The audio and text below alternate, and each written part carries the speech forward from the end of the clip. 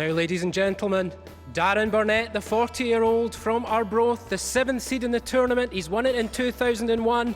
Let's welcome him to the rink. It's Darren Burnett, the reigning Commonwealth gold medalist.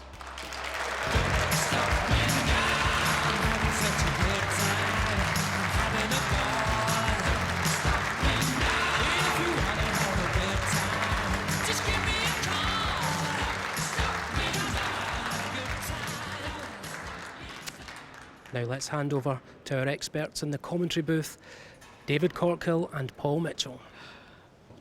Thank you, David. Nice to be called an expert. Welcome to the commentary box. We have a great match in prospect. Wayne Willgress, what an opportunity for him to take on the Commonwealth champion. The advantage of qualifying and then coming, you play the big hitters, and this game will be a fascinating one. Well, it certainly doesn't get a lot bigger than taking on Darren Burnett. He will be nervous, there's no doubt about that. I don't care what anybody says. There has to be some nerves in there to really generate the adrenaline that you want to get going. First 2 or 3 ends in particular will be important. And Darren Burnett's so vastly experienced, and he's won a lot of stuff 20 years ago in his career when he lifted up so many titles, and then he's continued to win all the way until about the last 4 or 5 years, when he seems to have stepped up even more with massive wins in the World Singles and in the Commonwealth Games, and it's almost like he moved into a different level a few years ago, and he's been good value for it too. He's hit the big players and he's had to beat them.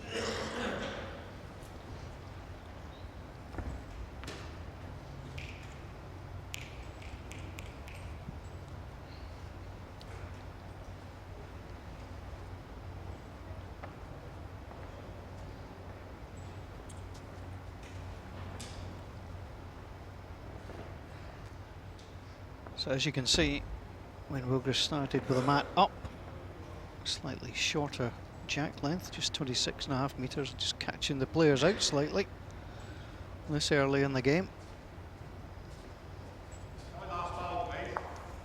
3 feet. It's actually a good time to be playing 3 feet. because you do get that 20 minutes, half an hour before, and it's an opportunity to get into the swing of things, and then you only have a slight break before you come on.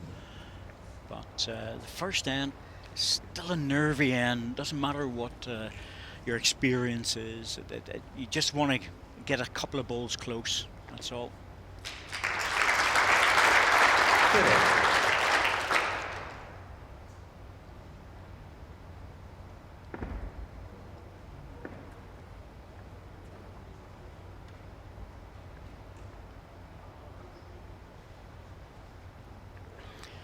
There's the recovery ball, third delivery.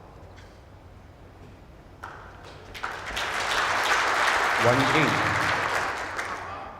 Your last ball, 1.5 foot. Sorry? 1.5 foot past Jack High. Darren's ball, gap of 14 inches. The voice of Dan McManus, our marker.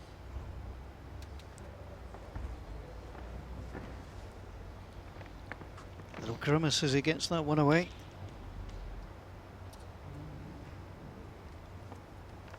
Fighting to come back. He's just pushed through it. Well, he was looking to take weight off with that one rather than put it on, but I don't think he's going to get hurt too much. 1, maybe 2, should be a double.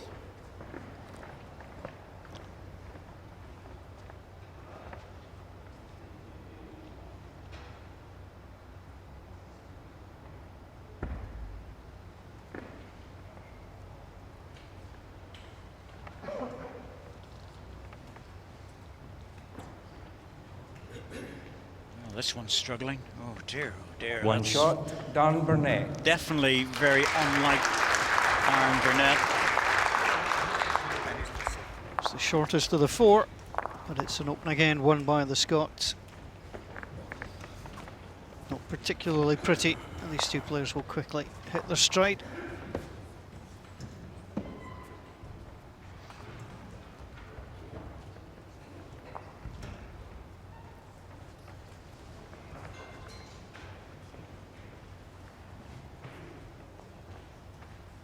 Beautiful shot of the jack coming all the way up, and it does roll on and on. Jack length 28.5 metres. On green, the tee. 28.5.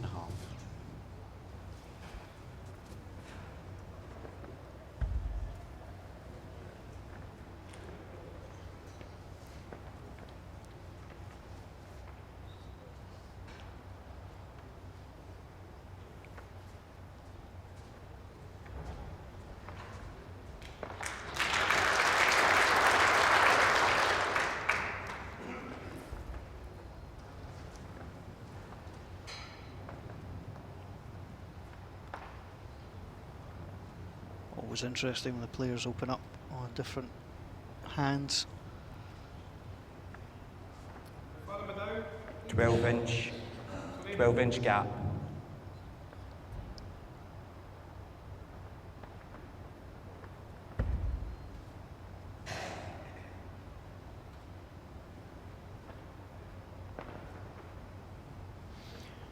It's quite hard to tell sometimes with Darren Burnett when he's happy with the bowl.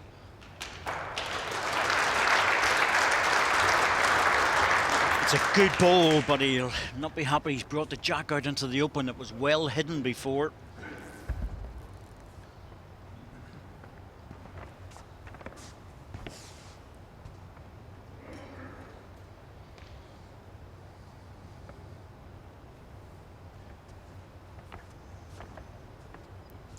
One green. Second shot, Sorry, but Darren. actually it works quite well for Darren Burnett. Very, very small gap. Small gap means he doesn't want to open it. Lane's last ball was a 9-inch gap. Change onto the forehand. Any tap in the backhand, that jack will come out 4, 5, 6 inches. So move onto the forehand. Try and come around it. Even close to the back red would be useful. If you can sneak in front of the first red one, well, that's good. But the main target is just to come behind it. And he has. That's perfect. Really good ball. Perfectly done, falls in for shot.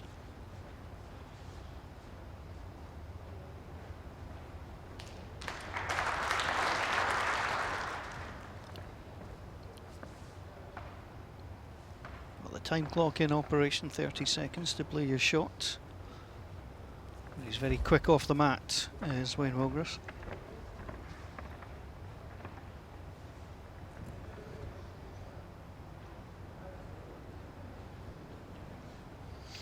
Just slightly over the weight and always struggles to get back, even though the jack's off centre, which is a bit of a help. You just have to take a breath and say, I'm going to try and draw this rather than pushing through it.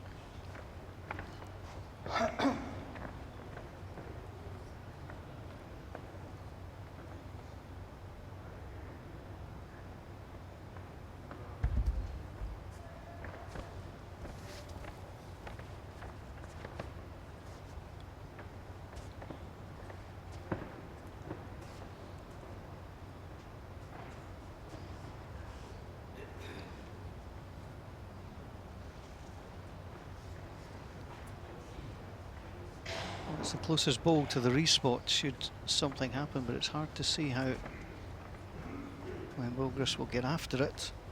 I just draw this. That's really the only shot on. There's a couple down, try and draw in for second. If he gets closer than that, it's a real bonus. Oh, you can't play those shots, Wayne. Yeah, that's really just the inexperience of a player coming onto the portable ring. I wonder if he'd be tempted just for that little bit of weight, but you've either got to go full blast. 0-3 after 2 ends. You know, that's almost off the scale in terms of difficulty to play that shot, and he knew out of the hand that it was going to go tight, but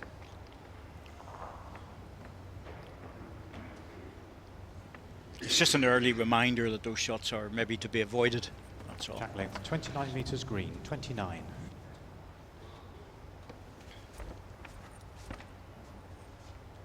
It's a good rink, the portable rink, but it has its quirks. has its difficulties, and you just have to remember that there's some shots that look obvious, and occasionally you have to walk away from those shots and play something different, something that's a better percentage. 9 inches from jack high with a gap of 14 inches.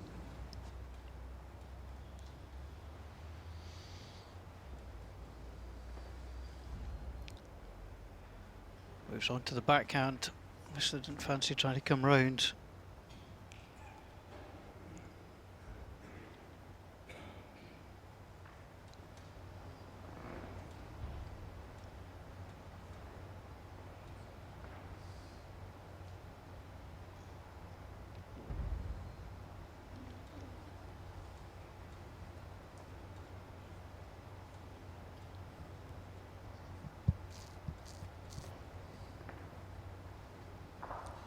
Coming down on a nice line.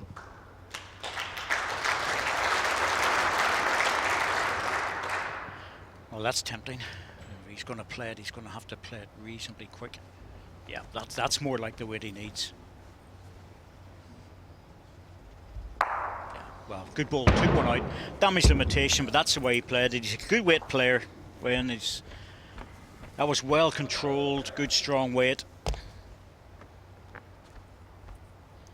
Ball always just kicking off the middle line a little bit. Actually, quite how he missed the jack is a mystery. Yeah, he's wondering too, but it's also sent a message to Darren that he can play those sort of shots, and it'll make Darren think a little bit too. Because he wouldn't know when in terms of his play, but he's just put the ball back again. No reason why he shouldn't go again.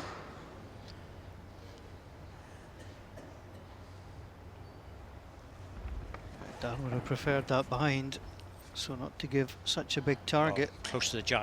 Jack's got that time. Took his own ball out the back, which is unlucky, but he's managed to run through.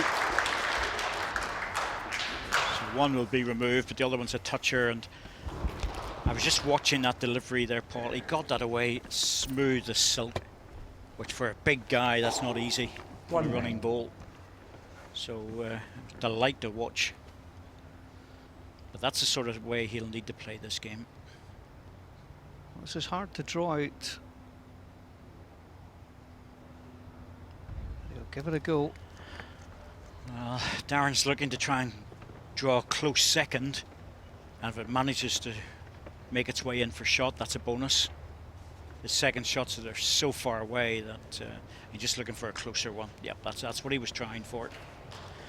Still room for two. What do you do? Do you try and pick out the green ball? Do you draw it? Oh, just draw it, because there's no benefit really. It's not going to work in his favour to do anything else really. Just try and draw it. He can certainly afford to be positive on the forehand, because even if he drops into the ditch, like, he's still getting the shot. So no point in dropping short on this one. Well, he's having a real close look at this one. The weight mustn't be too far away. No, it needs to hook. Yeah, he went in with a little bit of running, but that's fine. One shot, Wayne Willgress. Better that than dropping 6 feet short. Give it a chance. Absolutely, but it can be hard to find your drawing weight after two good weighted balls. So Wayne Set score Willgress 1-3 gets on the to card the against Darren Burnett.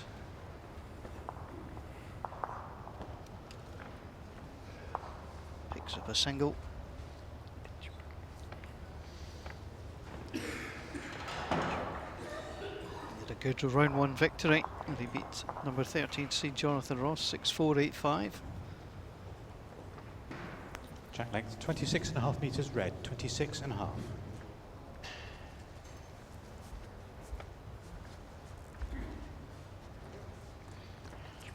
Yes, Jonathan has been around that sort of area for a while, between 11, 12, 13 area, and he normally would win at least one match, quite often two.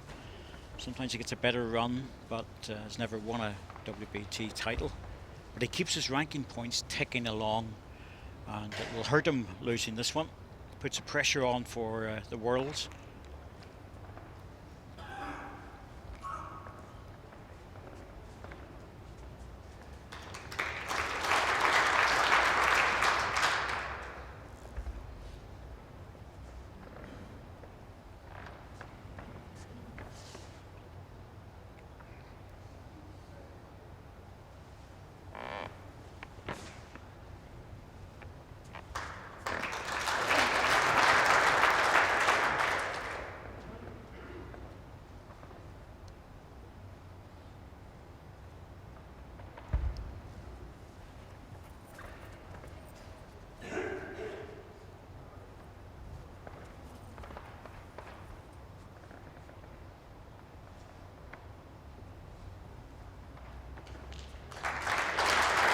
1 green.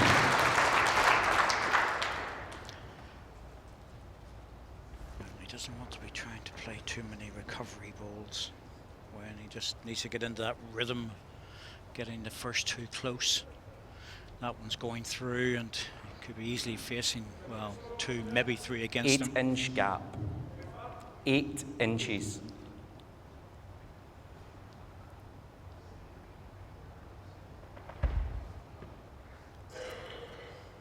Looking for the same shot, little touch on the jack would bring the other green ball into the count. Gets it right.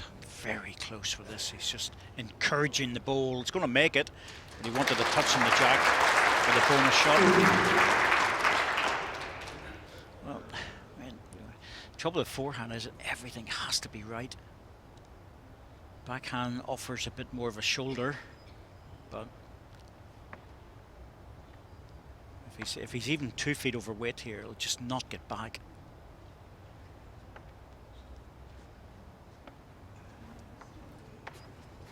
Just the wrong side. Oh, he's going to tap the green one in as well. Yeah, that's unlucky, I have to say. That makes it 3. 3 green. Just sometimes wonder when you see your opponent place 3 balls fairly close off one hand and you've played the other. Temptations to think, can I really do any worse? Touched it and it fell over. There's the best man in the world for doing that was David Bryant, and he often played 3 balls on one side, and if he didn't get close he would just move with his last one. Incredibly frustrating playing against him when he would do that, but he was a master of it. Now Dart, you're going to make the distance for the 4. Looks like it. Yep. It's a nice full house, that one. 4 shots, Darren Burnett.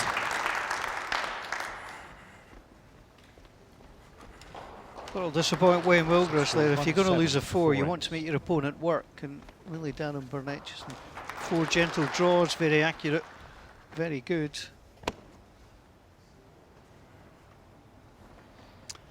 Yes, but under no pressure. Yeah.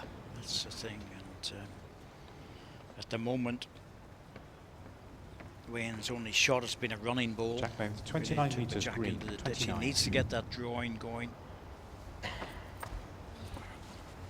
Still early days. There's 5 ends to go in this set. Pick them up in 1s and 2s, it would be good. But you want your opponent to work for winning the set. You don't want them to give him an easy cruise all the way through. You want to keep him out there.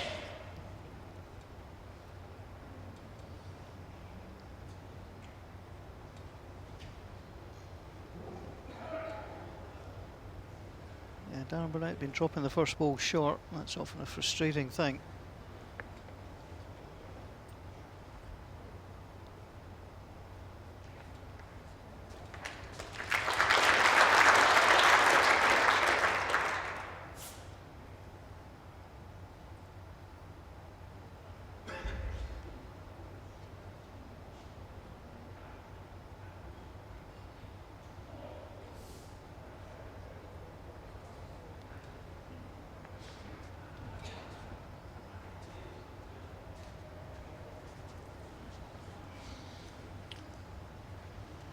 It's just a little bit far away. First real chance for Wayne Wilgers to put a little bit of pressure on Darren Burnett. Needs this in.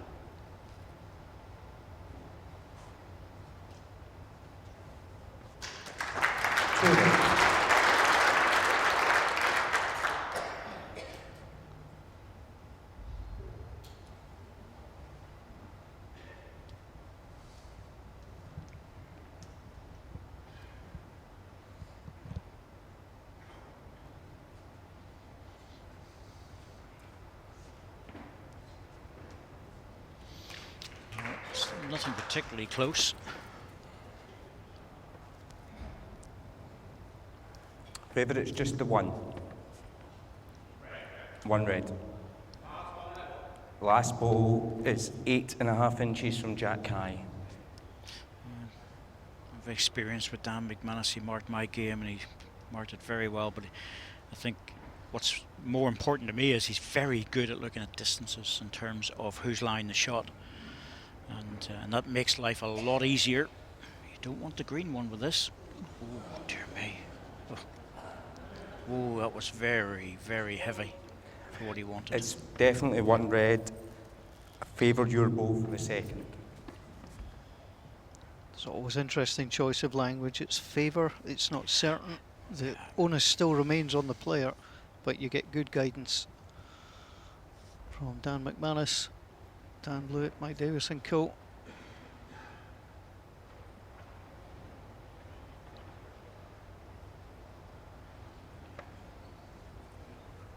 Nick off his own would have Yep. halted him.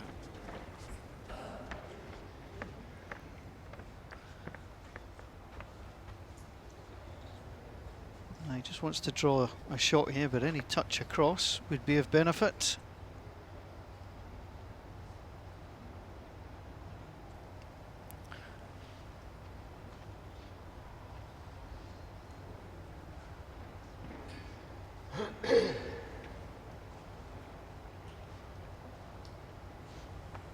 Well, once again, he can't afford to be too heavy, or he'll touch the green one in. Oh dear, that was not clever. When you're lying the shot and it's close for second, when you're 7-1 One shot, down, that's Darren not Burnett. really a... You know, he was always a dangerous shot. He was very close to doing it with the previous ball. The backhand would have been a safer one, but it's hindsight, of course. But dear, oh dear. It's a horrible feeling giving the shot away to your opponent, especially in those circumstances. And you do feel things start to work against you. That has possibly swung the first set. Jack length 28 Darren and a half Burnett metres needs green, no help. 28 and a half. That's what we say in bowls. If you've got an alternative, don't play the dangerous shot with your last bowl, because you've no way back.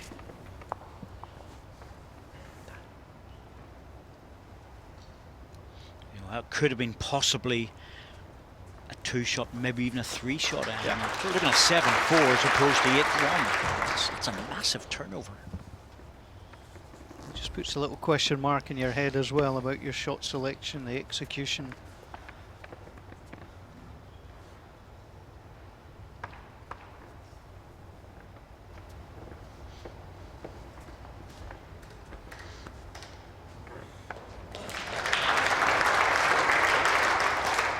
Nine inches down your ball. When Wilgris lost a single at the end where he actually played very well. And Darren Burnett just keeps rolling along here.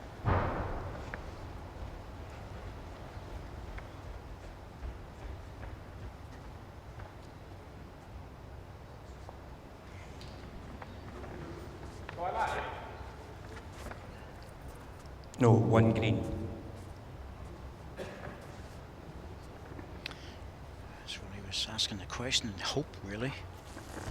And it was one red, but it's not. It's one green, and once again, he has to look to change things. Better with this one. I think he's very close for this. Turn of the jack would be a bonus.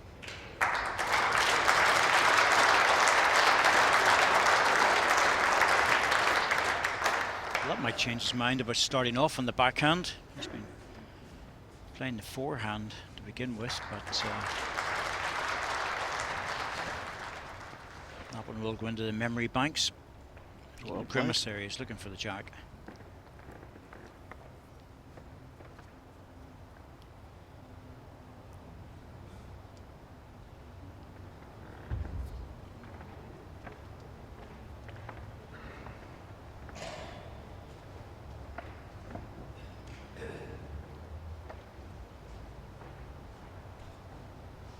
He's not going to make a trip, but he wants to touch his own bowl over. It's been pretty much metronomic. He's just been going up, delivering, delivering, delivering. Something needed to happen to break the rhythm. Such was the importance of the last ball from Wayne Wilgris. He might be tempted, Darren, with the last ball to hit this. He's got a 2-ball target, so Wayne has to be at least up to the jack, preferably a little bit on the wider side.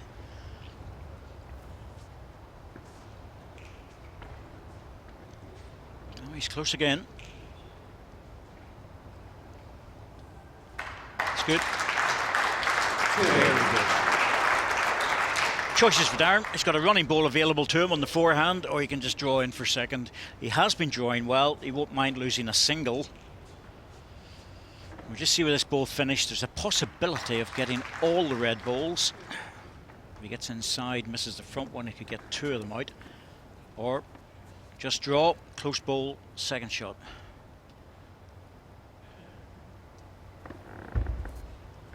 Yep, deciding on the draw. Can't blame him.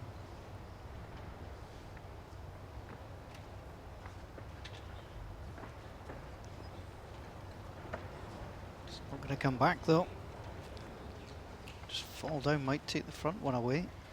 Yeah, it's just outside it, but even 2 shots is not a disaster. Trouble with the forehand runner was he could possibly have taken out all those green balls if he had been just a little bit on the tight side.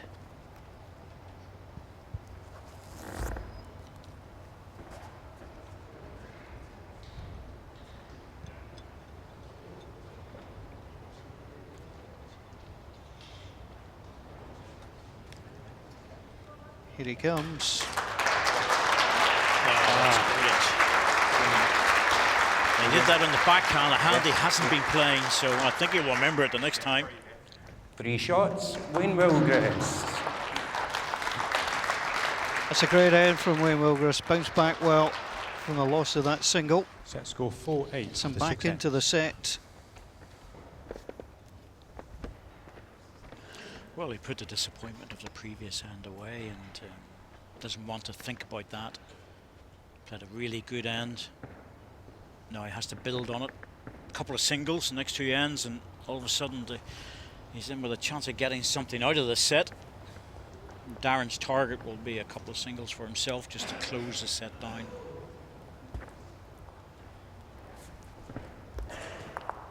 So again, the mat's brought up. Jack length 25 metres, 25. So short length jack.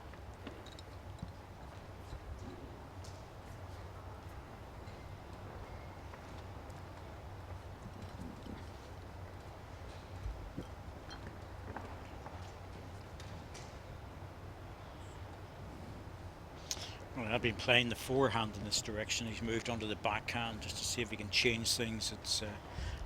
It's held out a little bit, but slight adjustment on the mat should take care of that. It'll help the ball back if he moves to the outside edge. His weight wasn't too bad. That's what he's doing. He's moved across on the mat. See if he can help the ball back on the draw.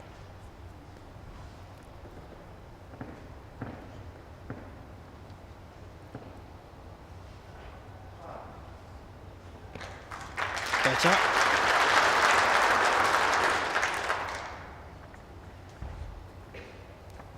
The problem is you don't really want to narrow it too much, because if you bring that in by a ball or two, it'll whip across very quickly.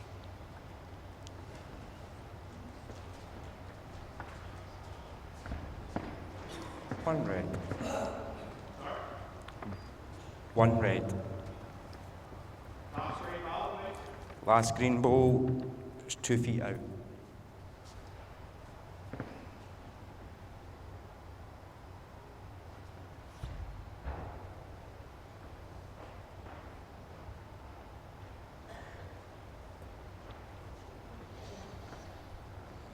He's may have put a little bit on this. The line wasn't too bad. Well, still struggling to get back. He wasn't that much overweight. It's been interesting with Darren Burnett. It's the number of his first 2 balls that have been short. He's just got that ability to recover, Darren, that's the thing. And pop through the gap this time. This is a real chance here for win. It's one good ball. Even a foot in front would be perfect. Foot in front actually would maybe force Darren onto the other side. Just watch this guy's delivery. Like, he's a big lad. You know, he's well over 6 feet, and he has to get down very low, but it's a beautiful smooth action. It really is.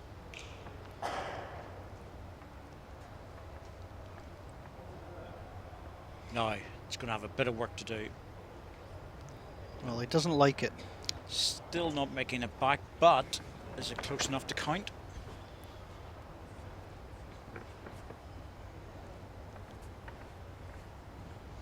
It doesn't have to be pretty, it just has to be effective, and we don't think that's counting. I think it might just be the one in it. But, Just the one down. Front one. yes, it's Dan Done. McManus saying he favours us just the Timeout call. Darren has 4 timeouts remaining. What Darren's looking at is the temptation.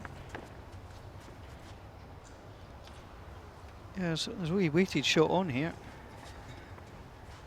Well, there is, but the difficulty for Darren is if he goes into that bowl, it's fine. But if he just manages to get across and chip his own bowl out, that's where the problem lies. He really wants to get into this red bowl. Chips his own bowl out, he could be 2, maybe 3 down, and that's not good at this stage. And that might just get him to a situation of maybe not playing too much weight at this. Well, he's going for it. This is brave. Yeah, I think he's close. Got it. Picked That's a out the good red ball. ball. Really good ball. Yeah, so you know, that was. Hard work. Yeah, he was making sure he was on the wide side, but to be fair, he got it absolutely plumb in the middle. So that's a very confident shot to play, Umpire, and a please. good shot. Now they'll be looking at whether it's a measure for number 1. Umpire called out. That's Dan Blewett. First weighted shot we've seen from Darren Burnett. Well, there we are. Steely Dan is out. Steely Dan Blewett. Great nickname. Just coined that one for it. Yeah, you'll like that. Steely Dan Blewett. And he is. Dan's very reliable when it comes to these measures. Oh, yes. So that's the nearer green ball. Yes. So he'll have to reposition because he measured against the back. Yep. 1 shot. Yep. Darren Burnett. I think the back one was just a Just a double check. wee tester. So, good ball by Darren. Good single. Set score 4-9. Good at for those 7 shots, minutes. he really is. Been on the receiving end of those a few times over the years, and he's one of the best playing them.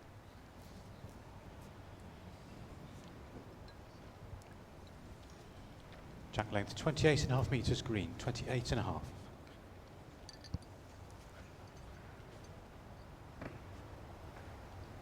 So back to a fuller length jack. It's been preferred by Darren Burnett.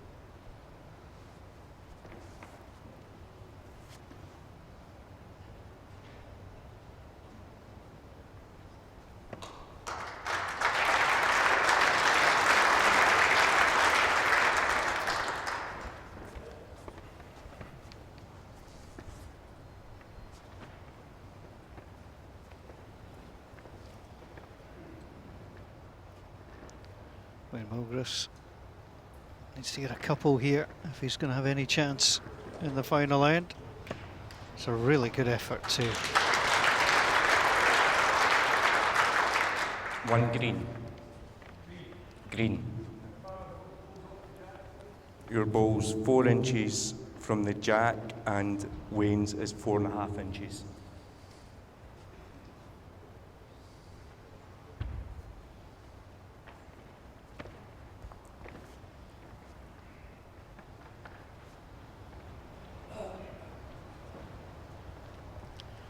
Well, it certainly is a lovely position to be in, but Wayne at least now knows what hand to lead off on, albeit very late in the end, or late in the set to find that out. It's only the second time where he's played the backhand on a regular basis.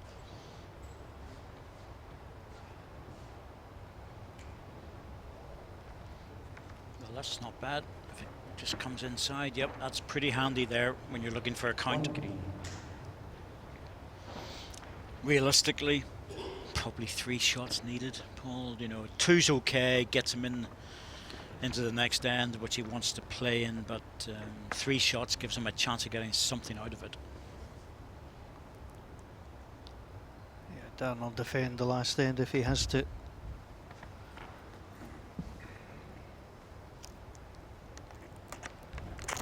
Just wants to come to the back red ball. Doesn't want to drop short. Well, even if he edges off that, it's not too bad. It's, well, it hasn't widened the target. If he had come just off the edge of it, he would have really blocked out the backhand. And Wayne has to attack this now and try and get in to make a disturbance. He can't just draw it. One's not enough. Now, one shot gets him into the last end, but you don't get a 4 when you really. Timeout called. Wayne has 4 timeouts remaining. I think he has to hit this because there is a shot on.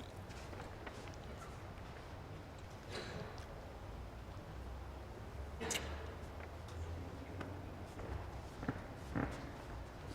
what I'm looking at here is if he gets into the bowl and gets the jack.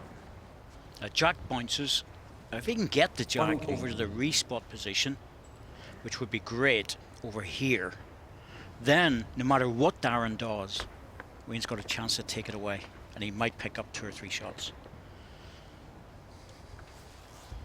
I think he's seen it as well. It's good. Ball on the jack and squeeze it through. Oh, goodness me, that was close. That was a real good effort. Oh. 2 inches less, he would have had that absolutely perfect. So now what does Darren Burnett do? Does he come out to the respot? Does he does needs to draw? go defensive. Yeah. Anything even 2 feet wide would be enough, as long as he stays away from the jack. 2 feet wide, even if everything clears out, he's only losing a single. He'll be happy enough to lose a single. He'll not be too disturbed. He just wants to make sure he's counting on the respot, that's all.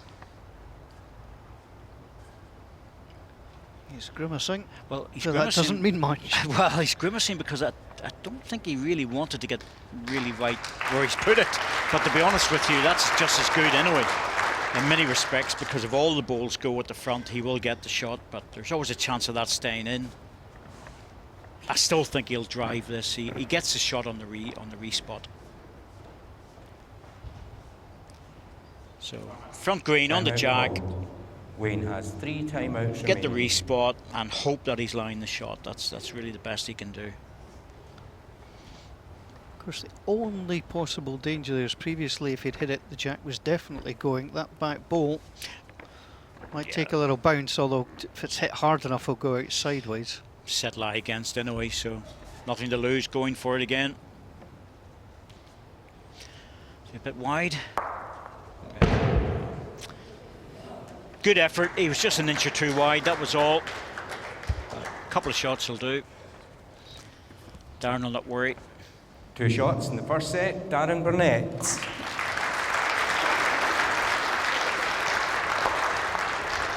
Just nicked out his own instead. He knew it was a shot to nothing. He had to really make the connection with his third ball to give himself a chance, to be truthful with you. Well, he knew that. So a good opening set for Darren Burnett, including a 4 at end number 4. Jack length 29 metres green. 29. Comfortable on the scorecard, but Wayne Wilgris made him work towards the end. Yeah, I suppose in some respects it really reflected the match because Darren's been playing very well, but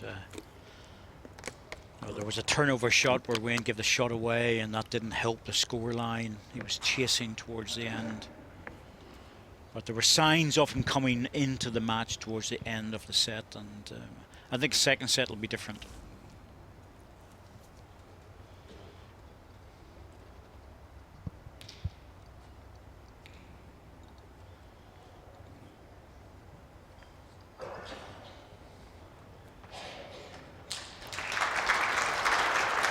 Decent opening ball. I cannot remember watching Darren Burnett play so many first balls short.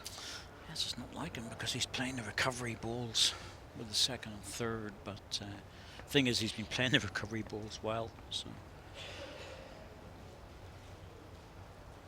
just struggling to get back.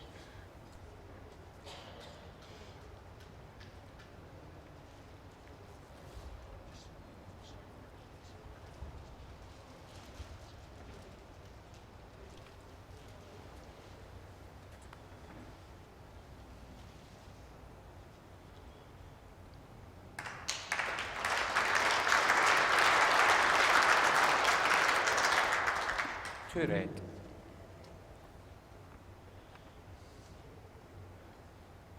Wayne Wilgris, his brother Jake, has played in the World Bowls Tour.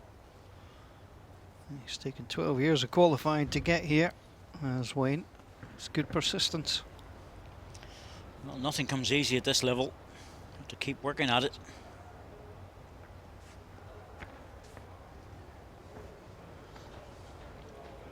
How about that then? So good One at green. those shots, isn't he? Well, if it hadn't been for the pesky Commonwealth Games champion.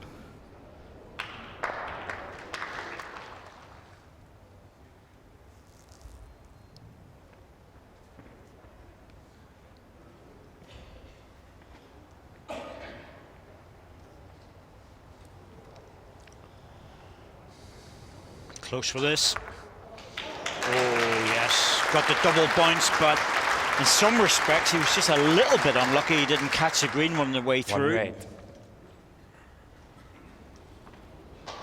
See, there's the double bounce on it, but he immediately looked up to the big screen there to see if he was lying the shot.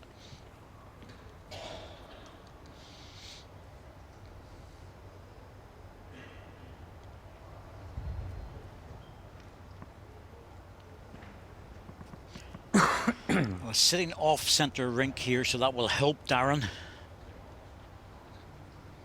That ball will just stand up a little bit longer. Yep, there it is. That really didn't surprise me because the jack was off centre, but it was a beautifully executed draw shot. Two green. That is another terrific ball, beautifully played. But now Wayne Wilgris has to have the confidence to reply.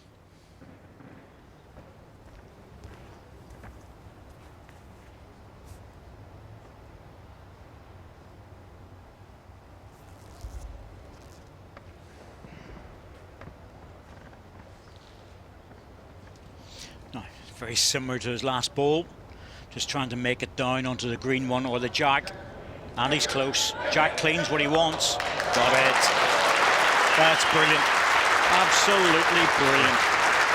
It's been the best end of the afternoon, and it results in Wayne Wilgris Yes. with a lovely double. The shot changing hands on each of the last four balls. Top class stuff. Doesn't get much better than that. 2 down to 2 up.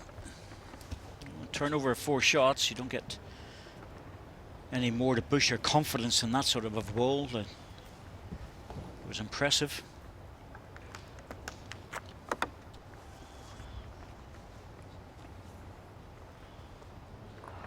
If the level of play throughout the set is the same as the first end, we're in for a treat. Darren Burnett winning the first set. But Wayne Wilgris showing great Length, resolve. 27.5 metres red, 27.5. One of 3 unseeded players to make it to round 2. Can he find a way to force a tie break? Good start to this second set.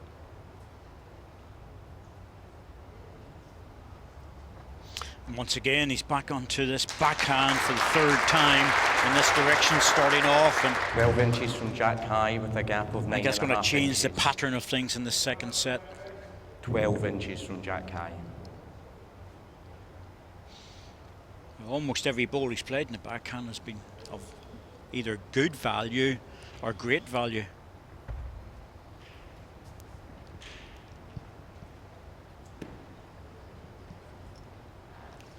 Well, his reaction suggests he didn't like it. Sometimes feel it's hard to read Darren because even going through 2 feet, it's a handy ball.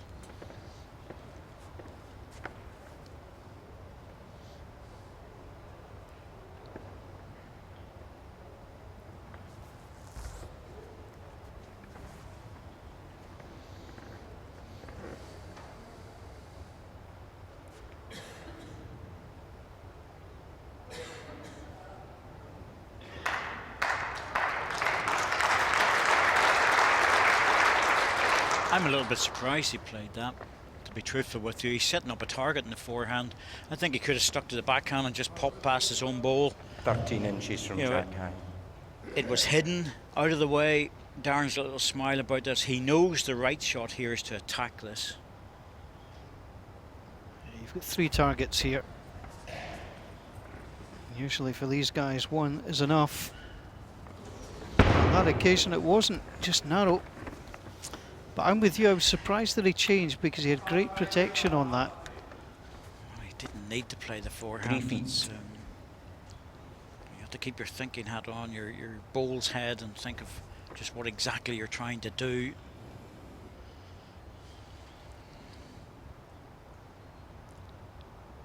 I would play backhand to come behind. Well, now he's got a situation where, to be truthful, it doesn't matter which side he plays. He just has to get behind the jack. You know, the target bowl's there, the green bowl, and has to be close to that. I think Darren will probably go again, but well, there's 3 in it now. That does change things a little bit. If he was to find a gap, he's going to have to draw with his last bowl, but he's such a confident player when it comes to the running ball. Yeah, you wouldn't bet on him missing it twice. No, I wouldn't.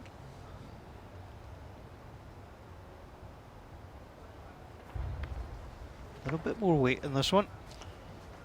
Yes, I think he's on the ball with this. Yeah, it always looked like he was taking 1 away. It was whether he was going to get a snick on the jack, that was all. But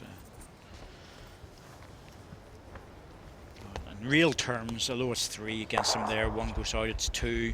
It's really only a single shot because he can draw with his last ball. 2 red.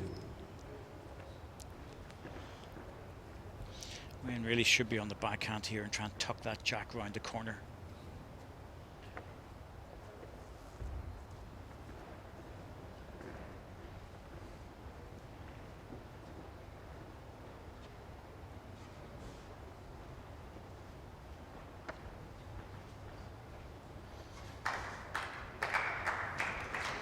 Three red. He'll not drive now. He'll draw this. Back to the backhand and draw. The second and third ball are too far away.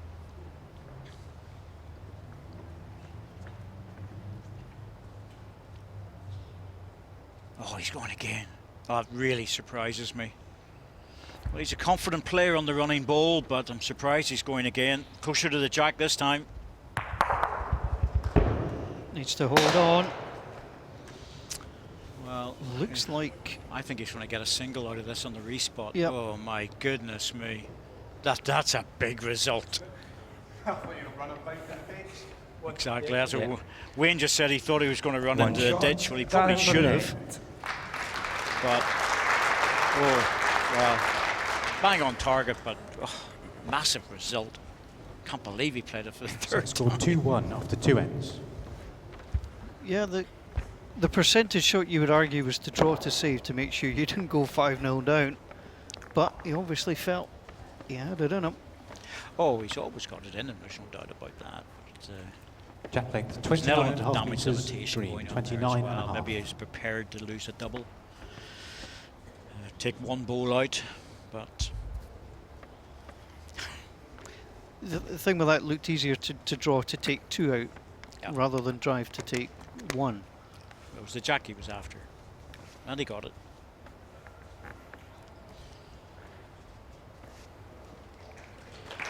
So good at drawing though, I wouldn't have been surprised if he'd have drawn the shot. Anyway, got the single out of it. He'll be a very happy man.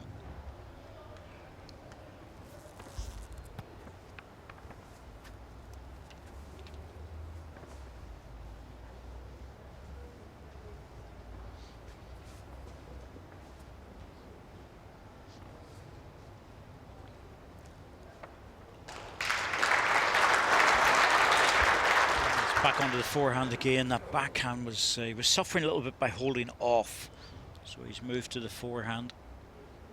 It's where he started the match off.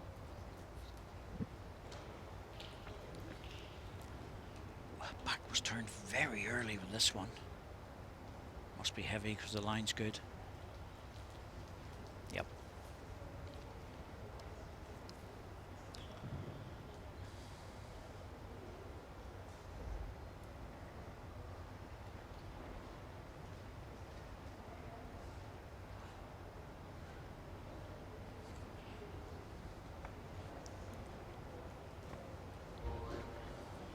Nice weight, nicely in. 2 red.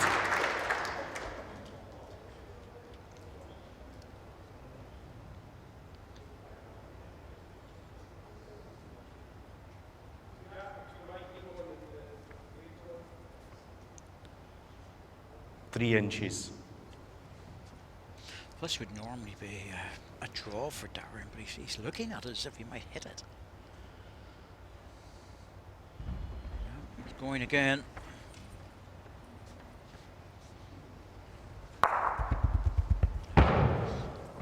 Well, when he is hitting, he's making something happen. Yes, he's certainly taking balls out, and it's real damage limitation is a term we all use in terms of the way he's playing the game at the minute. Score heavily,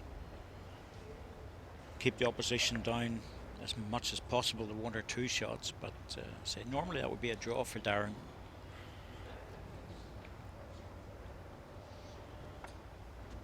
I think the next one might be. 1 red.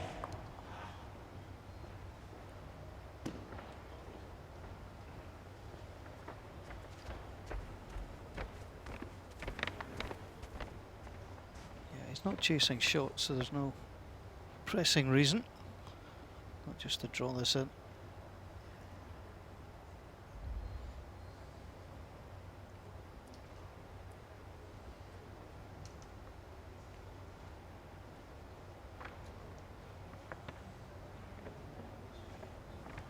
Just over it.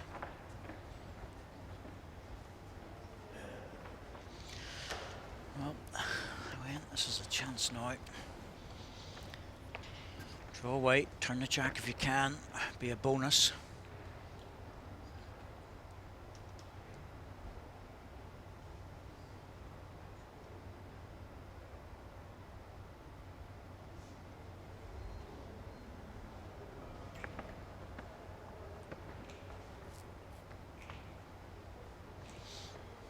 He's on a good line with this, it's just all a matter of weight. Looks pretty good. Wants to just get on the front. Green one, yep, that's what he's done. That's very, very good indeed.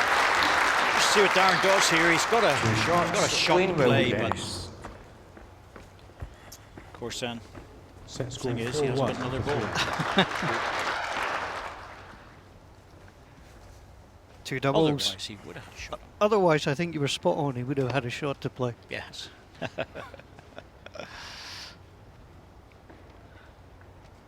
2 doubles. Moving away from the commentary box. Jack length 27 And metres he's red, also 27. been playing better coming down this way too. He will go onto the backhand. I think it's interesting, David, though, that Darren doesn't really have his favourite hand to himself. He's finding it a harder game. Yes, I think what I like to see with the younger players like Wayne that's coming through in the qualifiers is that as the match is progressing, he's adjusted his game as he's been Half a learning. ball He short played of that Jack funny Cass. little in-between shot early in the first set. Was a mile away and didn't even think about playing it again. Played much more weight, which was the first learning bit. And the second one was that he'd been leading off the forehand this direction at the start of the game, and then he played backhand with 3 balls and 3 good ones, and now he's leading off that backhand. So he's adjusting his game as he goes along.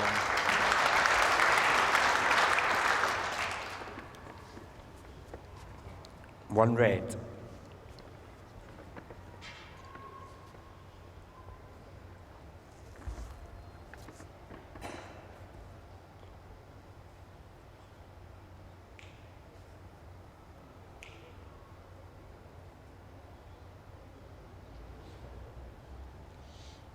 this is good again.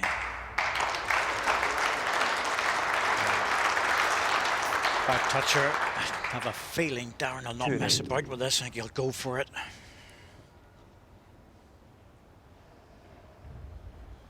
Off he goes again. This is his 5th weighted ball in 3 ends. He's on his own, is he? Oh, well. Even a half ball on the inside, he could have managed to do something with it.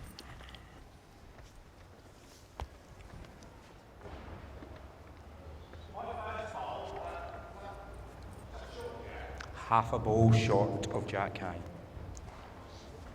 From Norfolk Bowling Club, Wayne Wilgris.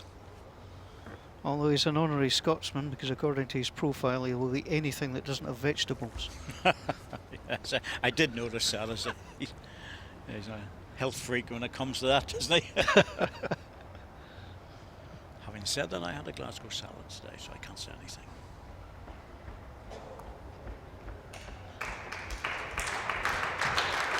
It's not counting, but it's in a very good place. He's got this backhand absolutely nailed now. 2 red. Once again, element of risk about this, but on this end Darren does have the last ball, so it's worth going again.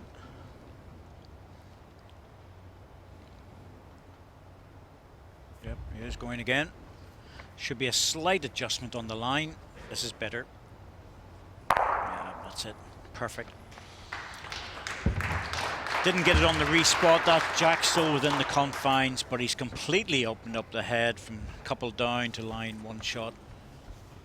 In fact, it's probably line 2, but they're a long way away. Yeah, you fancy the second one as well, but acres of space in which to draw. Now, Wayne will draw the shot here. That's not the issue. His biggest problem is that wherever he puts it, if there's 2 seconds against him, Darren might be tempted to run the ball. So this is certainly coming in now. He just needs to stay within the confines of the rink, and he is. That is so close that I don't think Darren will even attempt to draw this. I think he'll drive it. Caught the towel as well that time. Yep, he got it that time. Well, it was a good ball, you see. He got a result that time. The forehand runner gives him 2 options. He's Jack in the ditch. He's got a back toucher, that'll score. Ball out's worth 1, maybe 2. So he's got 2 chances with this one. Yep, there he goes. No point in even trying to draw it. Oh, he likes it too. Oh, he's close. Yes, Perfect. That's what he wanted. You could almost hear not the white. He was shouting, well, that's as you know, ball's not white anymore, it's yellow.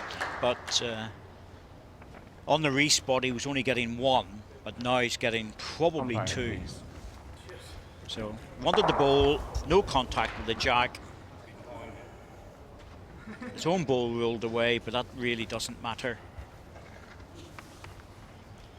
Cracking ball. He's good at those shots, he really is. He plays the recovery balls very well. Touching. Like given the jack has been knocked, it's the longest measure that has to come out. Or when I'm playing, that's the regular measure. Yep. There's a lot of people can sympathise with you, don't worry. Well, that actually looks like it might be second shot. That's a surprise, is it? It is. Well, there's no way that one's in. Goodness me. Surprised Darren as well. Yep. He'll take the single. 1 shot, Darren Burnett. Darren was... reckon he probably had 2 seconds there, but yeah, should say, Paul, take the single, move on. Set score 4-2 after Good 4 bowling ends. though, isn't it? This is terrific. It's been a really good set. But it's about to get interesting as well, because Darren Burnett hasn't gone as long as he has Jack been. length 26.5 metres green. Because he 26 has been dropping his first ball short with alarming regularity. Yes, well, that's probably why, but it's been, the cut and thrust has been excellent, swashbuckling stuff, there's no doubt about it. It's been excellent. I like this sort of play, you know, where There's been a lot of changes around the tight heads. And he's short again, but he's pretty close. Acceptable short. Yes.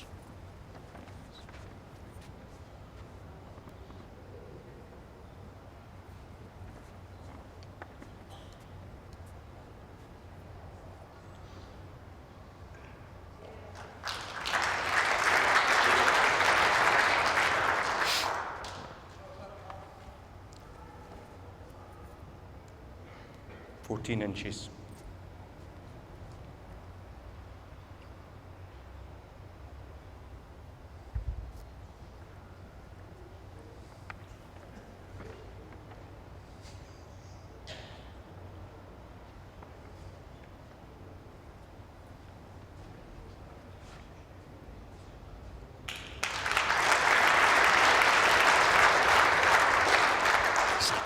Again. One down, 2.5 inch gap in the shot hole.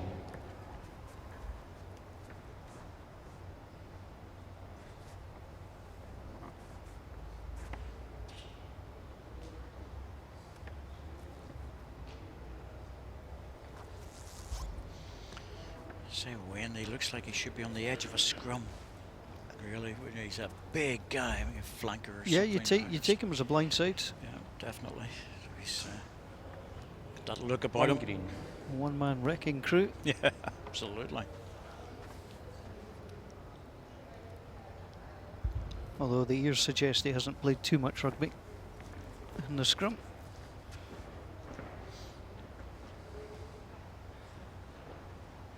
I sat next to Grant Gilchrist, the Scotland international lock, the other day. His ears are something else. Too many years of scrummaging. Probably need to be rebuilt. Good ball. Once again, that's going to be tempting for a little runner. 2 green.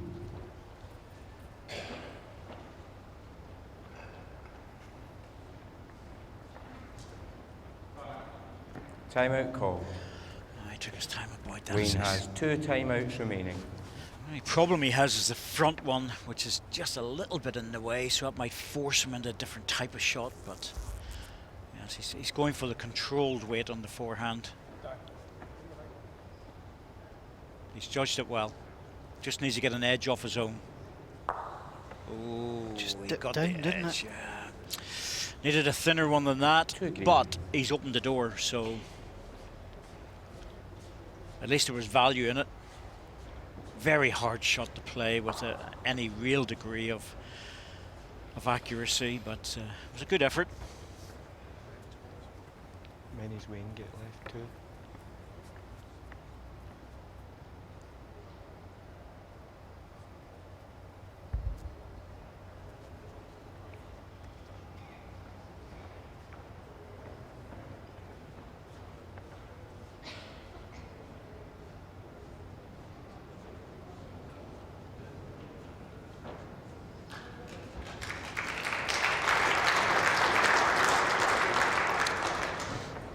Same shot again.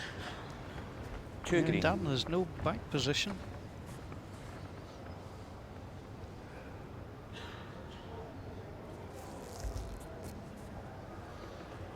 He's slightly stronger with this one.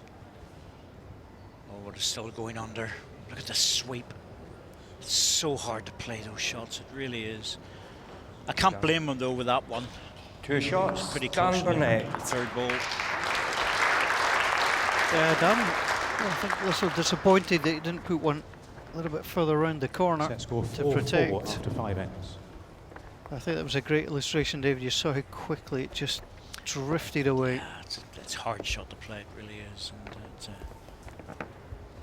so you get sucked into that sort of weight, but so close to his third ball, can't blame him trying it again. Been a good set, 4 apiece. After an opening set that Darren Burnett pretty Jumping much 27.5 controlled. Didn't have it metres, all his own green, way 27.5. in round 1. Darren Burnett, Steve Alami of the USA. Darren Burnett taking the first set 7-4, lost the second 8-4, and came through on the tie break. An interesting character, Steve Halmy. He English international player. Australian, moved to Australian, and certainly plays very well down there in the pennant, senior pennant, and he's qualified a number of times. Very, very good player, Stefan Mai, but changed his delivery, I noticed, and certainly tested Darren, second set.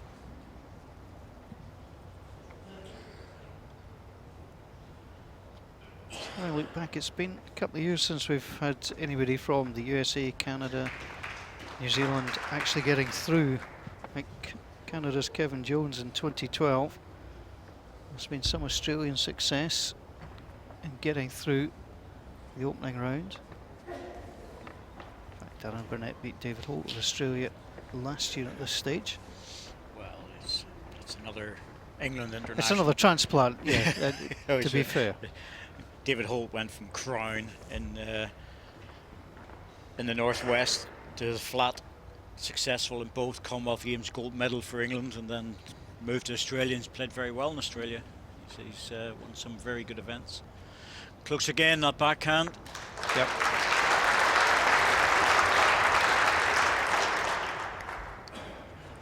One red.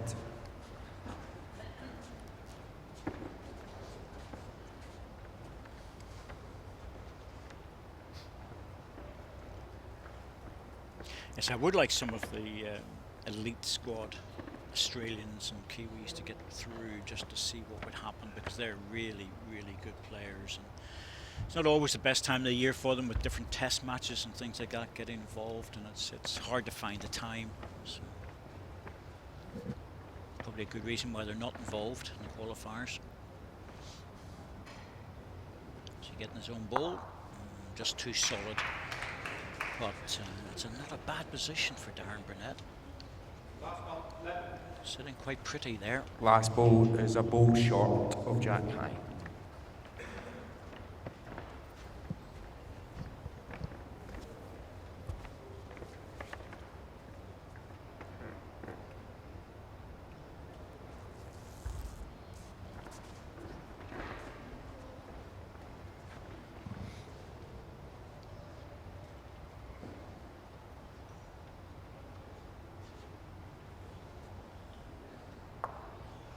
Needed a clear road. Around the green one, he was in a very good place.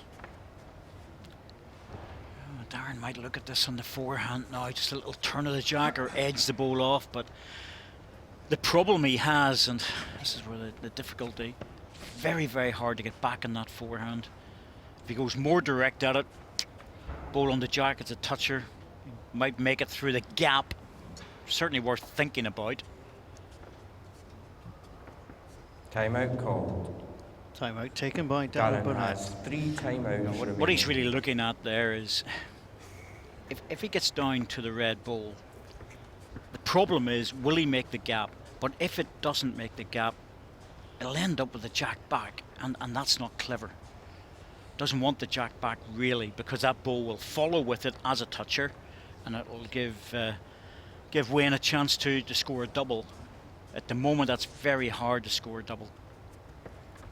So, yeah, he'll draw in the forehand, I think, but it's just how much weight he'll use. Yeah, but he's choosing the hard weight. No, that's just unfortunately, and he knows this. It's a very low percentage shot, and he may well have given another shot away. It looks like it. It's promoted the red to a chance for a 3 here. I'm surprised Darren gets sucked into that, because it's a hard shot to play. I understand why he would play it. It's such a difficult one.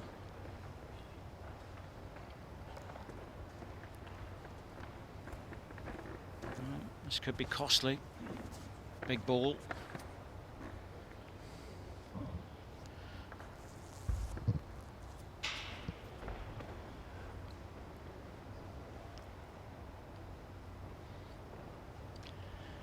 Pushed out in the high line, which is very sensible.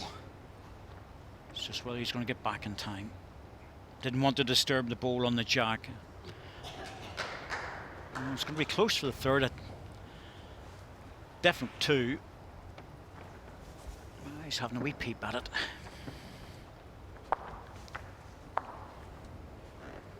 He's asking for the measure.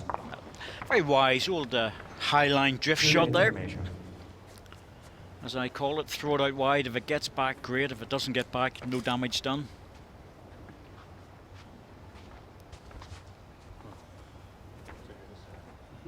We think it's 2, and that pretty much confirms our thinking.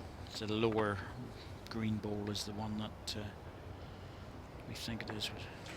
Darren's having a good old stare at it. Yeah, it's in comfortably. He looked at that as if to say, and where's your license, sir? And what speed were you doing going through Two our shots. growth? Wayne Wilgres.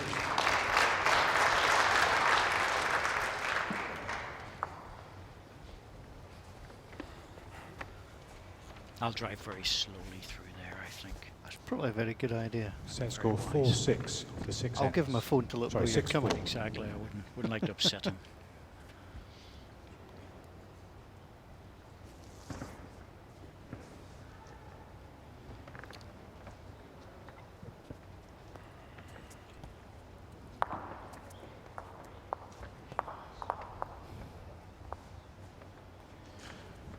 Jack length 27.5 metres red, 27.5.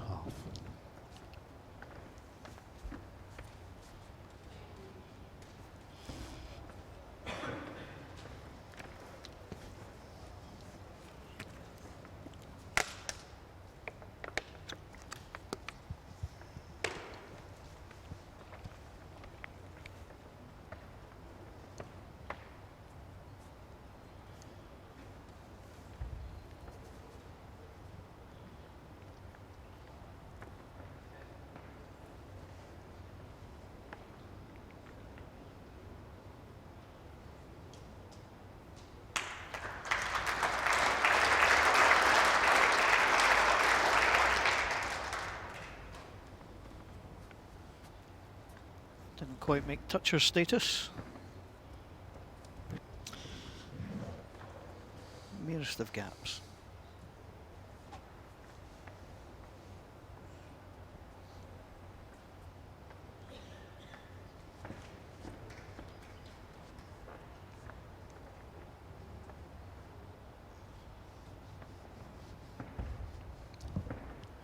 Well, this situation wins, and he can afford to lose a single, but he won't want to lose any more than that.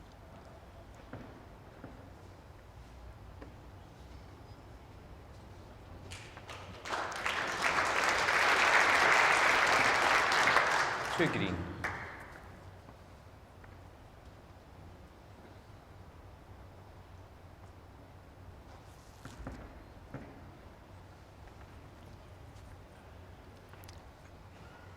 He's very close to the 2 balls here. One out. Very controlled indeed. That's a hard shot to play. Well, it really is a hard shot to play, and he played it very well.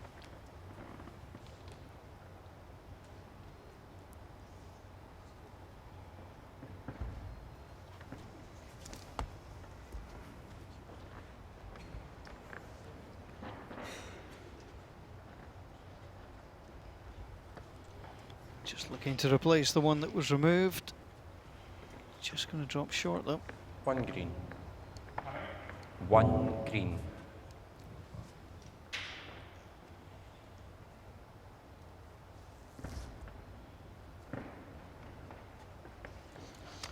Well, having played the weight shot, he's now moved to the draw. Just trying to get down off that high line. It's coming now. He's got a chance for this.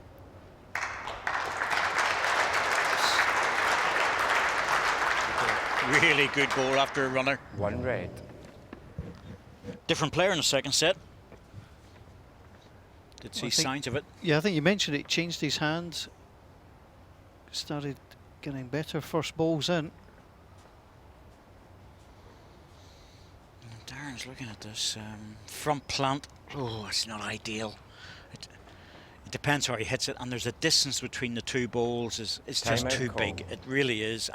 Darren has Yeah. 2 timeouts remaining. He's I- taking the time out, David. Yes, I think the danger for Darren is, you know, he's looking at the angle there, but if he gets to that ball, will his own ball come through the gap, or will it take that one out? Now, if it takes that one out, he's in a heap of trouble. So really what he wants to do is just, He wants to get that ball solid and run off it. The alternative is to come through in the backhand and try and turn the jack, but and use the outside bowl, but it's the angles aren't perfect. The front plant gap is just a little bit too big for me.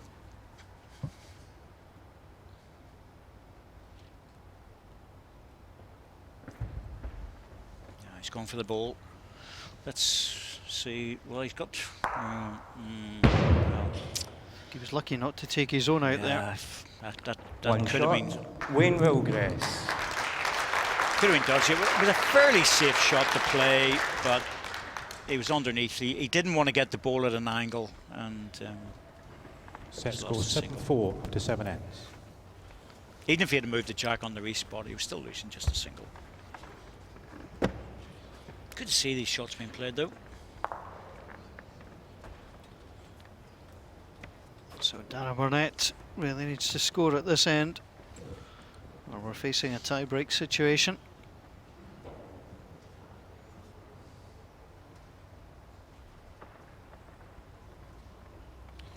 Jack length 26 metres, red 26.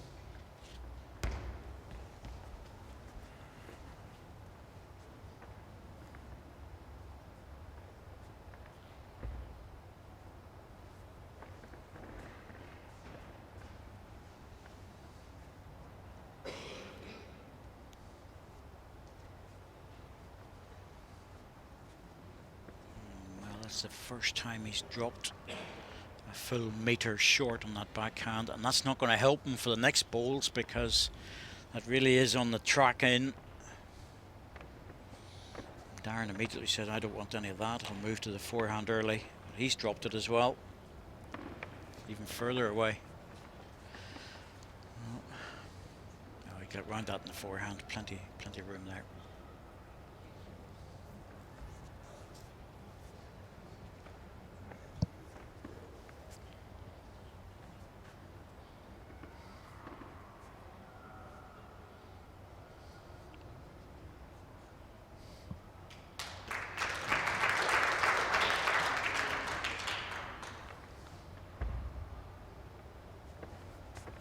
Darren will be furious with his first ball. His opponent's so far away. The opportunity to really establish himself. He wants to respond with this. As I said, so many of the top players are good at the recovery shots. 12 inches.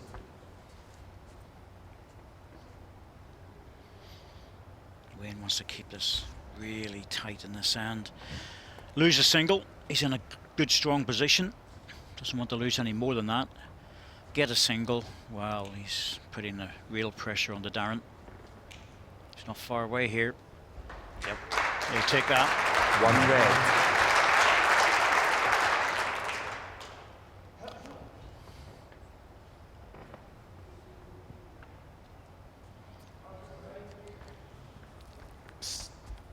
Eight inches from Jack high, Dan.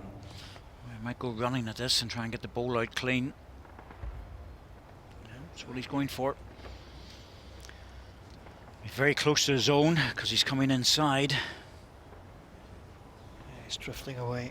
I thought he might have used more weight than that. It was it's that sort of very controlled weight that's hard to make contact.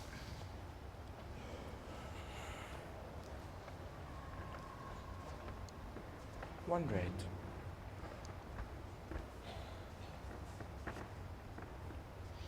The problem for Darren now is that with his last ball, if he goes again, he'll lose the set if he takes his own ball. And as it is, well, he'll be 4 down into the last end, to be honest with you. That's more or less losing the set anyway. Although this looks like number 2 on the red one. Yes, it is. Well, that's a set lie. 2 very, very good balls. 2 red. Some really good stuff from Wayne Willgress. This is why these qualifiers are so dangerous coming through. Very good balls. Big question being asked of Darren Burnett now. 2 balls out, backhand drive.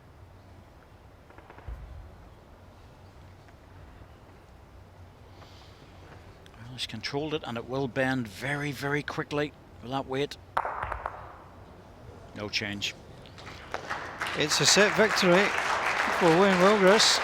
2 shots in the second set to Wayne Willgrass. Match tiebreak. And it is off to the tie-break. And the momentum at the moment is with the Englishman. Heads. Played that set very well indeed, and thoroughly deserved to win it. He Wayne has won the toss and has given the jack in the first end to positions Darren. where he had to use the running ball quite a bit, and whilst Darren's very good at it, he just couldn't do it all the time. You can only go to that well of good bowls, but eventually it's going to dry up. Yeah, I made that 11 heavier shots or running shots in just 8 ends from Darren Burnett. Jack length 29.5 metres, green 29.5. So the tie-break, 3 ends, single shot counts per end. Darren Burnett with a pretty good record in recent times in tie-breaks. Came through the first round on a tie-break, winning it 2-0.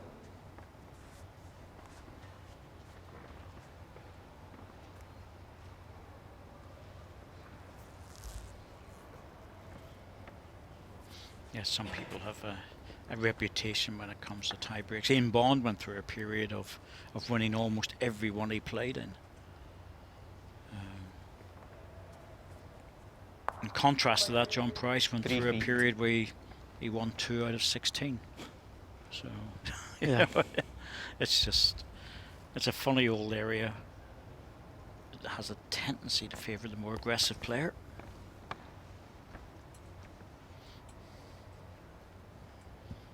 There's the correction.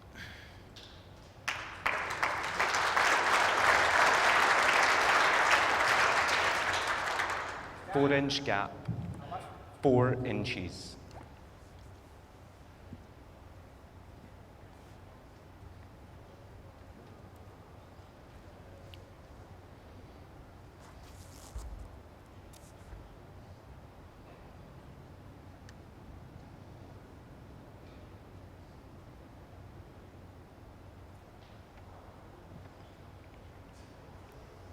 Played a beautiful shot if he can hold on to it.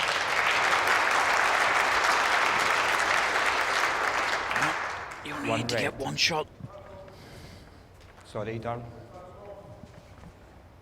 9.5 inches. Back one is 1.5 foot through.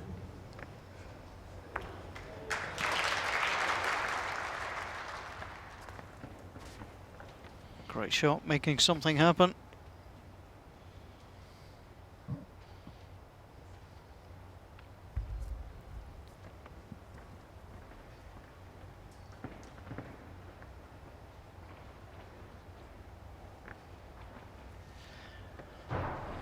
He just needs to hold a little bit to get past the red one. He's there. Oh, that's a beauty. But has the jack run too far? Only touched it and it ran away from him. It really went far, One and that's red. the problem. It does move through. Oh, one red. It really does go over the top of the carpet. I keep using the same word, scamper. You Yeah. know, but it's really appropriate to it. It shifts itself. I think Wayne's worried about his own ball if he touches it down, but I don't think he can do anything wrong in the forehand if he Timeout wants call. to play it again. Wayne has 2 timeouts remaining. You know, thing is, Darren's going to play it, but then it's available both sides. I think I would play down the forehand here because Darren's already played one and played it well, and they will repeat that. I think I'd like to force him onto the backhand. New line, new weight. But either way, it's available.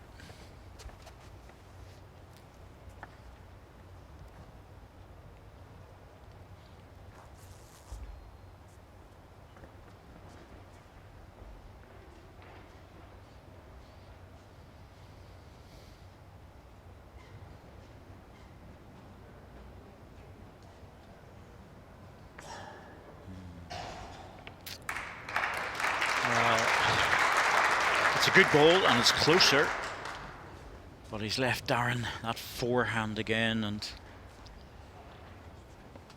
I certainly expect him to get close. Ball Two needs to red. play.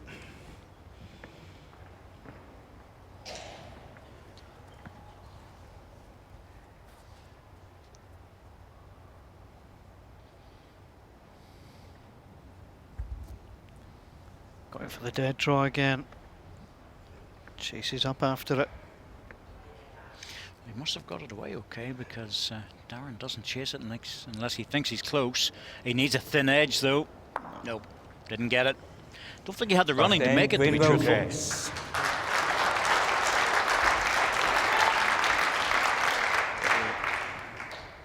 Bit of a risk for Wayne to leave that forehand, but paid off in the end. So the opening end of the tiebreak goes to Wayne Wilgress, the qualifier from Norfolk.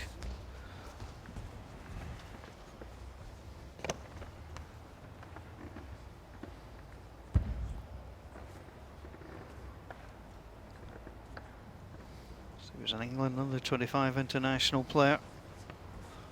A dozen years and trying to qualify to get to a WBT event. It's been a memorable one so far, beating Jonathan Ross. And now Track length 27 metres red. 27. one end away from putting out Darren Burnett.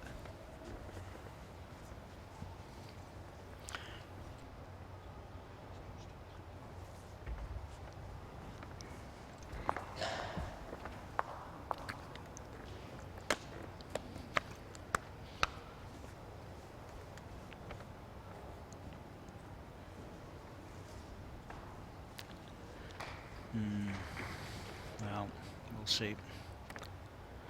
So when you win the first end and you have to play the jack, you're sort of thinking get one really close because your opponent has to chase it. This is much better, this one. Yeah, he's going to drop in okay.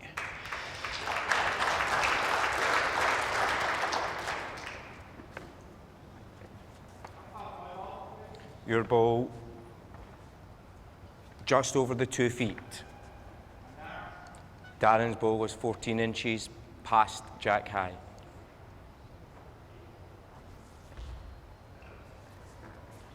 Very, very slight correction. You know, it doesn't take much to push up for an extra 2 feet. You can overcorrect very easily.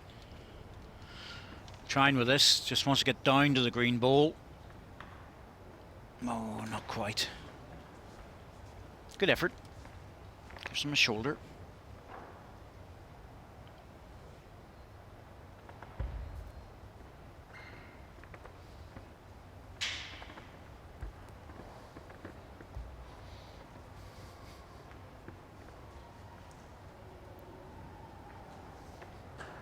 Runs that out.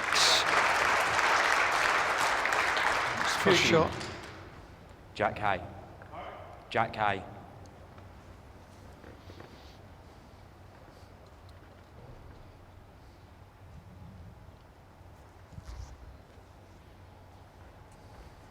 Now playing off the forehand.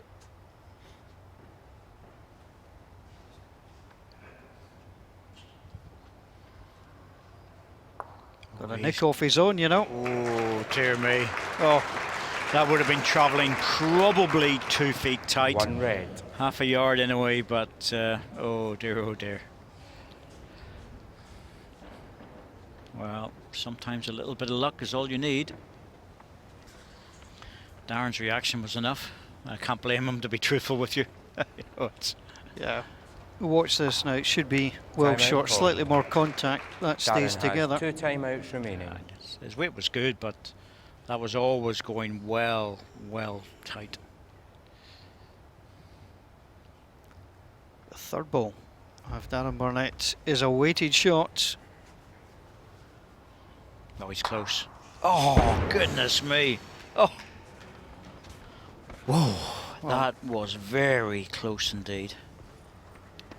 I think the policeman will think he's been robbed twice. Well, exactly, but ooh. He's still got a shot on because he's got 2 seconds. So even if he gets the red ball next time, there's a good chance that he'll take his jack high bowl away. But the other green one will be in, I think. Well, Wayne has to go for a choice here. Does he go respot? Stay away from it, take that chance? Wayne has one timeout remaining. Or does he come into the head? I personally would go respot. I really would. Yeah, I think you let your opponent You know, beat you, not yourself. Don't help him.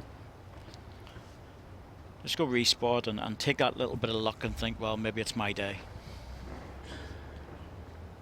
Wayne Wilgris with the match lie against Darren Burnett, a former champion here.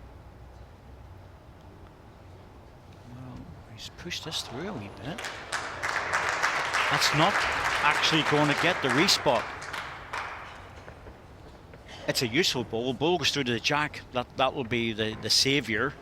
But he could have played that a little bit wider, covered the respot, and had the best back. And cover the ditch as well. So that was a bit of a mistake. But will he get away with it? That's the question. A man who's played in 13 Scottish International Opens. This is his 14th. Is this between him and the exit? Darren Oh, it's Burnett close running. this time. Oh, now if that goes off the rink, it's going to come on to red on the respot. And Wayne Wilgris, the Englishman, has knocked out Darren Burnett. What a recovery from losing the first set, won the second, takes the tie break, and what a scalp for Wayne Wilgris. So 11-4 for Darren Burnett, 9-4 to Wayne Wilgris, and a perfect tie break. Takes it 2-0, and Wayne Wilgris progressed to the quarter-final. He's beaten Darren Burnett by 2-1. Well, very much no doubt that the English players have turned up today. Darren Burnett got off to a really good start, playing great balls in the first set. Absolutely marvellous draw shots, great recovery shots. And then Wayne realised that to get on the card, he had to start driving.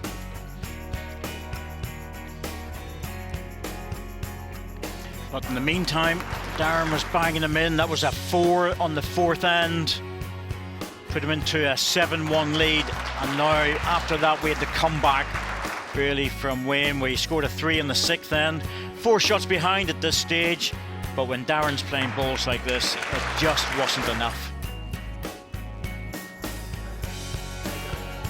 Second set, a whole lot different, though.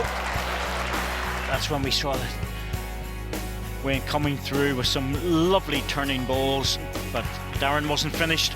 Once again, proving that he's drawing well. Little bit of a runner through.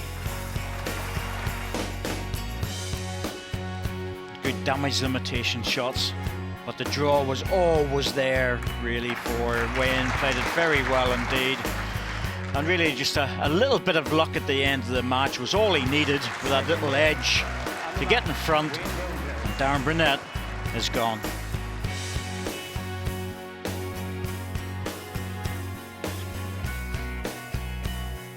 Well, equal in ends won, but crucially, Wayne Wilgris won the final 5 ends, 3 of the second set, and both in the tie break. It was a tight game, but it's the Englishman who goes through.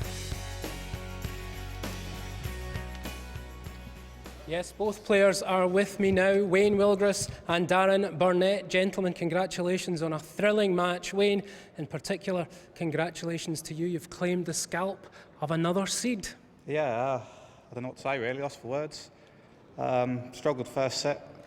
Darren put me under a bit of pressure, struggled to cope with the pace of the green to start with, and then sort of bumbled my way into the second set, and onto the tie-break, that's anyone's. Darren, commiserations, beaten by a formidable opponent on the day. Yeah, absolutely. Wayne came into the game second set. You know, I have no complaints about losing the second set. Unfortunately, you go into a tie break, you want the wee bit of luck to go your way, and unfortunately today it didn't. You know, I just got the wrong connections on both ends, and on another day you scored these 2 ends. Wayne, you were a different player in that second set, weren't you? Let's drill down into the detail of it. We'll start on the first end of that second set. Yeah, I can't remember too much, to be honest with you. We'll have a wee look. Where we look? There you have it, Darren's bowl. Oh, yeah. A bit of tit for tat going on here. Yeah, definitely. Just trying to match Darren. I was particular end was a superb end for both of us, really, to be honest. And managed to get 2 out, I think, in the end. A big turning point in the match. Yeah, possibly. I felt more confident. I'll probably admit I was a bit nervous the first few ends of the match, but I controlled it the second set and the rest of the match, and just done enough. Was that a turning point in the match, Darren? I don't know if it's a turning point. You know, it was a great end, and obviously a big lift for Wayne at the start of the second set. He was probably needing something like that, probably to get into the game, and yeah, he certainly kicked on from there. But yeah, it was only the first end of the second set, so there was time for him to get back. Now then, you went on to win the set, and then it went on to the tie-break. We can have a wee look at the last end of that tie-break, the decisive one, Wayne. Yeah, I don't know what to say about this one, to be honest with you. Tad fortunate, well, very fortunate, I think. And Darren will probably hit the runner, just a fraction underneath probably from what he wanted. Old Jack on the other respot was his maximum result and just went to the other respot. So, yeah, there we go. Yeah, Darren, a wee bit unfortunate in the shake-up. Yeah, I didn't like it the first time round, and I didn't want to see it again there. But yeah, Sorry for that. it's one of these things. You hit the target, you know, you don't know what you're going to get sometimes, and today it just went the wrong way. So Wayne, you're into the last 8. Quite a tournament, quite a television debut for you. You've made fewer mistakes than I have today. Yeah, not going too bad for the first go on the Portable Rink. I knew if I turned up and played a game of what I know I can play, I can compete. So yeah, on to the next one. Yeah, how far do you think you can go in this competition? Next round, and we'll see what happens in the next one. So I don't know what the draw is. So I don't know who potentially I could have. So we'll see.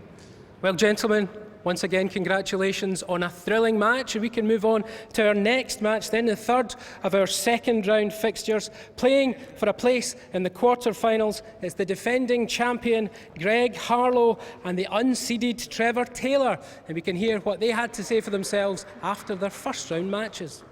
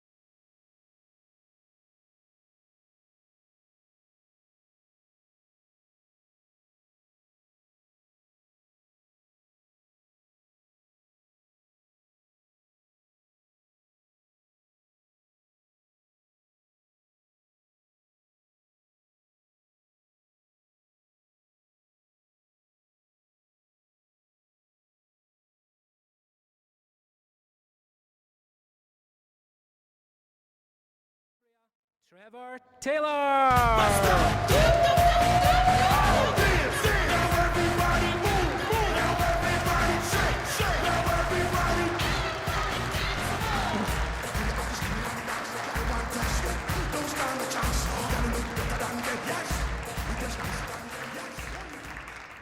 Now, ladies and gentlemen, welcome to the rink, your defending champion. I don't know if he'll be cartwheeling today with that injury. It's Greg Harlow.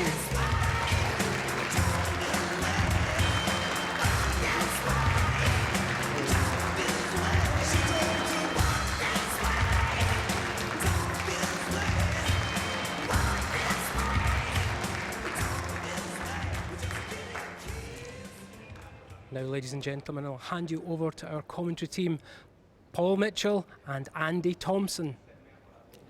Thank you, David. The injury yesterday happened to Greg Harlow during the game, Andy, and it really altered his delivery style. Yes, big time, obviously, you know, it played a big part. And, you know, I've been speaking to Greg. He hasn't had a roll-up today. Will that be a key? It's quite difficult to tell, really. And he's unaware as to how it's going to happen, you know, what's going to happen here now, really. So we'll give it a very close look as to how Greg Harlow gets underway. Always plays with a smile on his face.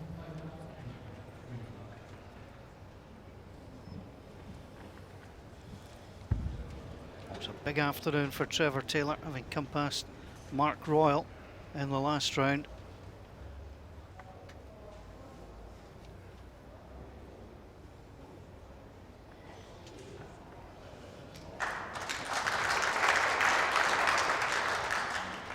Seven inches short of Jack High. So let's see how the defending champion moves away.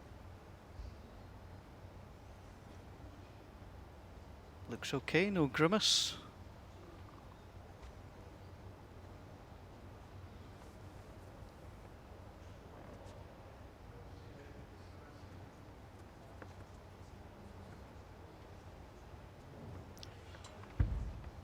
Can't recall, Paul, many instances where we've actually had a player having an injury and then coming in the next day. It's something that I think it's quite unique, isn't it? I haven't really recalled this in any event, really, where a player has come back thinking, how's he going to perform? So this is going to be quite interesting in the first few ends, more so, I think.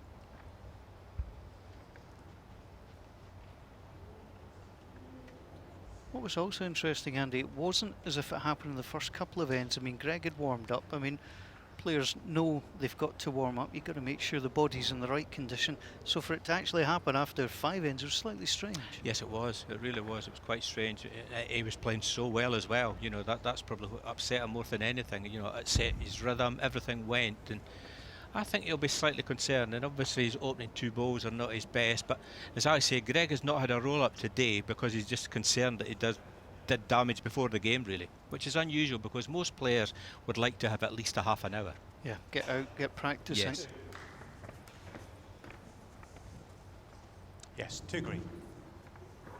Just a final thought on the injury. Many players, if you're a rugby player, your football player, your hamstring goes, you get treated immediately. He went for the best part of an hour yesterday without actually getting any treatment on it. No, he didn't. I mean, I know his wife Kay, obviously she had been to the local chemist to try to get some strapping and that, and I think she put some of that on last night. But I think, you know, this is an unusual end here from Greg. And as you say, I think the injury is just something that he's going to have to put to the back of his mind right away. Just try to concentrate solely on the game. So Trevor Taylor opening up well, wants this one to come in. Just leaves it a little short.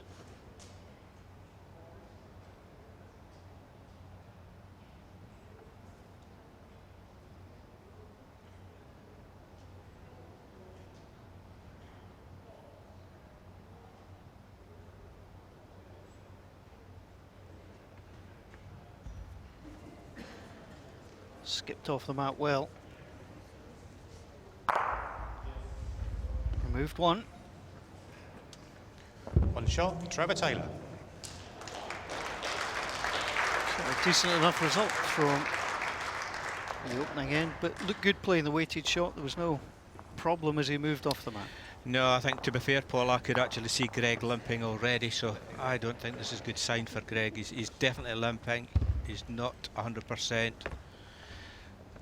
Yeah, there he goes.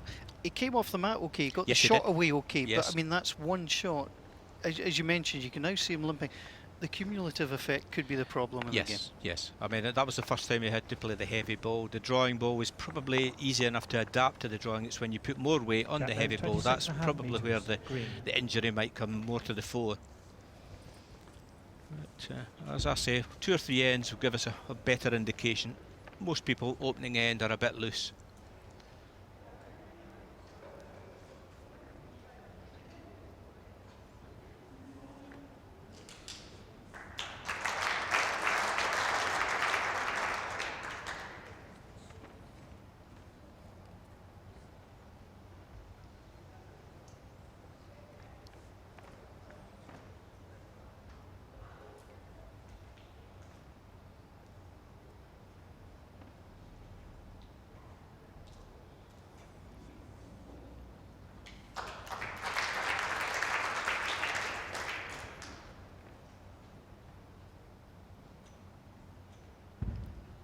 Trevor Taylor off onto the forehand. There's a wide line available. There's 2 great opening motions, Paul. From Trevor Taylor. 2 green. One off each hand. That's a confident sign. Well, is Greg going to be forced into playing weight here? I think he is. Backhand runner. To pull that one.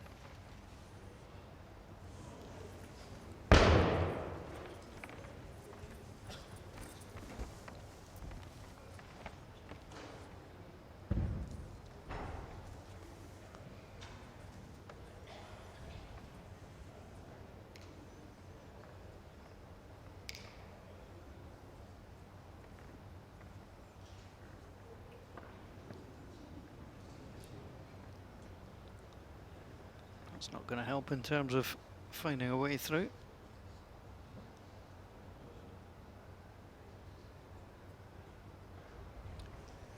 Greg's still attacking here, looking to use his own red ball in the wing. Great strike. Oh, that's terrific play from Greg Harlow.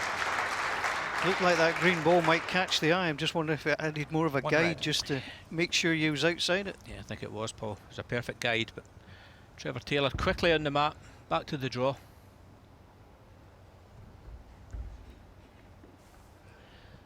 He's turned his back, he was heavy.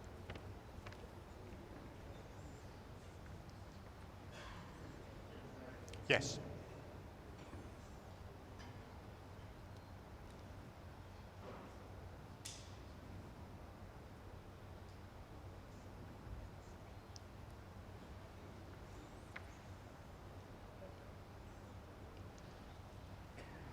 Well, in relative terms, there's a big gap to come in and draw into.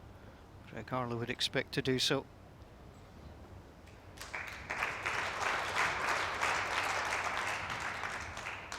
And has done so. 2 shots. Greg Harlow. He recovered well in that end. Greg 2 shots down, manages to pick up the double, so good recovery. Set score 2-1 after 2 ends.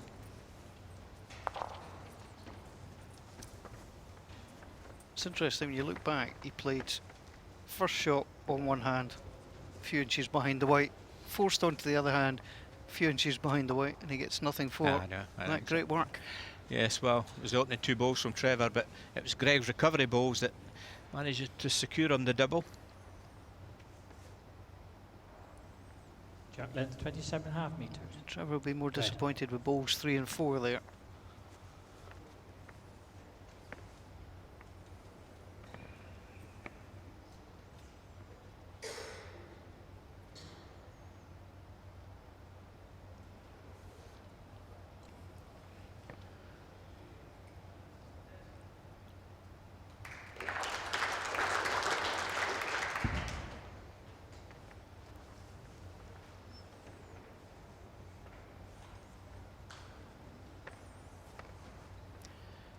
Trevor turning his back on that one already. Knew it was short.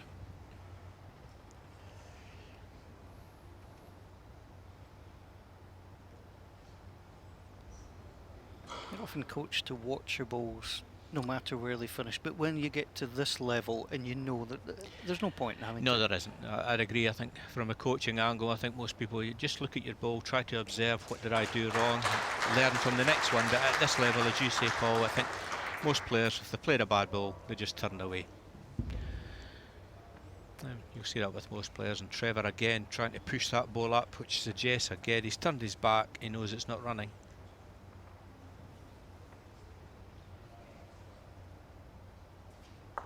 Two red.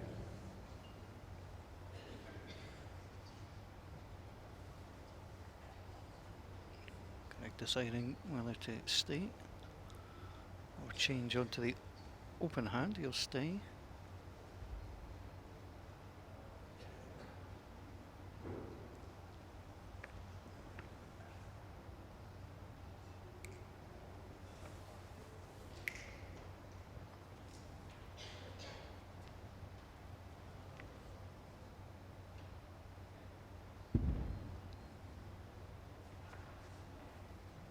Well, once again, he turns his back. He knows he's not delivered the ball. Oh, this is loose from Trevor Taylor.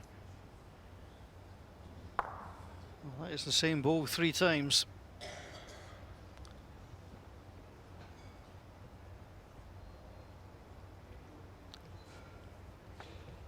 Expect Greg to punish him here. This should certainly be number 3.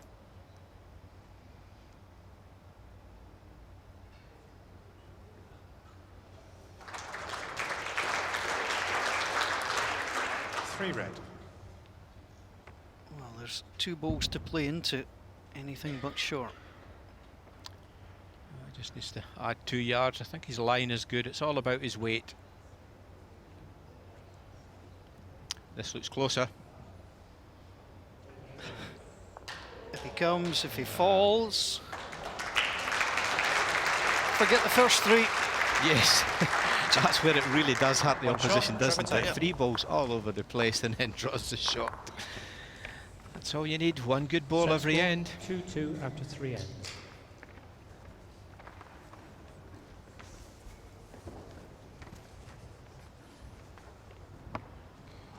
Interesting start to the match. The 2 Englishmen, vastly experienced Greg Harlow, reached the quarter-final or better in 5 of the last 8 Scottish International Opens. Against Trevor Taylor playing in this competition for the first time. Green. You've played already, Andy. What did you make of the rink when you were out there? Well, I played against Jamie Smith on Sunday. I think the rink is fair. I think it's probably fair to say I didn't play well. I wasn't happy with the way I played, and I've been practicing, so I need to perform a lot better against Stuart Anderson tomorrow, or I'll be making the long trip home. But I feel reasonably confident.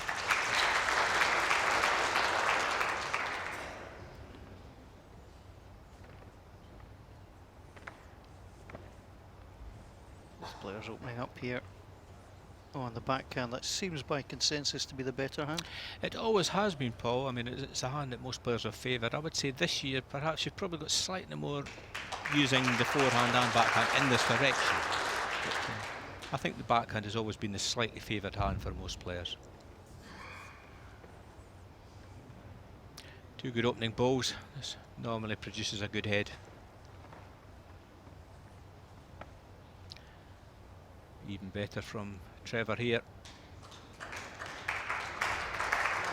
And yours, last bowl gap is 11 inches.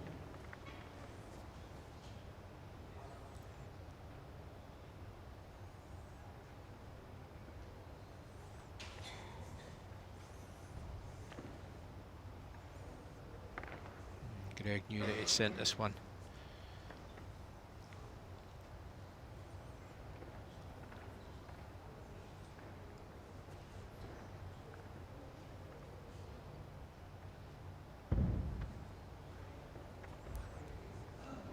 As he did yesterday, as is his style. There's a little bump in the delivery of Trevor Taylor, but it's a consistent bump. Yes, it's one bump, but One green and a I measure. mean, obviously from a coaching angle, it's not probably the perfect delivery action, but he's Centre one. consistent, as you say, Paul. One bump and then he gets it away. But he's always had that.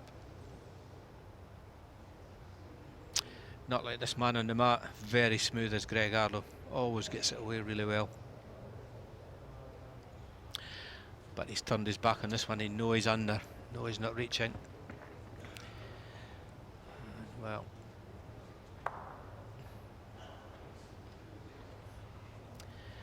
Well, I feel a little bit sorry for Greg here. He's not coming up to the head. He's not really playing his natural game here. He's just playing from the mat, and that's really, it's not ideal.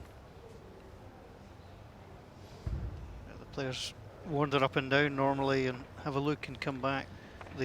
The shot clock really is not much of a factor now because the players are so used to it going Yes. up and down and knowing when to come up and quickly to get back, because that's a terrific shot. Don't want to take it too far. I think he has. He's actually still holding one. But One green. Trevor is only lying one Just now. one. He was lying probably two before that.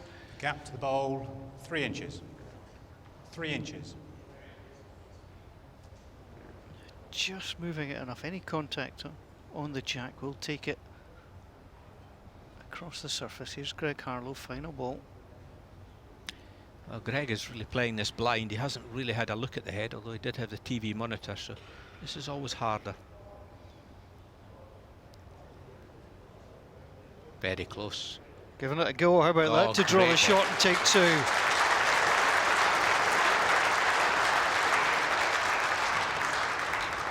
Two shots. As Greg you say, Harlow. that was largely playing it blind. He's got his line up from the TV screen. Perfect. Set score Plays it to 4-2 after perfection. 4 ends. Moves the jack to his own back ball, 2 shots. Perfect ball from Greg Harlow.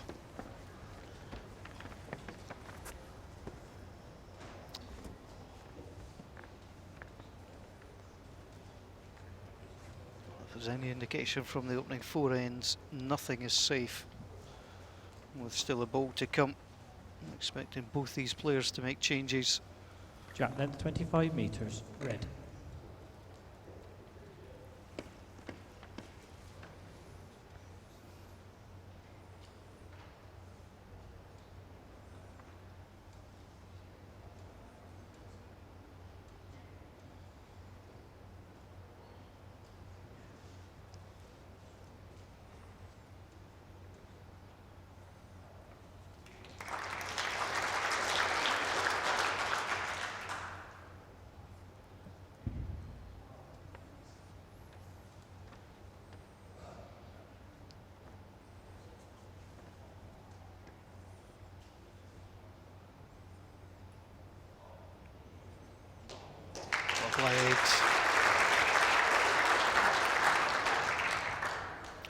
Started well, who's Trevor? Been playing well. Inch I mean, and a he's half had one short. loose Inch end, and a shall half. we say, but he scored. But he's played well.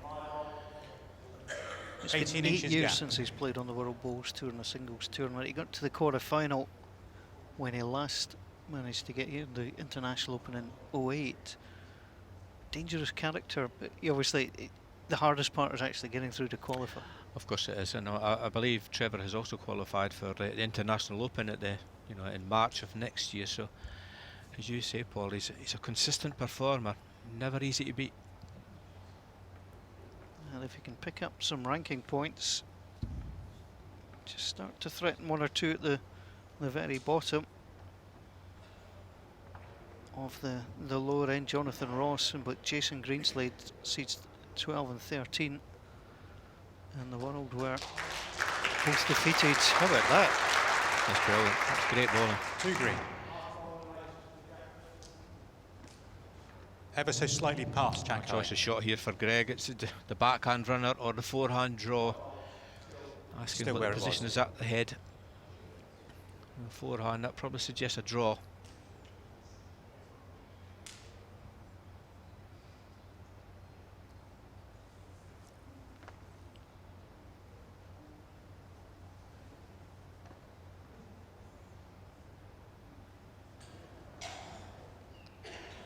Such a difficult shot, that.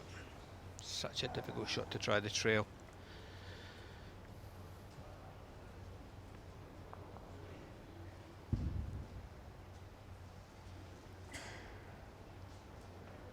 If Trevor can repeat this here, he's going to put pressure on Greg, who may well wander up and at least have a look from the side.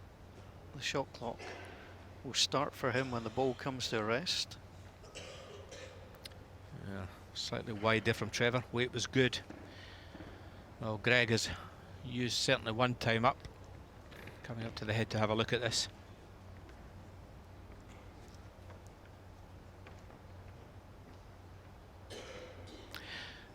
Difficult head this, as we could see. Backhand, there is a backhand runner if Greg fancies the backhand. Timeout call. Missing the red short Greg ball. has 4 timeouts remaining. Trevor Taylor has 1 ball to play.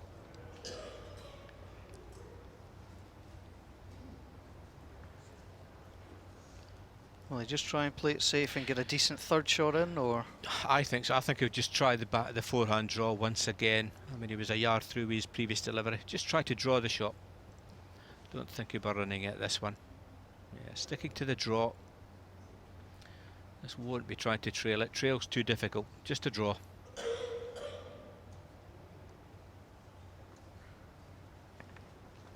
Bringing its way back now, Greg Harlow. Very good try. He's probably got second ball out of that. 1 green. Cut it down spot on. He'll be happy. Second ball's good enough. Forcing Trevor onto the forehand side. Not played many down this side.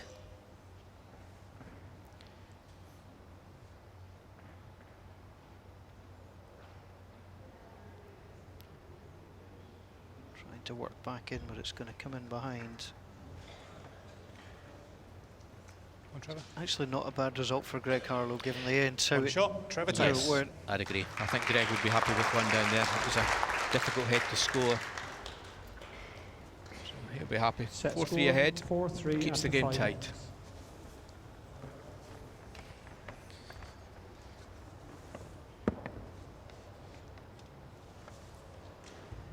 So neither player has won consecutive ends. Let's see if Trevor Taylor can change that. Coming longer on the jack length. Jack To length, be fair, 28 Trevor metres, in this direction green. has played well. Greg's played the big balls, hasn't he? You Yeah. know, he's lay once or twice and Greg's retrieved the situation, so I don't think Trevor will be disappointed that he hasn't scored in this direction. You know, it does fall into 2 categories, does it? You can play well in a direction and be getting nothing, but there's no need to panic. No. Or you can be playing all over the place. Exactly. Yes. And that's when you worry, because Yes. that's what gets into your head. Yes. Gets into your head that you're not playing well in one direction, and to be fair, Trevor has played well in this direction, but he hasn't scored yet. Slightly change of length, this fuller length.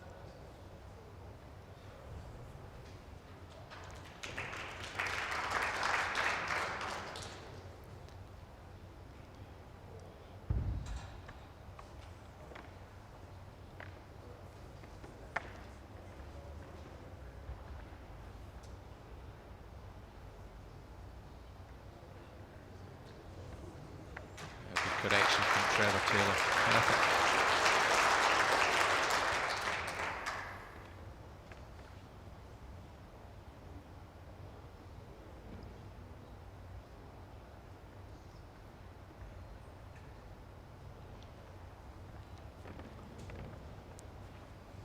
Right, with a change of hands, potential resting place. Didn't need it, took it clean. Played well.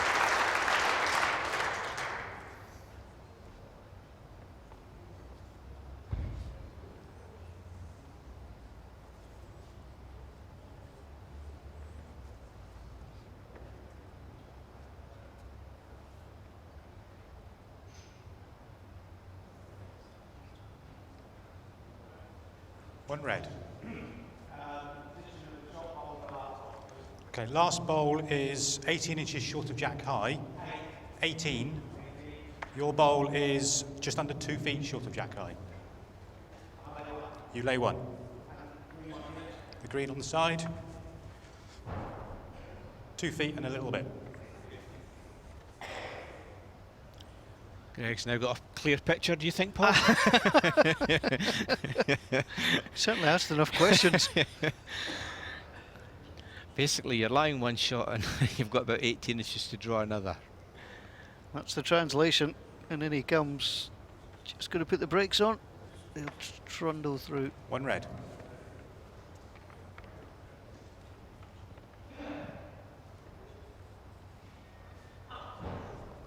There's Kay Harlow, who had a lot of work to do yesterday to help out her husband. Yeah, she was working hard last night, she was telling me. Getting her man fit. The ice pack was applied to the leg when I spotted Greg shortly after his game yesterday. Well, this is a nice line from Trevor. Clear path, he wins it. Oh, he's blocked out. Weight was good. Chance for Greg though to add a double.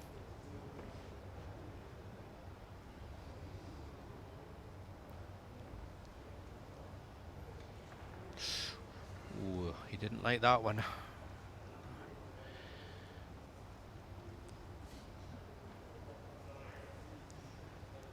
He would need to borrow. That was well played. I just wondered if he was going to borrow off to come across beautifully 2 shots. inside. Greg Harlow. Here's Greg's Set final score, delivery. Finds the 6-3 gap after 6 perfectly, minutes. draws another shot, but previous to that, when he delivered the ball, you could grimace. He certainly didn't like the pain in the leg, so Yeah, crucially, I mean, it is early doors, but if we were to get through, he does have a rest day tomorrow, which would hopefully, give him a little bit more time to get things Jack in Lynch, order. 28.5 yes, I think that metres. he'd benefit from that. But obviously, got a tough game here. But you're right, 1 day's rest would certainly help.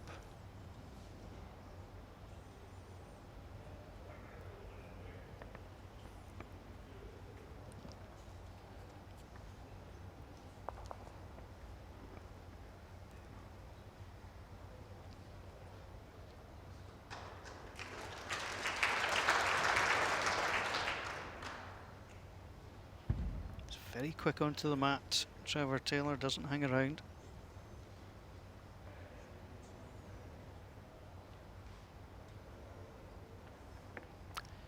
Well, according to the sequence, Paul, it'll be Trevor scoring this end. Yes, one Yes, swapping yes. ends at the moment. Your bowl is a shot bowl 18 inches past jack high. There's a question for you, Andy. Is the fact that Greg is being hurt, not being able to go up, is that going to spoil the rhythm of Trevor Taylor? Because he's having to ask more questions. He's not deliberately slowing the game down. No, I don't.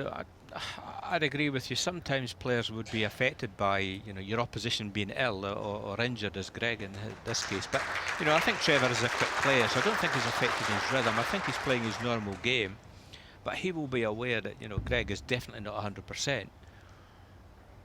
But in Trevor's case, he's just got to play your natural game and see what develops here. No, not running with this one. It's been short a few times. Yes, more so in this direction. 2 red.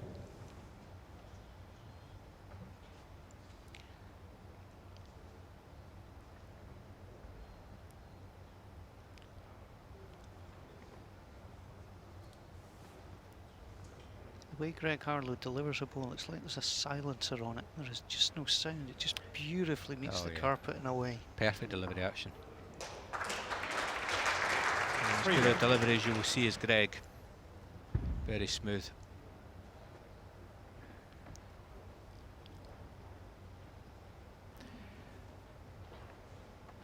Well, Trevor just needs to run with this one.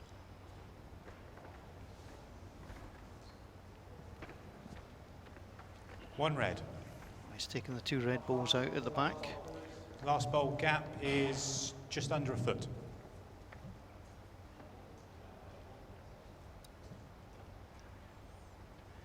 Well, Greg using a timeout.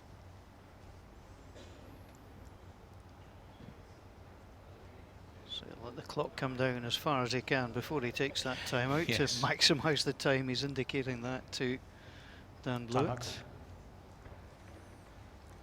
Greg has 3 timeouts remaining.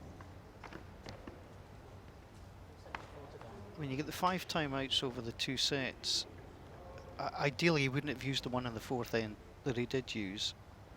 But you've got to make sure that there's nothing in ends 8 or 9 that's going to be crucial. You don't want to leave yourself with one or nothing. That is always the problem, obviously, in Greg's case, is though, you know, Greg's got a tactic that he uses that, you know, he's always at the head and he's almost before the last ball was coming in from the opposition, he's walking back. So he's got a tactic that he uses.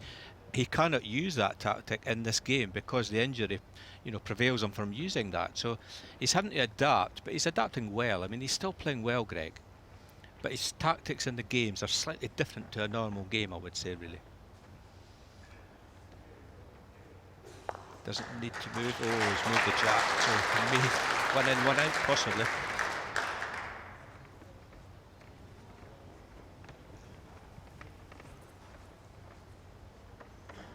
Dan Blue, One red. a good look, but it is Andy Thompson spot on, 1 for 1.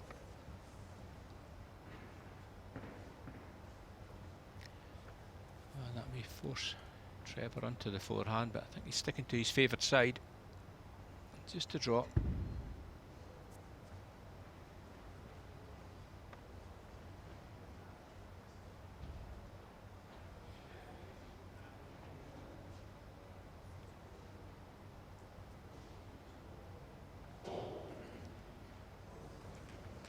Just drifting through, no One shot, Greg Harlow. alteration. Greg Harlow wins back-to-back ends for the first time of either player in the match. 7-3 after 7 ends. And gets himself in good position.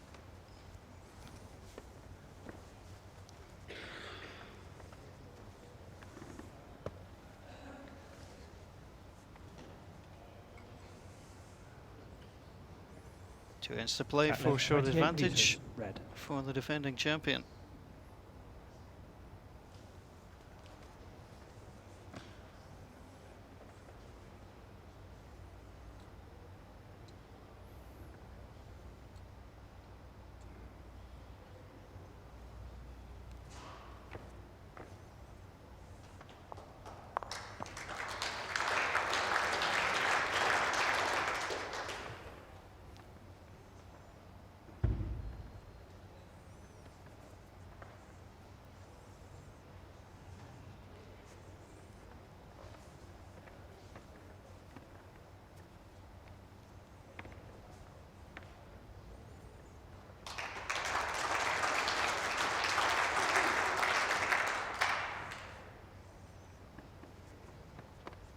Slow favour for yours, Greg.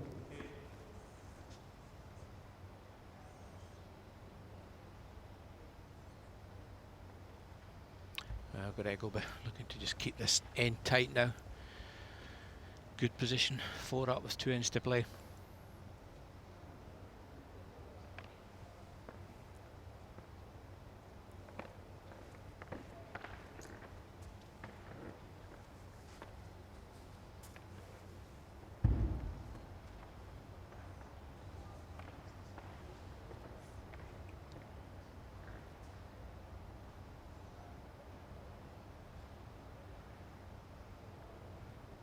And he's down a beautiful line.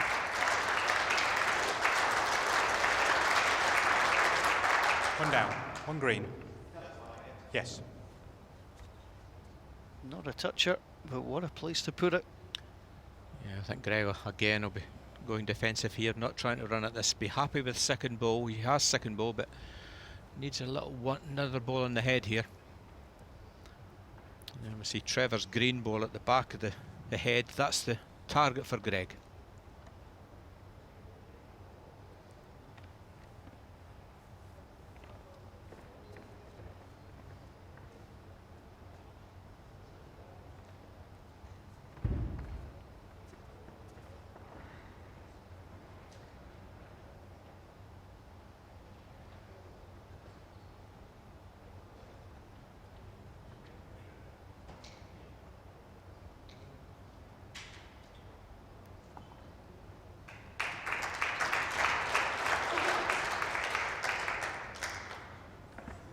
Greg Harlow will use another timeout, and it'll be imperative that he does come and match those 2 green balls at the Yes, yeah, that's definitely the target for Greg here.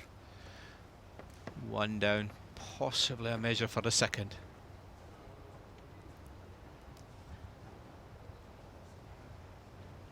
There we see Time the out. two green balls nearest, about Greg a has foot 2 away timeouts from the remaining. jack. That's Greg's target. Rest the green ball, fall green in, and get no. second ball. Needs another ball in here, does Greg?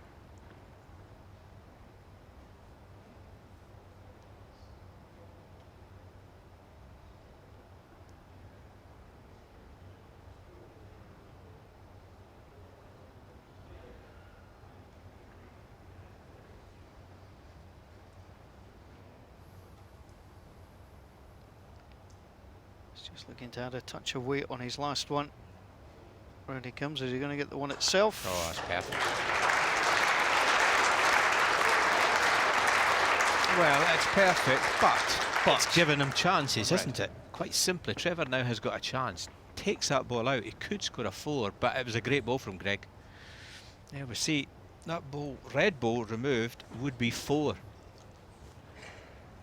Well, sometimes all you want is the chance, and, Yes. and there is that chance. Great ball by Greg. He would have liked to have stayed a foot Timeout call. further back and almost just tucked in, so the red ball provided Has 4 timeouts protection. remaining. That's first time out for Trevor Taylor.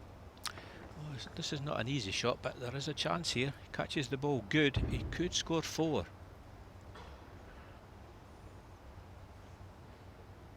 He's having a look at this. Oh, he just didn't get back in time. Good effort. Greg Harlow One shot takes on the first set. set. Greg Harlow. And I'll tell you what, a scoreline of 8-3 doesn't tell the tale. No, I mean, Greg has played well, but so has Trevor. And it's just been, you know, both players have converted well, and I think that's been the difference. Greg has just converted slightly better, but no, I'd agree. Both players have played well. Very interesting second set to come. Greg Harlow getting the 3 ends. Contrasting styles of the two players. Yes, I think obviously we could see Greg here. He's got a lovely backswing and a nice follow through. You watch Greg's delivery action here. Back, right through. You could see the delivery action. Greg's ball goes behind his legs. Trevor, more of a delivery on the legs, so it's just behind the legs. He doesn't get quite his same follow through. But Trevor's a consistent player, but he's always got that little bump. That's the difference, really. Also, just a little interesting, Greg Jack length 27 heads further down, red. Yes. whereas we see there that Trevor, the head was more up. Yes. yeah. Looking, there's no right or wrong. No, there isn't. I mean, you know, you will see Greg's delivery here, very low, head very still, right through. You know, that's textbook delivery. That's as good as you will get. You know, if you're teaching anybody, look at Greg Hardlow's action. It's perfect, really. I might need you to come and diagnose my delivery later in the week. I'm sure Corky will sort you out, Paul.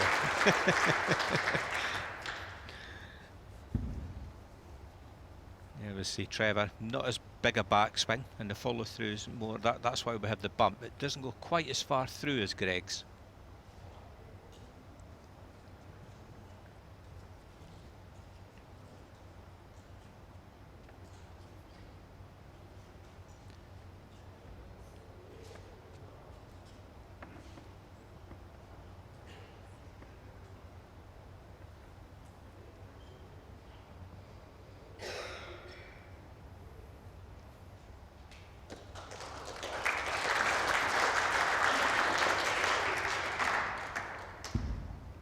The worry here for Trevor Taylor is Greg Harlow is getting into a groove.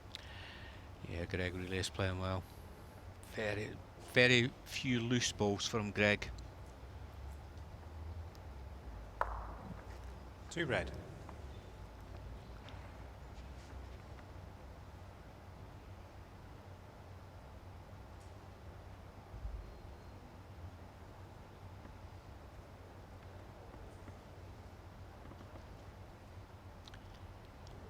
It's almost like he's putting his balls down a chute now, just ball after ball on the top of the jack. That's perfection.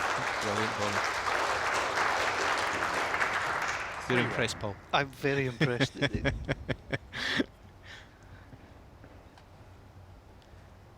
I think at times the only thing you can nitpick is sometimes he actually makes it look too easy. Yes. And yeah. it's phenomenally difficult. The speed of the carpet, you know, the angles. I mean, well, if people watching have played the game a lot, people who've started, some people who have never played the game, this is so difficult to do with that sheer consistency. Yes, yeah. I mean, that's basically years of practice as well. You know, I mean, I spend quite a bit of time with Greg, and I know that he works hard at that technique, which is flawless at times. That's just brilliant. That's just brilliant. Fantastic. He's showing off now. Yeah, he's sitting down now. Already. I think he's saying to Trevor, get out of that one. There we go. Final delivery. Perfection.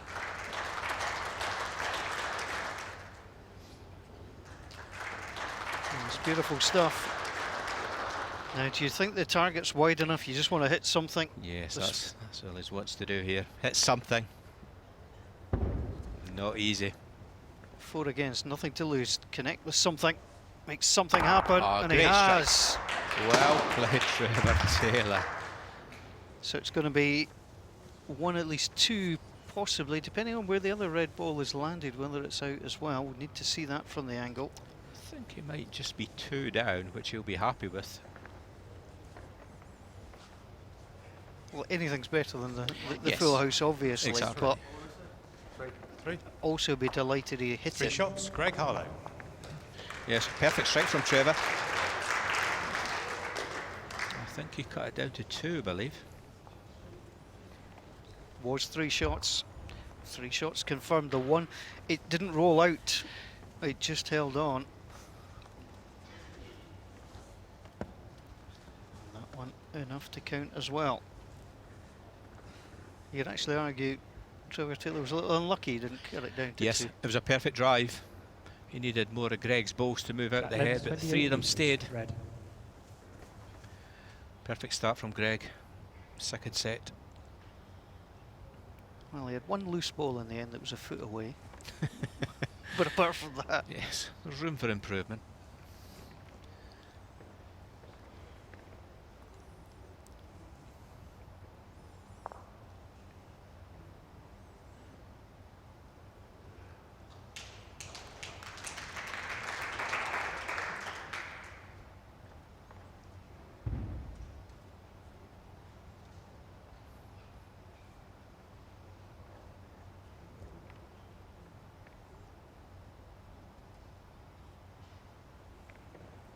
He's played so much better, really hasn't he, in this direction.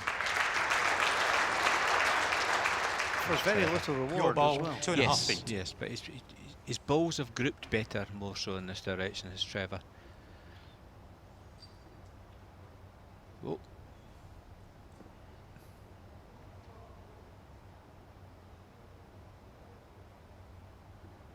Don't think there was anything particular, perhaps just didn't like the grip and went back again, but did the right thing. yes, possibly a movement in the crowd, I'm not sure, but he did the right thing, as you say, Paul. And he's corrected well, hasn't he?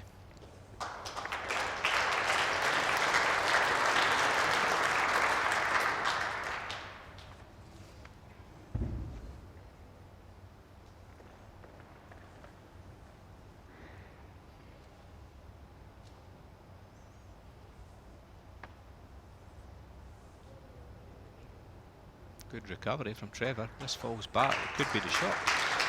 Well played, Trevor. Beautifully done. Very close, Greg. Greg sticking to his backhand. I mean, when he has had to change onto the forehand side, he's played it well. So I think he's confident on both lengths here, really, at both sides, Greg.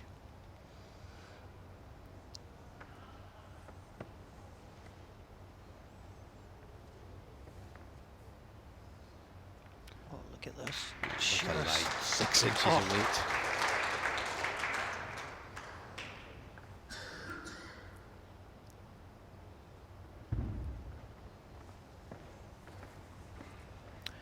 Well, Trevor playing the backhand. I'm slightly surprised here. Difficult to score here, I think, on this backhand side. I would have thought the bigger risk was to come in if you drop short and promote the red ball. Yes, I'd agree, Paul. It was more of an upside in changing. Yes, Although to About be fair, if he 3.5 got narrow inches off that on hand, he both. could have hit the 3.5. red ball in, but there's just more on that side to come into. once again, Greg not coming up to have a look at this, but it's just a backhand draw. But the path looks difficult to get the winning goal. Yeah, he's turned his back on this one.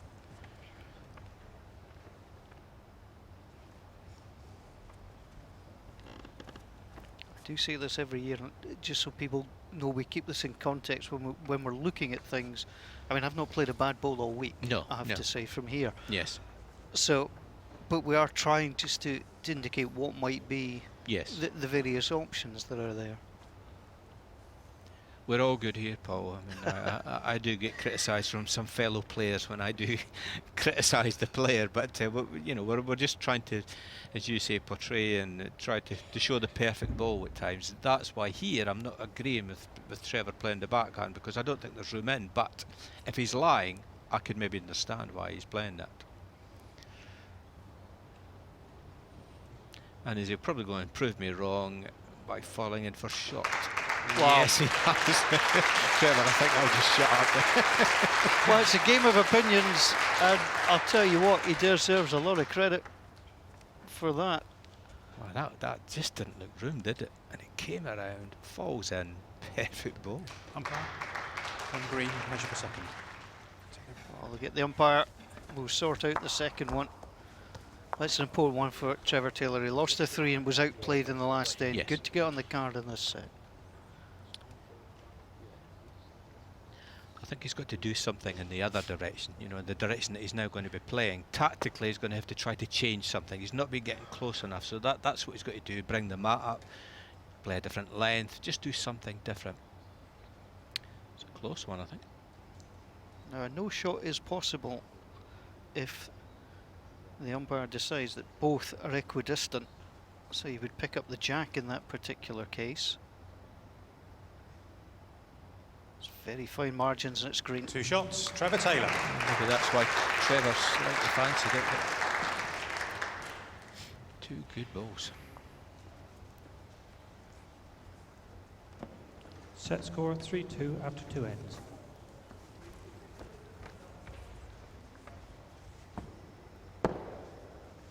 Matt, not particularly far up. No, I think the jack is shorter. I think I agree with that. I think that's a good tactic. I think he needed to change the length. Greg was happier on the fuller length. Jack length 75.5 metres. Green. Just needs to get this opening ball a bit closer in this direction.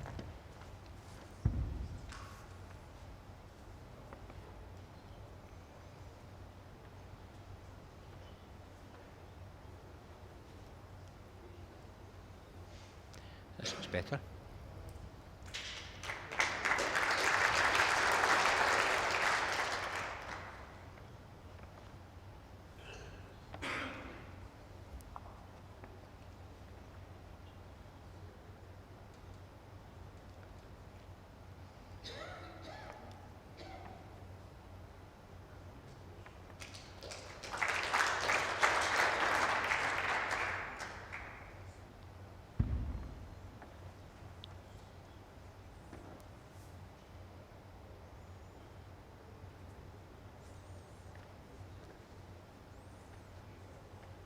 Got another good line.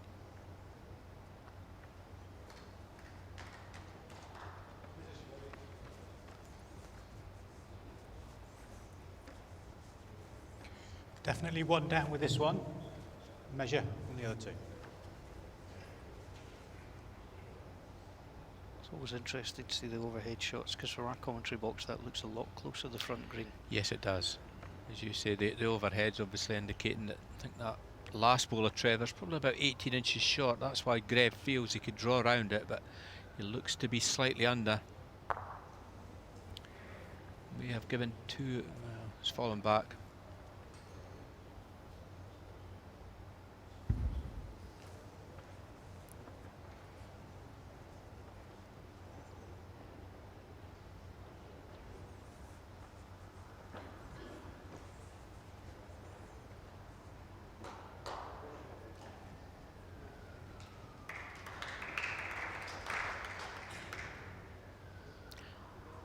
Forcing Greg into the forehand. Open side of forehand.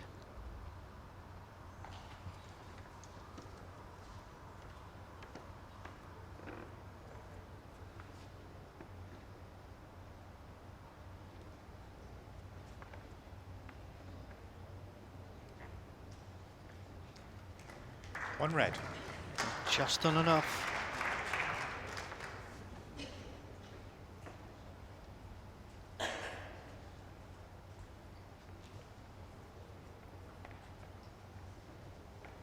Trevor Taylor used just one time out of his allotted 5.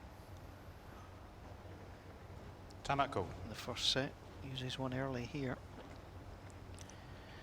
Trevor has 3 Choice. timeouts He could remaining. remove Greg's ball in the forehand with the runner, but I still think it's still the backhand draw. He's played 3 reasonable balls on the backhand side, still just a draw. Well, he is attacking. He likes it. Well, what's he going to get? Well, he may have got a result with that. That wasn't the ball he was after. Dan Blue having a look.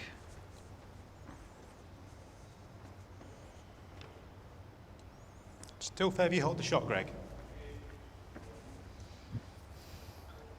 Wasn't far away, Trevor, but I think it's still one to Greg.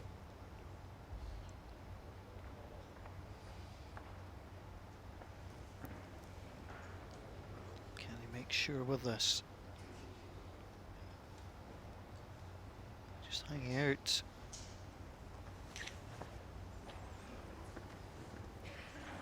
So the favour is Greg Harlow, but I suspect Trevor Taylor will get this measured no matter what. Umpire. Yeah, umpire called, Mike Davis. It's developed into a really good game. Yes, it has. Standard's been good. Both players have played well. I think we were a little bit nervous at the start of the game. We all talked about Greg's injury. How would he perform? But he's performed really well, and so has Trevor. It's been good standard. I was impressed with Trevor yesterday against Mark Royal. I thought he was very steady, overcame the nerves early. 9-6, 10-2, closed them out pretty well. Yes, he did. He did. Yeah, looks like Greg.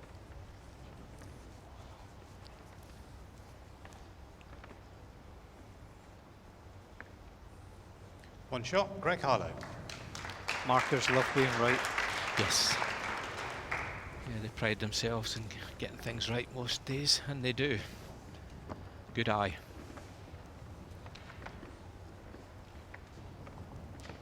Important end coming up here for Trevor Taylor. Set Doesn't want to score, let Greg 4-2 Harlow get after away 3 from him. ends. Yeah, Greg has changed the length in this direction. I thought he might do. He knew that Trevor's playing well on the tee. He's going to 3/4 length. Jack length 26 metres, red.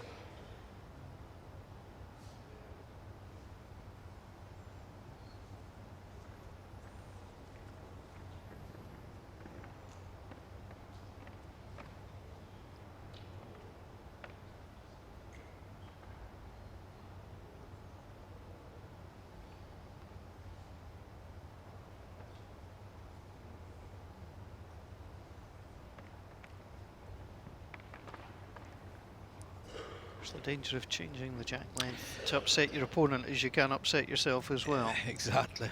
And I think he realised that Trevor was playing well on the long. That's why, rightly so, he went shorter. But Trevor at the moment hasn't taken advantage. Looks to be still on the high side.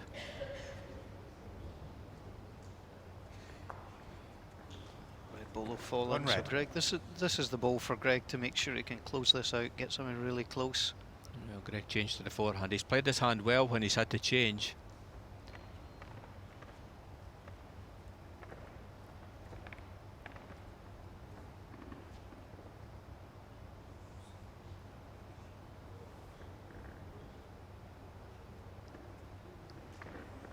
Two red.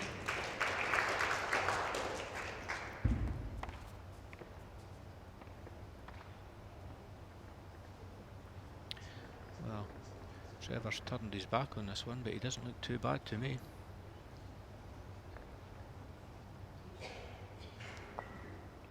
Falling for the shot. I think he liked it. But he didn't, not for a second.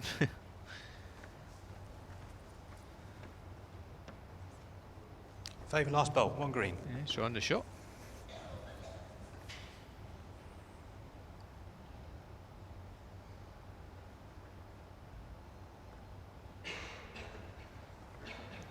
Now Greg doesn't like that one. Well, I think after all our praise, Paul, about the standard of bowling, this is certainly the loosest end of the game. Greg Harlow changing the jack length. Neither player really settling into it. I think if you do change the length, it's important that you get one of your opening 2 balls close, but this is a big chance. He's got at least 2 feet to draw another here for Trevor. And number 2 coming in.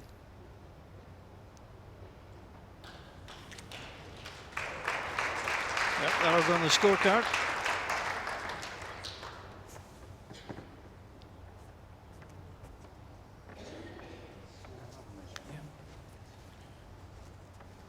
Conceding 1 green.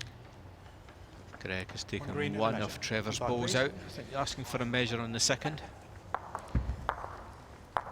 Well, you may as well. I often think when you ask for a measure, you've nothing to lose if you think it's not Yeah, yours anyway. Exactly. Yeah, I mean, Greg is normally fairly good at the measuring angle, so. Dan had indicated green slightly, so worth a measure. Mike Davis doing the umpiring duties for this game.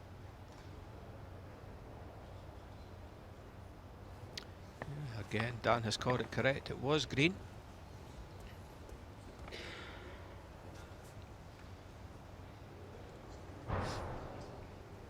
Two shots, Trevor Taylor.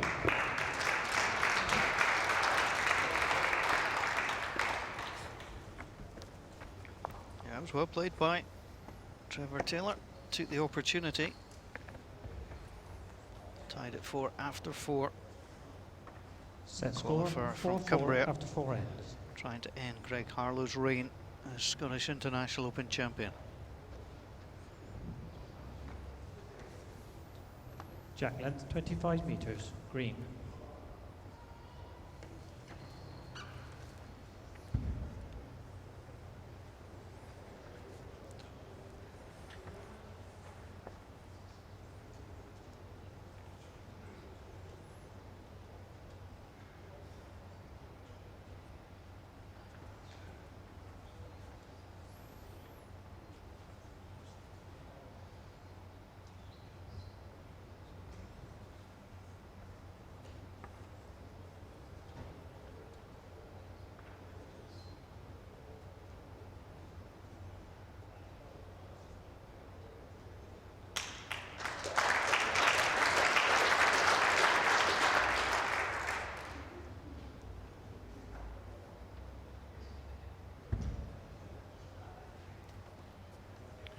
Opening 2 balls forces Trevor onto the forehand side, and he hasn't played many down this side.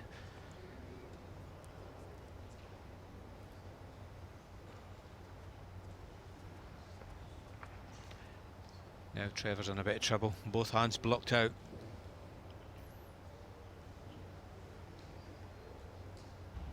Greg does seem to be taking just a slightly higher line and coming round.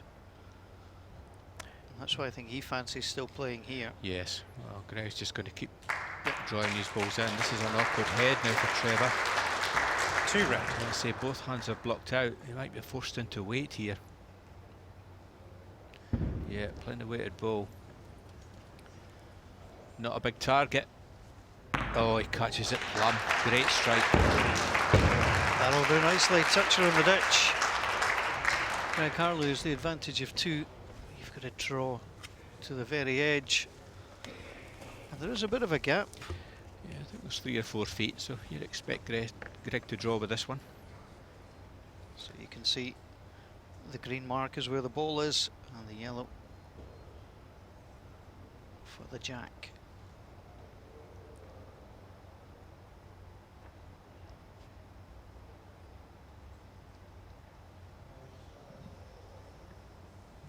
Keeps diving away, but I think that'll be good enough. 1 red. Yeah, shot ball for Greg Harlow.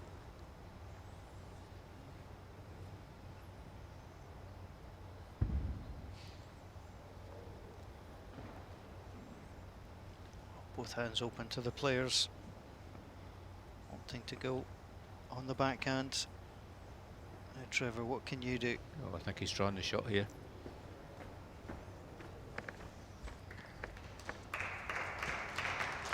Looks like green. Great draw from Trevor Taylor.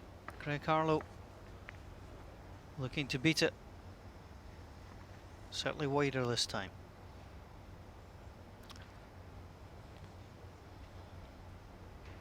That's got a chance of it just run out. Beautiful line. Looks like one to Trevor Taylor. He did well recovering, getting the shot there. He was in a heap of trouble. It's pretty good bowling to the One ditch shot, as well Trevor from Taylor. both players. Greg Harlow's ball just ran out of steam. Set score 4-5 after 5 ends. And for the first time in the match, Trevor Taylor wins consecutive ends. Yes, I mean, as I say, he was in a bit of trouble there. Put the jack into the ditch, recovered well, drew the shot.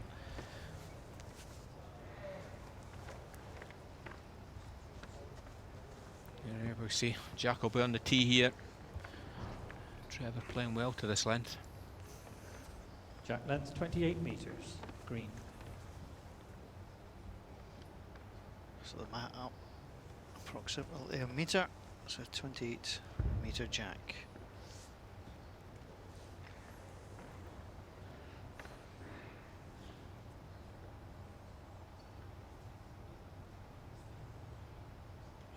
Finding this length really well. Okay, Trevor Taylor.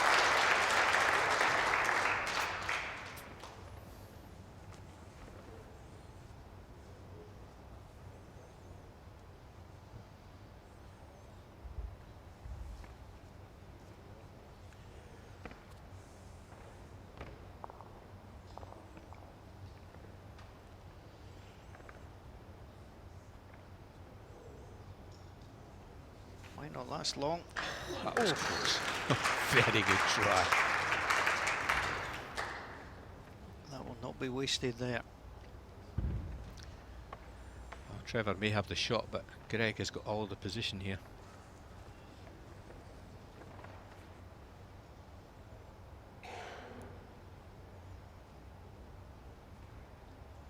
That's a good ball.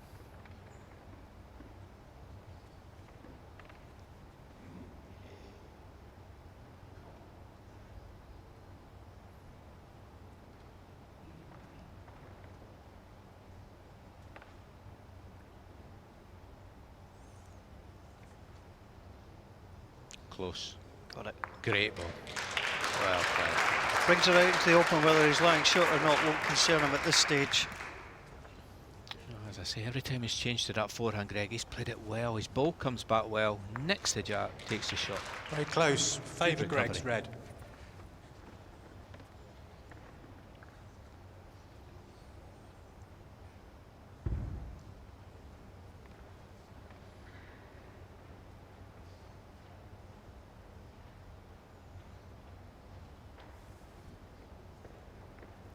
This is close as well. Oh, well played, but he's unlucky. Really good ball from Trevor Taylor. 1 red. Let's see, final delivery. Slices a Jack. Good bowling, good standards. It's terrific stuff, and Greg will want to look at this.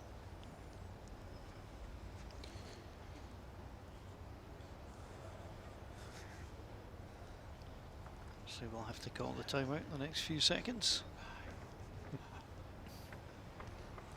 Timeout call. Greg Theatrically has done. 1 timeout remaining. Give himself 2 seconds to spare. Well, I think when Greg goes down to this, I think it will be probably anything behind the head. I don't think he needs to disturb anything.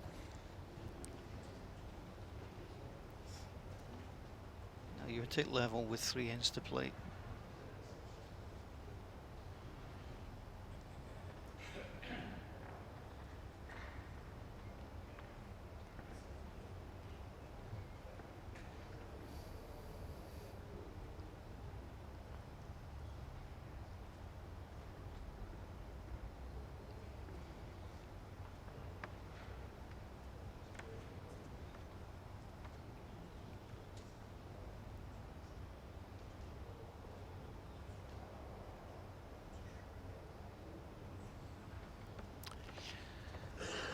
Greg, rightly so, staying away, but there's a that ball has fallen. I don't think it changes Trevor's shot. Trevor's got a nice shot here on the backhand. Now we could see any movement of the jack's good to the green ball, or he could plant the red ball out. So 1 or 2 chances here for Trevor. He's played this hand well.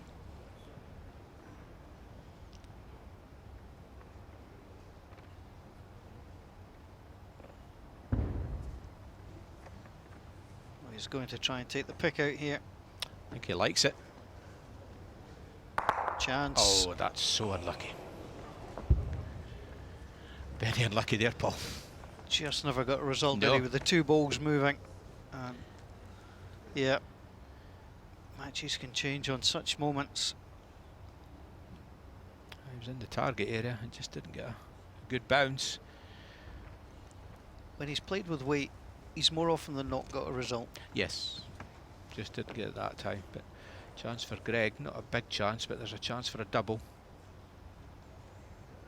Well, he's playing in such a way, Greg Harlow, that he would certainly try it. Very close. 1 shot, Greg Harlow. 3 ends to play. Set score, A 5-5. real after fascinating 6 ends. tussle between Greg Harlow and Trevor Taylor. Greg Harlow with the opening set 8-3, but it was closer than that scoreline suggested. And Greg Harlow and Trevor Taylor tied up at 5 apiece.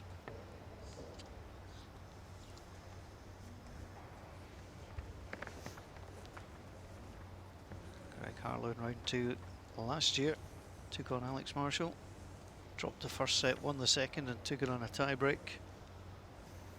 Length 26.5 meters. Red.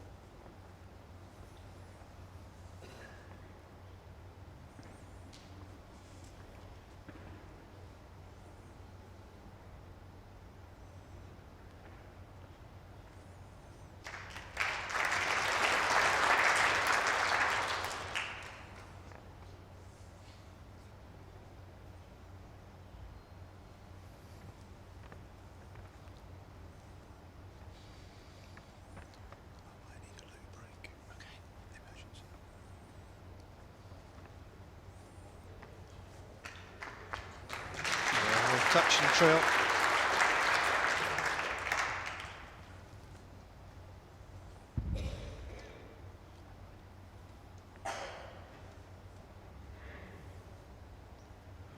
Always has that look, almost that permanent bowler's concern. Not quite running here with this one, Trevor. Picked a line, just needed a One couple red. of feet. Chance here for Greg to almost seal this end up. If he's bowling the jack. Difficult for Trevor to score.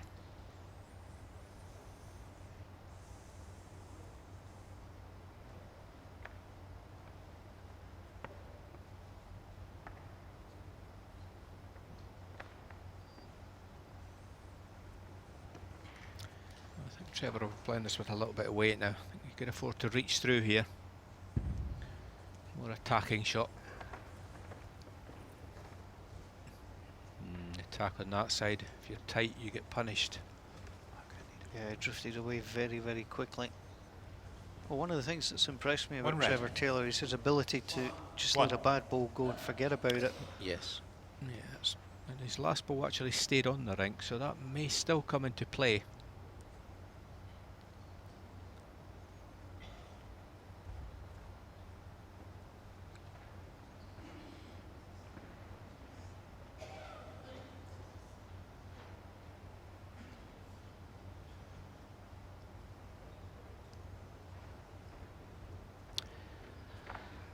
Chance here for Trevor. I think he'll be attacking here, and I think he'll be looking for the jack. There is a green ball that we don't see on the screen, but there's a green ball at the back of the rink here. If he could trail that to that bat ball, he could score a double. There we see the bolt on the left-hand side. That's what he'll be trying to put the jack through to. So he'll be positive here.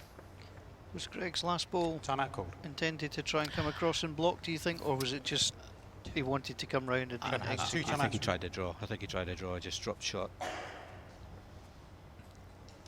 don't think Trevor will be short with this one. Yeah, playing positive. He's on the higher side. Will he get back? I think the answer is no. No, he's not even going to catch his own. That was the problem with the third one. I think he thinned it too much Yes, and that overcorrected. overcorrected. Yeah. Still, it's only one shot down. It's not. Well, I think Greg's looking at the Well, second. he'll look at the Paul. second. Yes. Not sure if it's one or two. I think they're going to take one out and then have a look. Get a better indication then.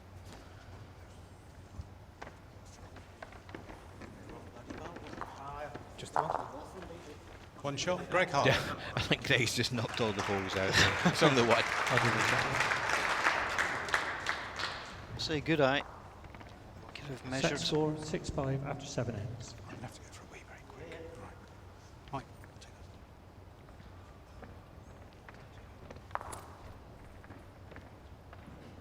that. Now our marker is taking a break for a moment. Dan Blewett. Discretion means I will not tell you where he's visiting.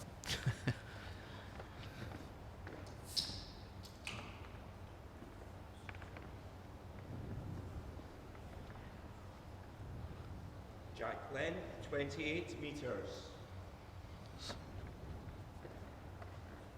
Mike Davis is stepping in, but he actually has to put the jack on the Yes. tee, which he's completely forgotten to do. Yeah. Come on, mate, wake up. I think Greg realised.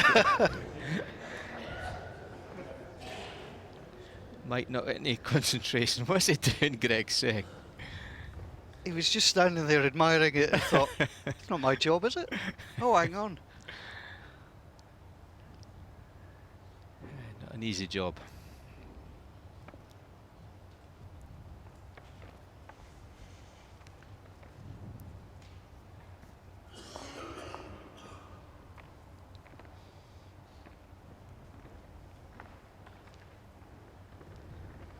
Now, the way Trevor Taylor's been playing down this way, there's plenty of room. Yes, Trevor's played this length exceptionally well.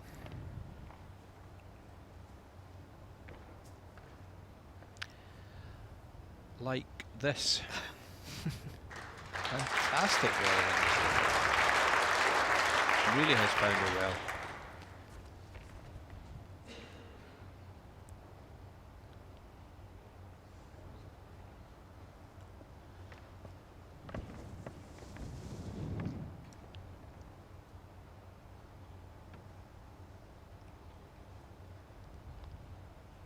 Greg Harlow looking to correct. Good recovery. Yep. There goes. Fall in. 1 red.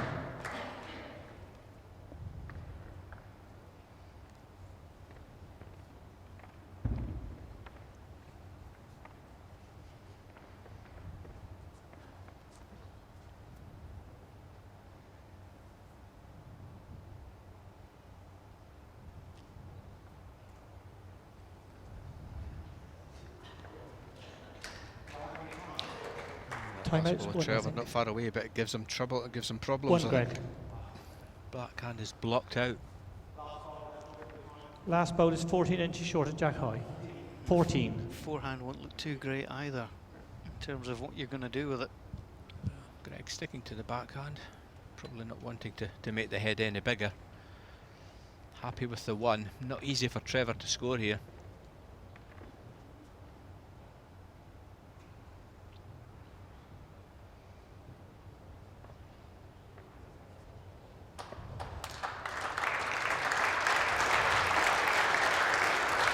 Two shorts.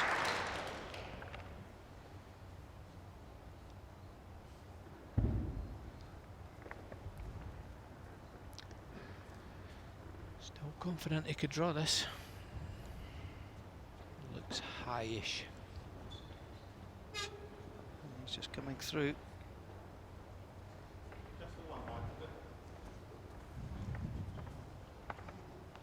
Yeah, just favour one, yes. That's interesting. You look at one way, it looks like 2. Look at another, it looks like 1. I have to say, from the commentary box, I thought it was 2. It is 2 from, as you say, from our angle, Paul.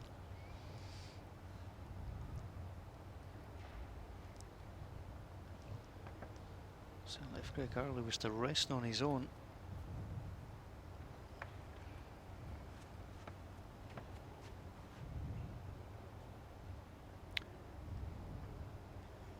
Well, that is definitely stopped the path on the backhand draw.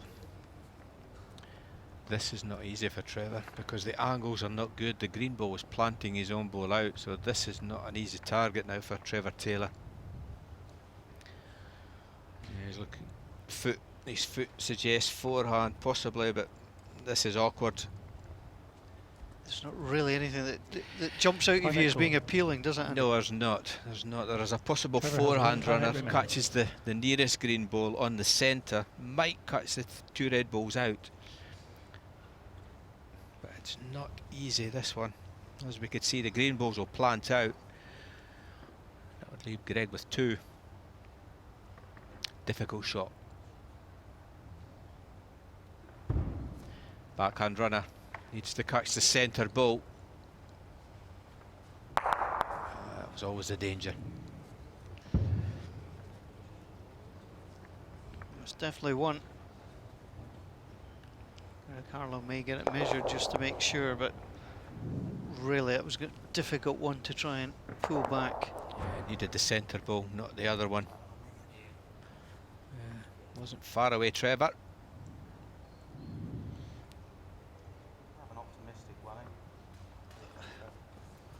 He's asked for an optimistic measure.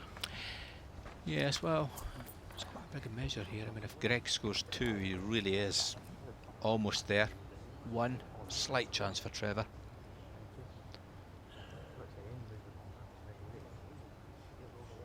Also with the longer end of the calipers here.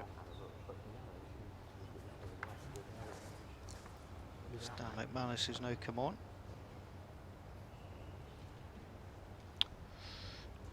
It's tight. Possibly green, is it?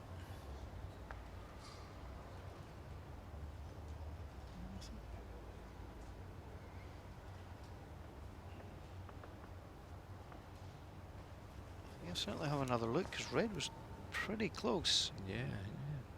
I'm going red because I think he's nudging it. Yes. Yes. 2 shots, Just. Greg Harlow. I think if Trevor agreed with that, but That's a big swing. oh, that's massive. That's massive. 3 up. Trevor needs a 4. The way Greg's playing, you can't see that happening.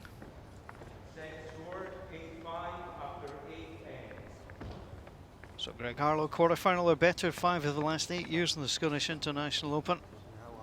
His last round 2 loss came in 2012 to Robert Chisholm in straight sets. They will now just be looking to close this game out.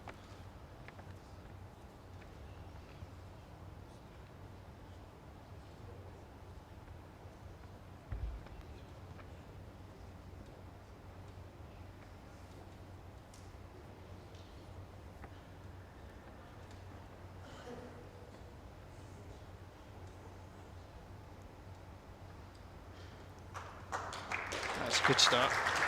Yeah, it's good bowling. I must say, I think both players have played really well. I mean, I've saw quite a number of the games this week, Paul, and this I'm sure has been the best of that from what I've seen so far. Really has been. Both players have played well. I'll be happy with their performances. Trevor probably going to lose this game, but he can't be disappointed. That's just what happens in sport, isn't it? The other player just slightly better. Yeah, I'll be pleased with his week's work. Taking out Mark Royal.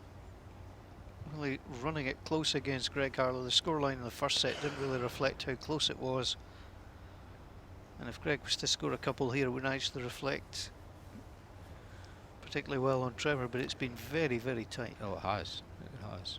Yeah, Greg just going for cover now. He doesn't need to build the head up. He knows that Trevor's got to try to manufacture a 4 somewhere. That is why you'll probably see that Trevor is not going near this jack either. This is deliberate. This is trying to put 3 balls close and then maybe try with the trail in the last delivery. So that's deliberate. 2 red. I like his style. Again, I don't think Greg will go near us either.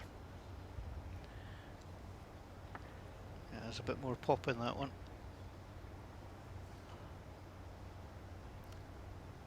Hope the viewers are not thinking this is what the standard's been like, but it certainly hasn't. This is all deliberately placing of the balls. Greg will be slightly concerned that he's not there. No, he knows that Trevor's got 2 grouped balls together. He'll be trying to put this third one beside his other 2, and I think he's close. Just to miss that red he's ball though. wrecked. Oh, that kills the 4. Not quite where you wanted. Yes, he needed to pass it, Trevor.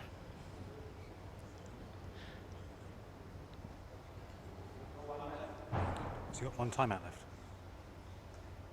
Yes, 1 timeout left. Greg's got 1 timeout left, so he'll use it here. No. Needs a bit of exercise, does Greg. Stretch that hamstring Timeout. out. Greg has no timeouts remaining. I think again, because we don't see 3 green balls grouped together, so to score a 4 is almost now impossible. So Greg won't be going near this. Anything behind the head is good.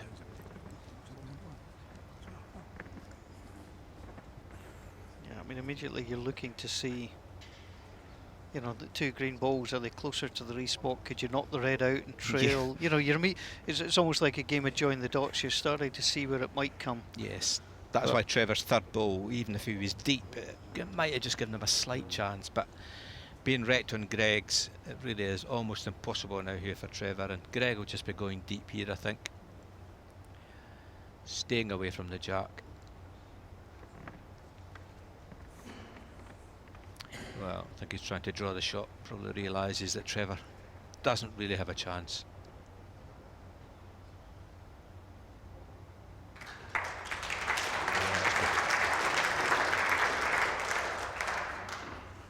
Two red.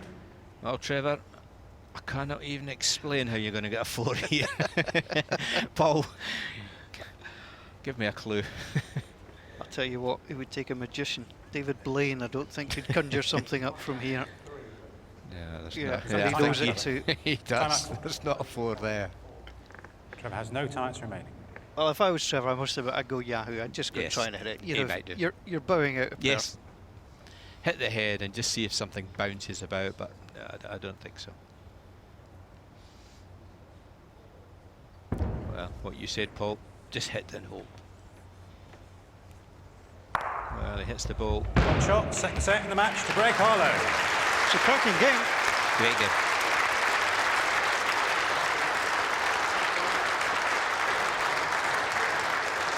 And Greg Harlow gets himself over the line. Terrific match. Harlow and Taylor. Greg Harlow win by 2-0, 8-3 and 9-5. But it really was a fascinating contest in the Scottish International Open 2016 second round game.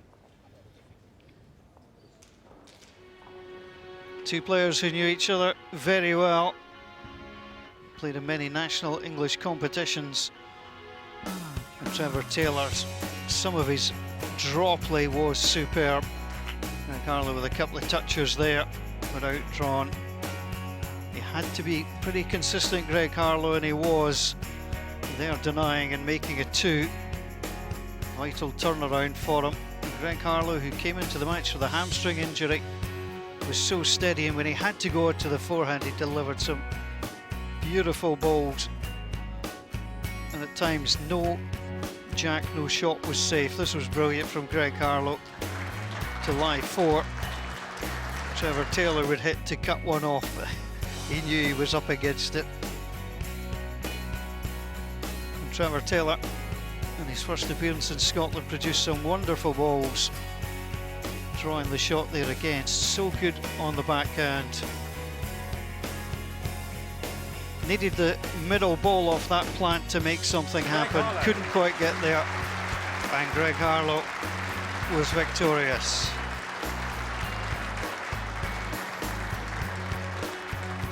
Well, the tale tells you just 6 ends won by Trevor Taylor. Greg Harlow, the more consistent player, touches 9-6, but Greg Harlow played exceptionally well and is through to the quarter-final at the Scottish International Open. Well, the players are with me now, Greg and Trevor. Greg, first of all, many congratulations. You're through to the last 8. Thanks very much. Great feeling, to be fair. A great feeling, but it looked as though at times there you weren't feeling all that great. You were still carrying that injury from yesterday.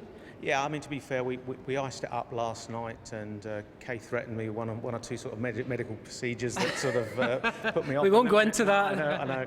And obviously I took plenty of painkillers this morning, and to be fair, it's sort of 75% better. There's just a little twinge in there, so I'm just obviously with the walking up and down and the timeouts, just using those. But on delivery, it's been absolutely fine. Trevor, commiserations to you today. You put up a spirited fight, but Greg, perhaps just too good on the day. Yeah, well, that's why he's ranked number 1, isn't it? He's a top player, top lad, and best of luck to him in the next round. But on the whole, you'll be pleased with your efforts? Reasonably pleased, yeah. I would like to have done better. I would like to have performed a little bit better myself, but you're always your own worst critic. So, yeah, overall, yeah, pleased, yeah. Well, let's reflect a little more in depth on the match, Greg. We'll start in the first set, the 4th bowl of N6, and some of us were a bit worried. You had a wee wince at the end of this one. I can't remember what happened, to be honest. Which bowl was? Oh, okay, yeah. I just had to go out a little bit wider to get a bit of extra green to avoid Trevor's bowl, and that did just have a little twinge at that. I mean, on actual delivery it was fine, but after the delivery I just had a little wince there. But the result was good. Yeah, Trevor, well, Greg is clearly hurpling a wee bit, as we say in these parts. What's going through your mind at that point? You just have to blank that out. Yeah, if I'd seen him last night, we'd been hobbling a bit worse. But yeah, I mean, he could play with a bad wrist, and bad shoulder, bad leg. He's a top player. As long as he can play when he's doing his delivery, that's what matters, and obviously he could. Well, let's look, gentlemen, at the first end of the second set. Greg, your 4th shot here. Yeah, to be fair, I knew it was pretty good. I thought I'd just sit down and have a minute's rest, and it's finished absolutely perfect. It's probably my best bowl of the match, to be honest, because even like Trevor got a perfect strike on this. And on another day, he perhaps would have got shot or second, and unfortunately for Trevor, I'd still scored 3, so a brilliant strike, and he only managed to save 1 shot. Now you're into the last 8, as I mentioned there, Greg, and you're up against a giant killer. Right, okay. I don't even know the draw. You'll be playing Wayne. Oh, okay, I'll be playing Wayne, okay. Well, I'm quite glad, obviously, I've got a day's rest tomorrow, so rest of the leg, hopefully that'll be a touch better again on Wayne. Capable player, played him many times in other tournaments, and if he gets into the groove on the carpet, he's capable of beating anybody, so yeah. And obviously he'll have the confidence after beating 2 seeds. Well, gentlemen, congratulations on another fine match this afternoon. Now, ladies and gentlemen, after the 3rd of our second round matches, I think it's high time we revisited and rebooted our scores and draw board, and it's a right good read, if you're English, that is, at any rate. 2 wins over Scots today. Mervyn King triumphing over David Gourley. Wayne Wildress prevailing against Darren Burnett. Greg Harlow, who we've just spoken to, he was 2-0 winner over Trevor Taylor. And we have 1 match to be played this afternoon, another second round match, and it will ensure that another Englishman goes through to the last 8, because it's an all-English encounter. It's Connor Sanato against Robert Paxton. Now, it's been quite a year for Robert Paxton. Not only did he reach the final of the World Championships, but just 5 weeks ago, his wife Lou gave birth to their first son, Caleb.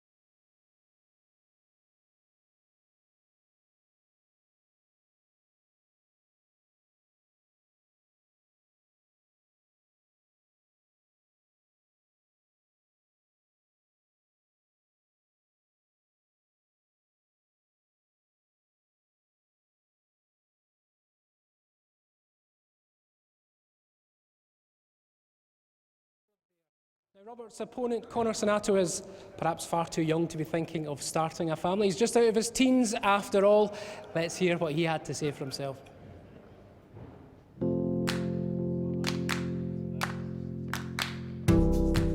Yes, it was a very, very good result. I was pleased with how I played as well. I was worried as well because even though he was the beaten finalist, I knew he was going to play well, played really well in practice, but got on the line over the day. My aim since I've been started playing bowl since I was 6, aim was to live the dream to be on the portable rink. To be on it twice, I've now got the experience now of how it plays. When I played Jason, the first 2 ends were poor for my standard. I was 3 down and then drew 1 bowl, but with Robert Paxton, he's well number 3 for a reason. Unbeaten finalist as well, but he's going to be draw, draw, draw all day long. And I just got to be on it from the word go.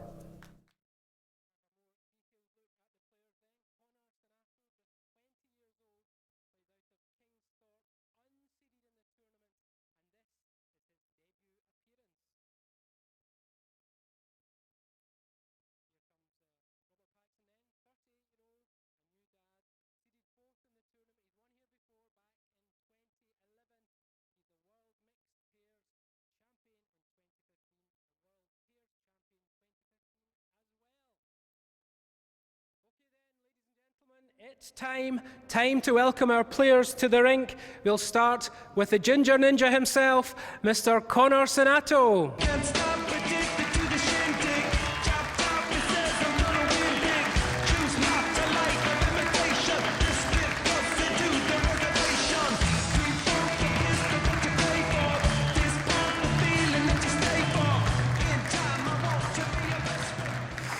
Now he's a new dad, but will he be the daddy of them all this week? Please welcome Robert Paxton.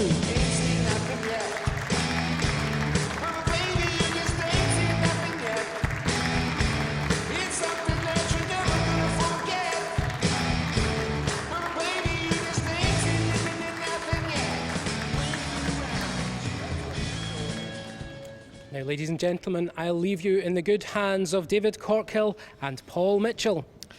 Thank you, David. Well, in the battle of the walk-on music, there's no doubt that Robert Paxton won. Let's see what happens on the rink. Yes, I think the generation gap was brought right to the fore on that walk-on music. Yeah, I don't think we'll be playing the first tune in 20 years' time and calling it a classic.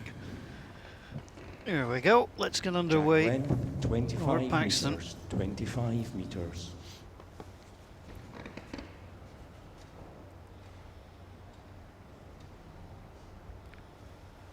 Well, it is once again another battle of the youth against the experience. Robert Paxton.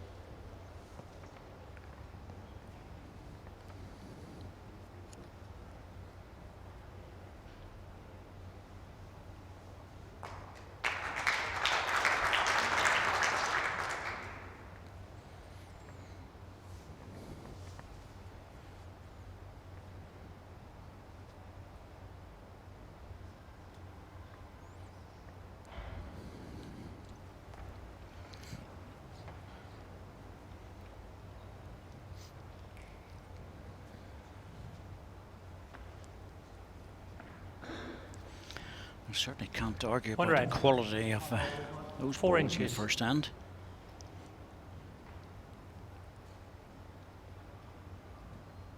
It's quite normal to be a few nerves out there. Started off very well, both players.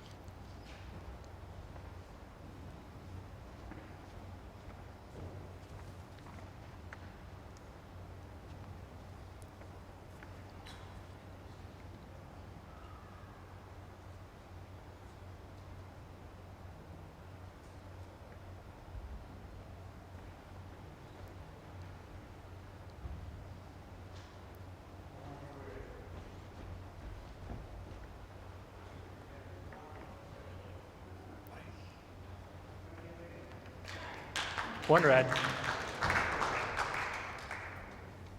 It's a good effort. Doesn't make it any easier for Robert Paxton. No, he'll be just looking for a little tap on his own ball. That's all he needs. You know, at first end, you don't want to be playing anything over courageous. Certainly down on a good road for it, but has he got the running? Not quite. That little inside line was good. There's always a chance to get into the red bowl.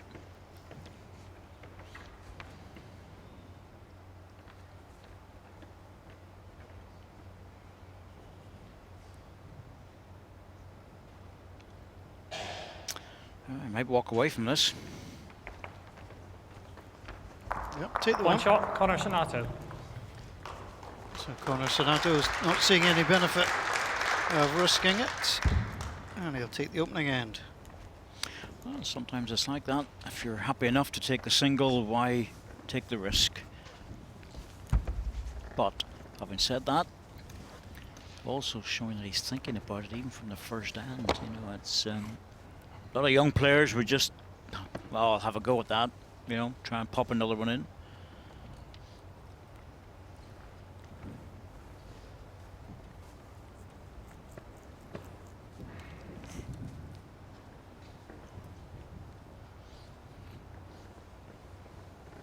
Jack length, 28 metres.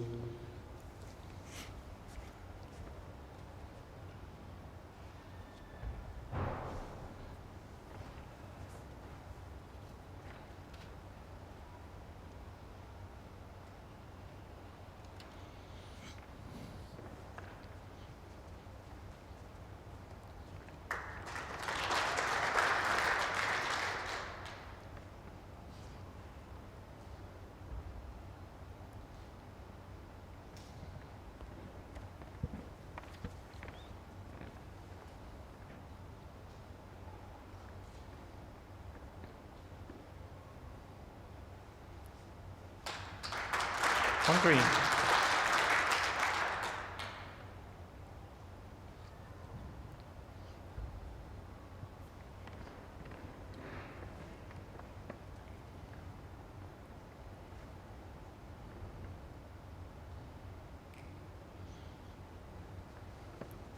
Oh, that's a good reply. Bang right on it. One Tucked red. in behind the jack. No hesitation. About an inch, the gap. 1 inch.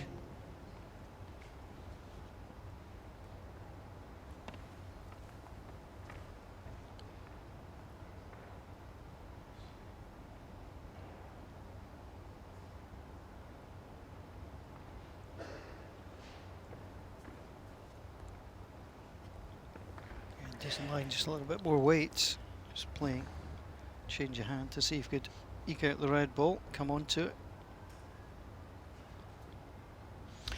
Yes, the one thing that Robert Paxton will be wanting to do here, and that is to get into a position where he forces young Connor into playing the difficult shots.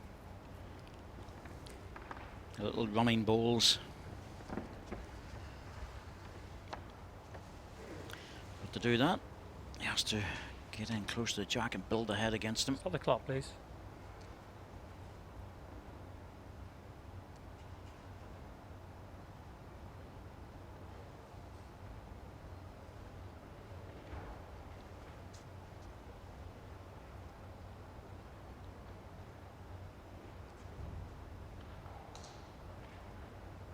Closer with this.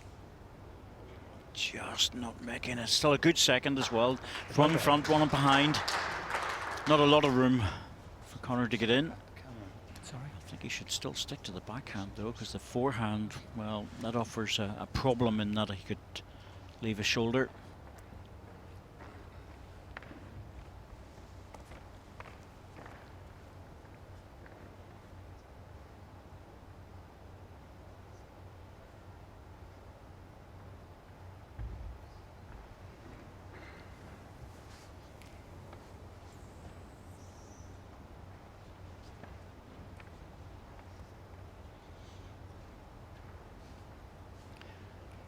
Problem for Robert is he's got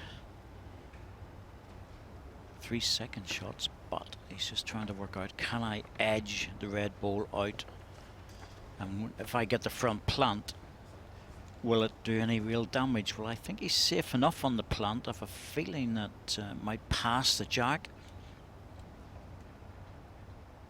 But he could play a running ball on the forehand to get the edge of the red, try and pluck it out.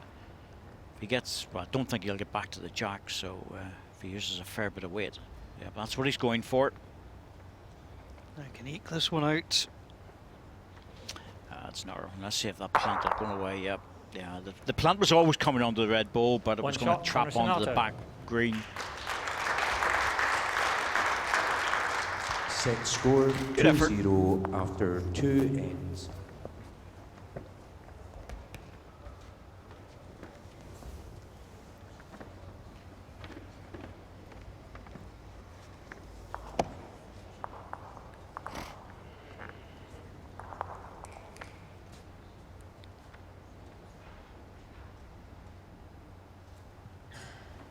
Jack length 28.5 meters, 28.5 red.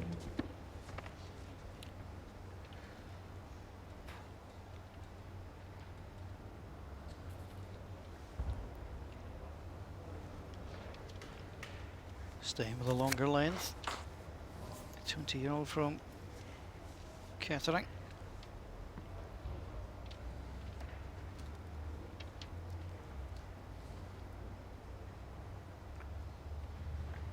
Beat Andy Taylor. Yeah, beat Andy Thompson, I beg your pardon, in the first round of the World. And had a good battle, I think, with Jamie Chesney in round 2.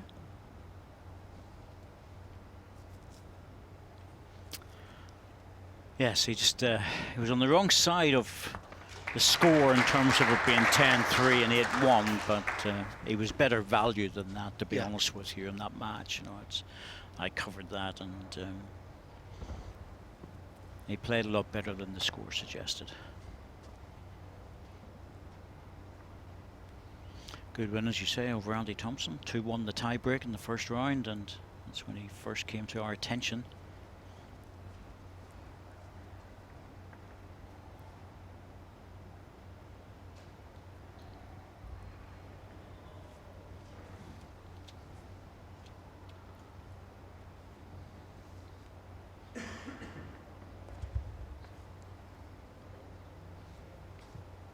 It's another good ball from Robert Paxton.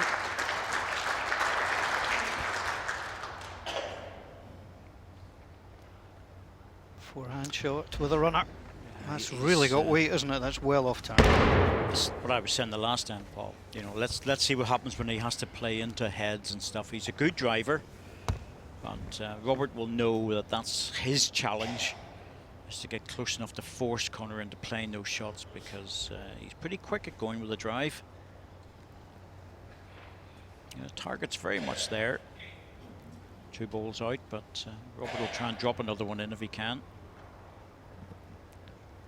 The ideal ball here is to count, but to stay just that little bit wide. 3 green. Yes, that's exactly what he's done.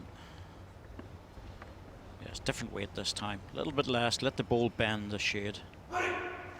Close this time. There we go. 2 balls. Now, has he stayed in? Not sure if he has. Hard for us to tell. Robert had a quick look. He'll certainly draw the shot. It's just whether he's 1 or 2 now. He wanted the 2 balls absolutely clean and lock on to them.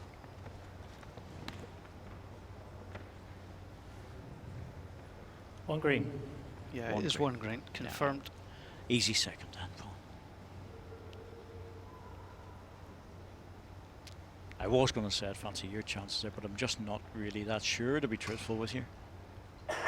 I've had my best season ever, I can tell you. It's great, all that practice on your own, isn't it? Pays off. There we go. Easy double in the end. 2 shots, Robert Paxton. Good hit by Connor, but took 1 shot off. 2-2 after 3 ends. What was interesting, David, was, I mean, he went fully fledged weight with the first one, and then quickly thought, no, that's not the way to go. And if he can learn from that. It was still a strong shot. He just reduced the weight on the same line and let the ball drift just a shade. But no, he's a good driver. He's a young player. He's got the strength as well, and he certainly. It is one of those shots that we all know he can play. Length, 24 meters. The thing is to force him into playing a lot of them, because his draw weight then will suffer, and that's the key to it. And Robert will know that.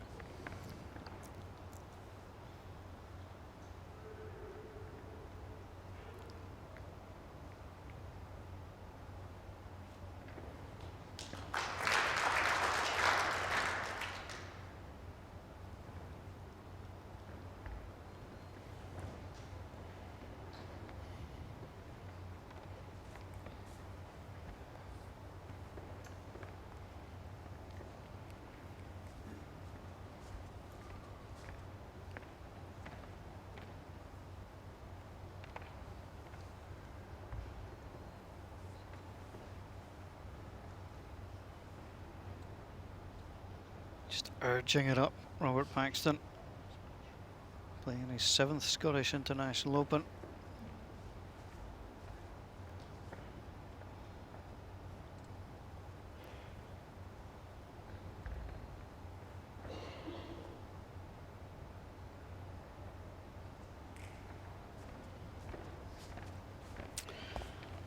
This is chucking through again. That's a short jack length after a couple of runners, and that was very deliberate by Robert Paxton. Last ball just over 2 feet.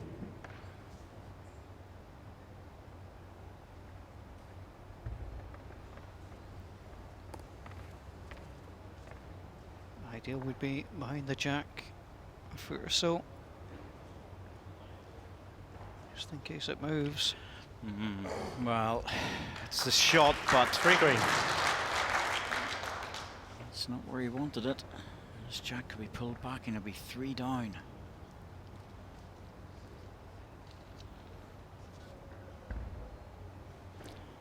Short jack length is better for these types of shots in many respects, because down that narrow line it'll hold for a long time and then drift. Well, he stayed on the draw, to be fair. That's good discipline. Robert was moving fairly quickly, 2 green. realised it was through, so he needs to come and match that.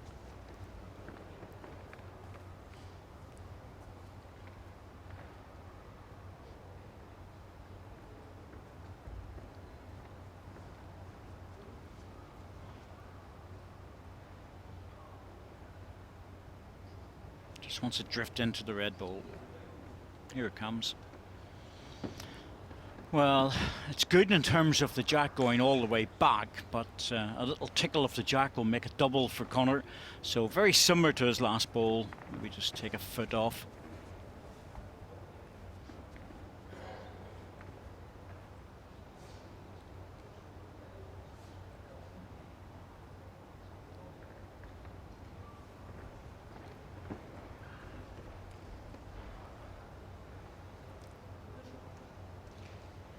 It's all down to how much weight he has. Just running through again. Didn't make the adjustment. Looks like a couple of to green. 2 shots, Robert Paxton.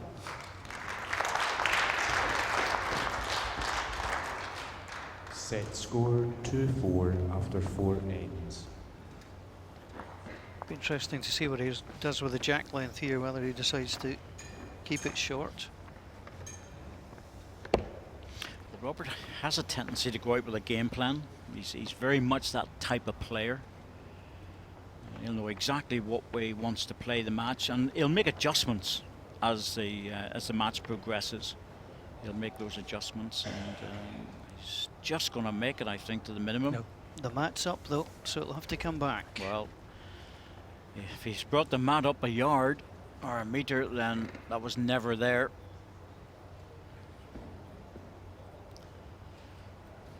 Now he very much has to focus on getting his first ball close.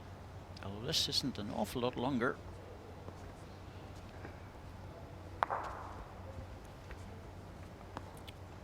Certainly didn't go for the full length.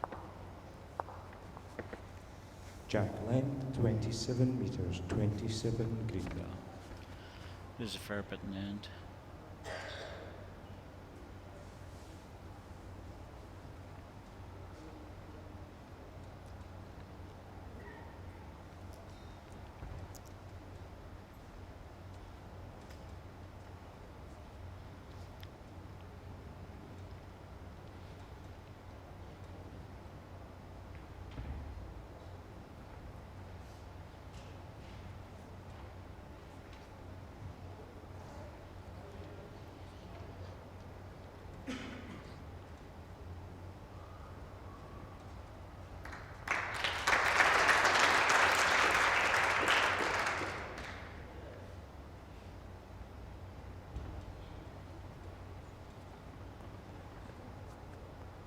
Both players have very, very smooth deliveries. But this one's struggling from Robert.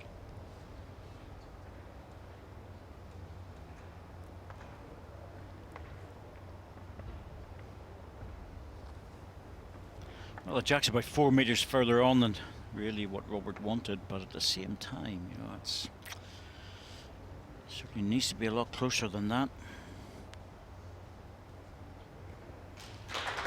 Two red. Needs to correct with this one.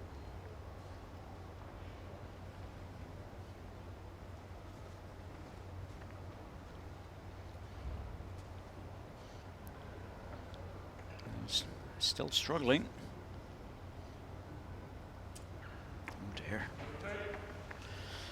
Did look short. Yes. It's a walkabout end, this one. Two, yes.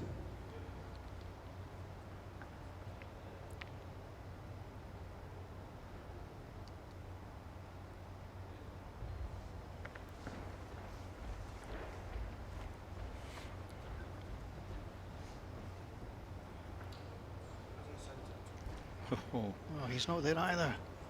dear, oh dear. That really would put the pressure on. If I had popped that one close to the jack, I would fully expect Robert to get close now. Connor's missed the chance.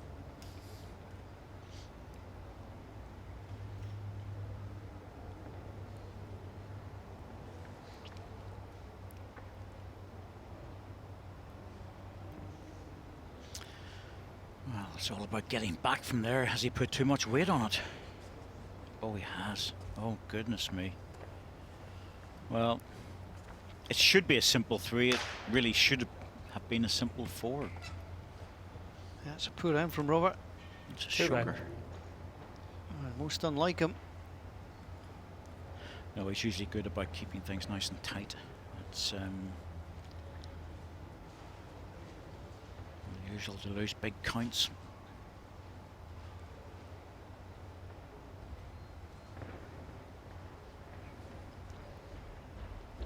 Just wanted to add a little bit more.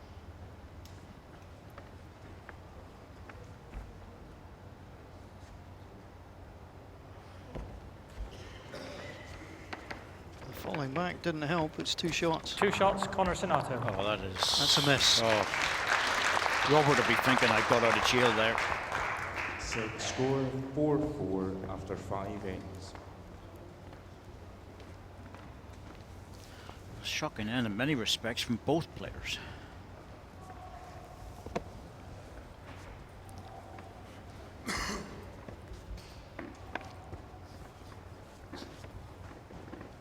Just have to let that go. It's always worse when it's on your jack length, when you've given your jack length away, so it actually reveals to your opponent that you may struggle at the longer length.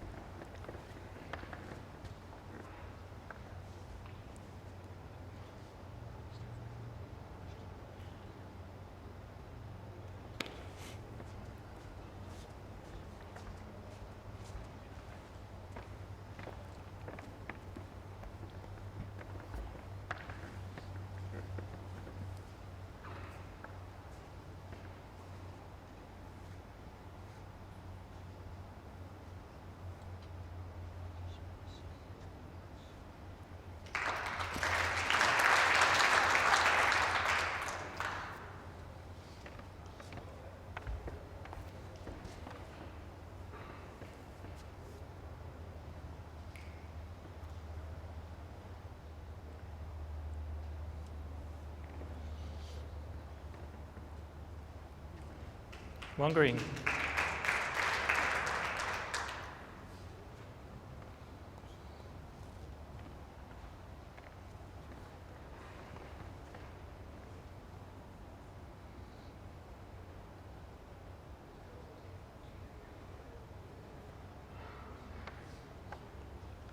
And he's well down again. Just wants to tuck in behind. Well, this would normally be enough for Connor to have a flash at this. There he goes, he's very quick. Very accurate to the ball in the ditch as a toucher. It will come on to the respot. Green should lie. It's going to be close. I think on the respot there's a little red bowl lurking at the back, but it's about as quick as we've seen. As you say, Paul, very accurate as well.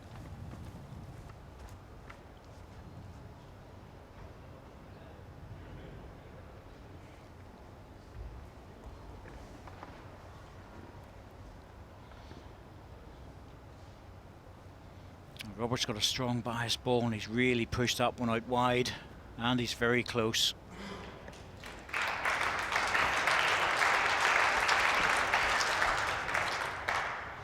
Well, Conor not asking if it's 1 or 2, he's just assuming he has to draw.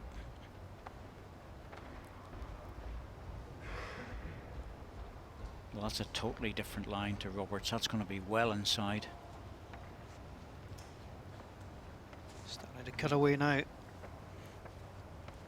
Probably second shot. But this should be a straightforward 2. 1 green.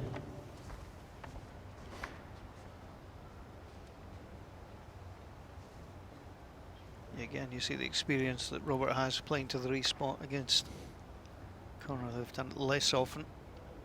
And here's another opportunity for Robert. Yes, he's doing the right thing. He's right on the inside front of the mat to hold the ball up for as long as possible. So artificially affecting the bias. Didn't go as wide this time because he didn't have to skirt in with the to get the second shot. That's good enough. Oh, he was hoping to bend back on the red one to push it out. That wasn't planned. That would have been an accident. Yep. 2 shots, Robert Paxton. Take what you can get. And when you're given the space to draw in this, Set score as long as you 4-6 make it right after on the 6 very edge, ends. that's fine. Tale of 2s for Robert Paxton. 2 up with 3 to play. Yes, well, you always like going into an event and like to see what the umpires have. Little gadgets in there, spare spray chalks of different colours as well, and all the usual tools that you need. The one thing that's missing, and there is one thing missing from that, Paul. It's got to be food. Exactly, exactly. Where are the sweeties? Because they never turn up without at least half a dozen bags of sweeties every day. Well, we don't have any sweets in the commentary box, although I do have some Scottish fruit. Scottish Caramel bar? Yeah, it's a caramel log, or Scottish fruit as I like to call it. Oh, that will see us through this game. Yes, we're being very good this year, no sweeties.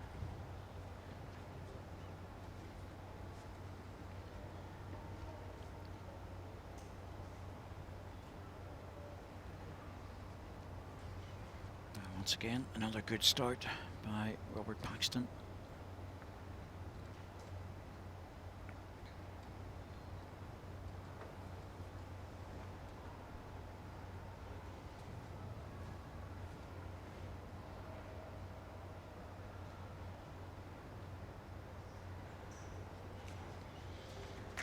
They are strong bias, those balls, and it's the XPs he's using.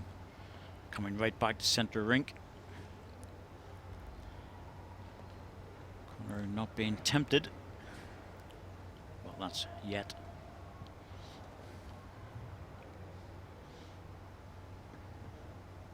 Just going to drop through the middle. Yeah, that's a good place.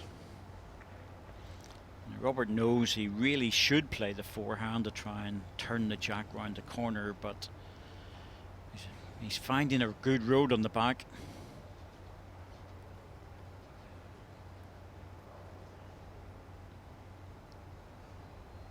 That's why he's staying with it.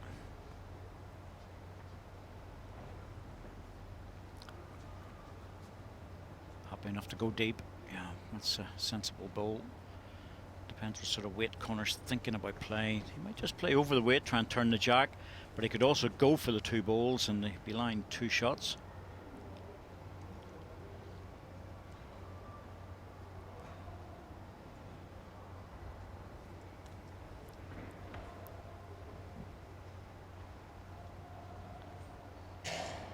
drawing weight. Doesn't look like it's going to get there. No, he tried to correct, and to be honest with you, Paul, I don't think you can there. I think I'd just try and play the same ball and hope that it comes in. You might just take a foot off by accident.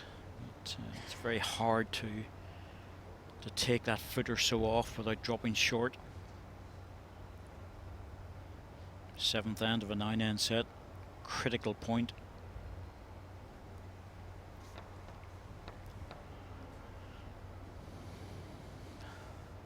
Something not quite right about this ball, but not sure what it is. It's, yeah, that's what it was. He was just inside the line. That was the problem. He's brought the jack out into the open.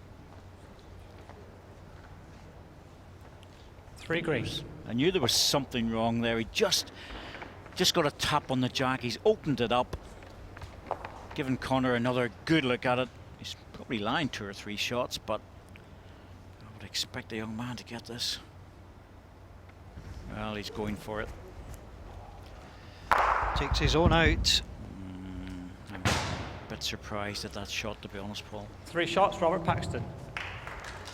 I think Robert is goading him into these shots. I don't think there's any doubt about that. Set score 4-9 after 7 ends. Too heavy, or should he have played something else? Well, if he'd have got the jack, he was possibly going to get the shot.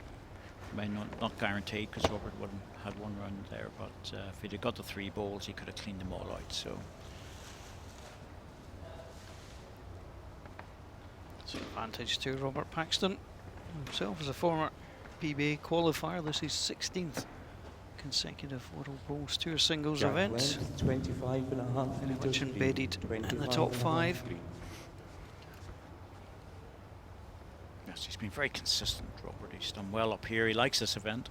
It's been a good one for him. The World Singles have been very good to him as well. He's come all the way through to the semi-finals and then the final, of course. So he's like a world champion in waiting.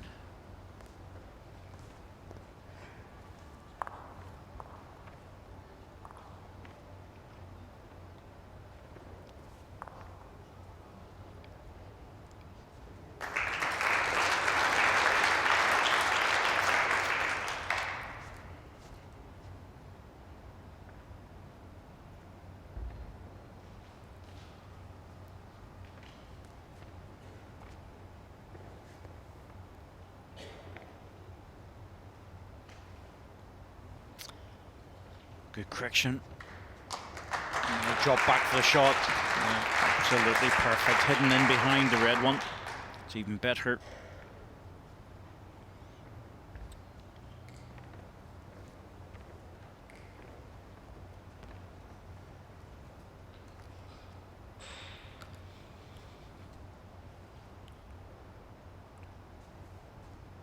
One green.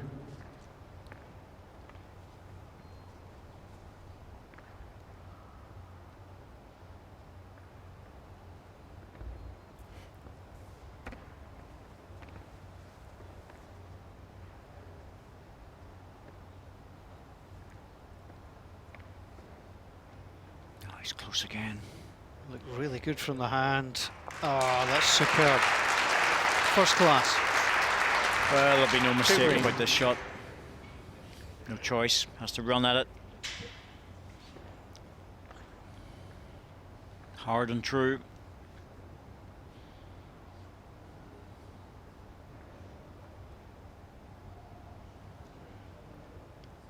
It's a narrow target.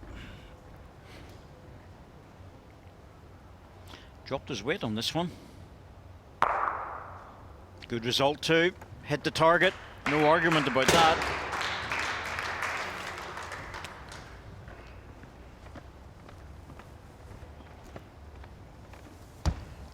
Dropped his weight from the full drive to allow the ball to bend just a shade, but yep, bang on middle red.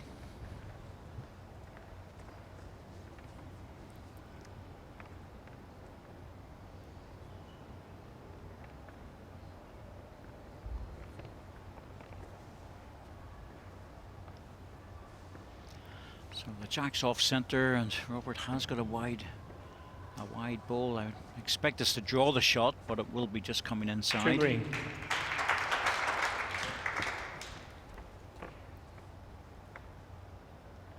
Set lie. Absolutely nothing for Connor except the draw. Play extended into the 9th end. He's looking to come in. Breaks on now. He's dropped back. That looks good enough to me. Robert Paxton has asked for the measure. Favour that one. Well, he's asked Mike anyway, but I think Mike's pretty certain it's 1 to red. But Put tape on it. Tape. Put tape on, please. well, it is for the set effectively, so why not? Yeah, absolutely. Yeah. You don't want something like this to play on your mind the next end. But,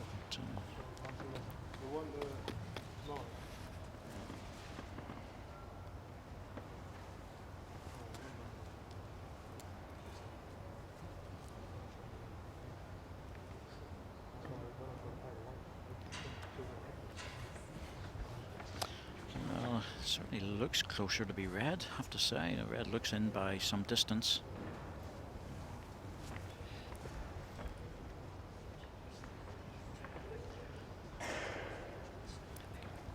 One shot, Connor Sonato. Takes a single shot. Needs a 4 at this end. Set score 5-9 after 8 ends.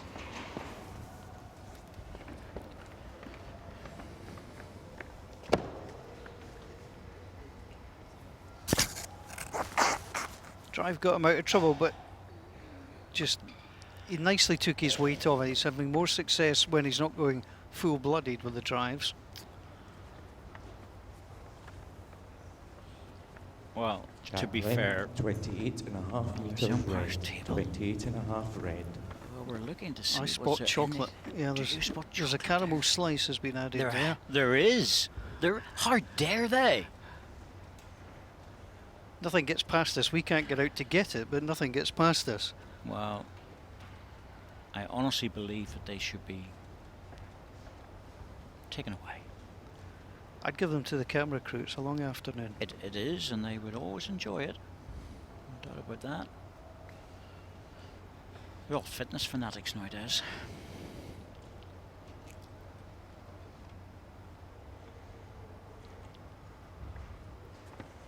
When you're looking for 4 at the end, 2 things. 1, don't drop your ball short, and 2, hope your opponent doesn't go for a toucher. So this is as academic an end as we will have today.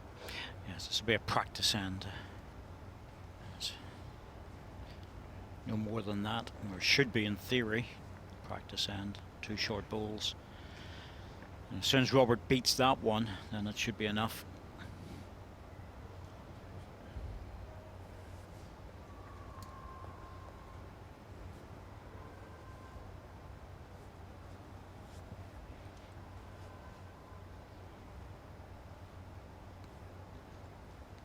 Yep, that's good enough.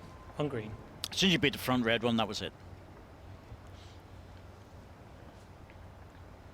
Little test out of the forehand, see what that's like. Yes, it's a good opportunity for a little bit of a practice shot, really. You know, slightly inside line and with a little bit of weight to see what would happen. And that's very sensible. A lot of people say, "Oh, just draw it. No, let's keep the score tight." No, use the 4 balls. Use them properly.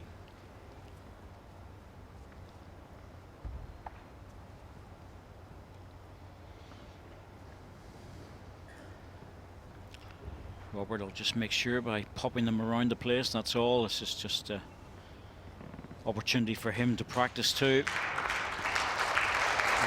Probably you'll see it's played on the backhand now. There's Connor.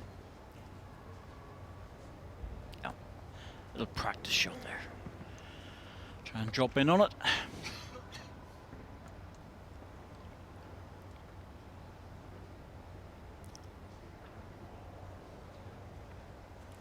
Two shots in the first set to Robert Paxton.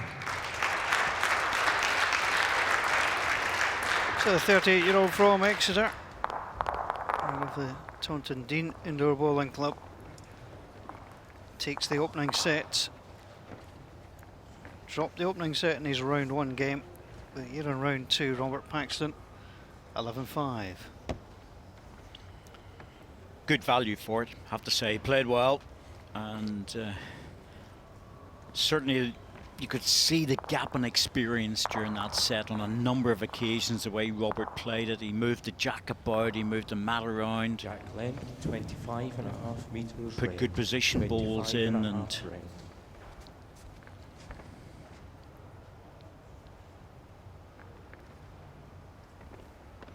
now, Connor, you just need to get those first 2 balls going. Stay away from the runners as much as possible. That's a decent start. Happy with that.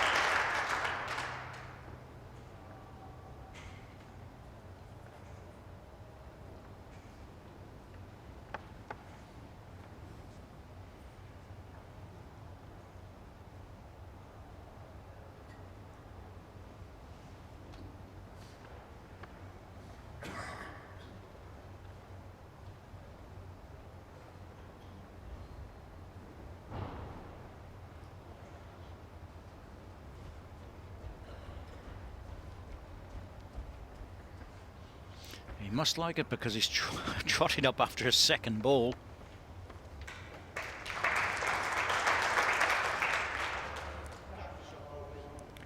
Ten inches.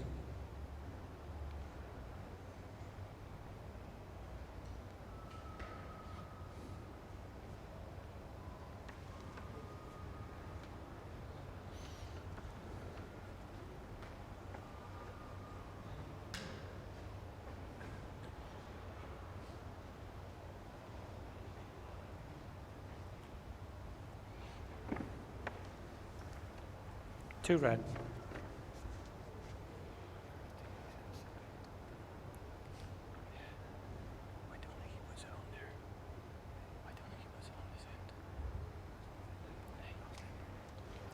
Alright, target to be number 3.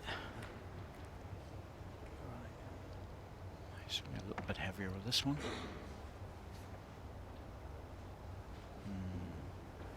Yeah, I wanted it into count as well. Well, it depends how Robert felt with that second ball. Moved away on the tight side.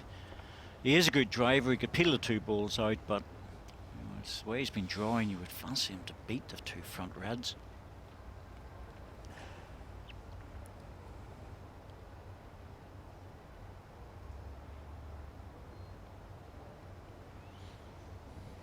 Yeah, confident in his drawing.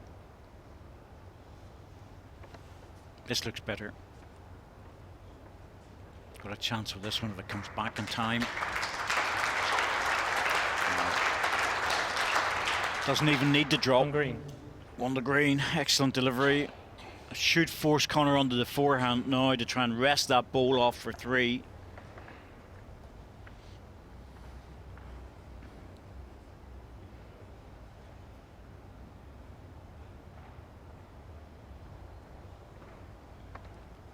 It's a controlled weight shot. He's close to it. Got it. Oh, got it. Good hit. Nice controlled weight. Didn't fly at it, which was good.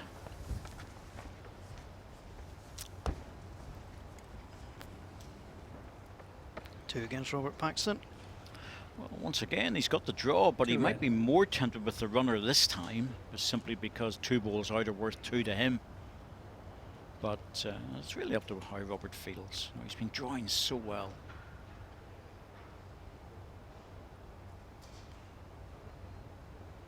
Yeah. Staying with it. Oh, he's close here. Just needs to make it past. And he comes, Wow. taking 1 off. Second ball, I think. Oh, I don't know, the red one is actually very straight. I think he's been a bit unlucky there. One shot, Connor Sonato. So Connor Sonato gets on the card with a 1. Owner of 8 sets of balls. Fair to say he's keen. Of course, has to play with the balls that are provided here, being red and green. I wish I only had 8 sets. What are you down to now? I've got about 4 sets on loan to different people. Meters rained, 27 and a half rained. Every time I go into the loft, there's another set sitting. I think they breed up there. But do you have a set that actually has engraved on it Ginger Ninja Assassin? Definitely not. As young Connor does? Definitely not.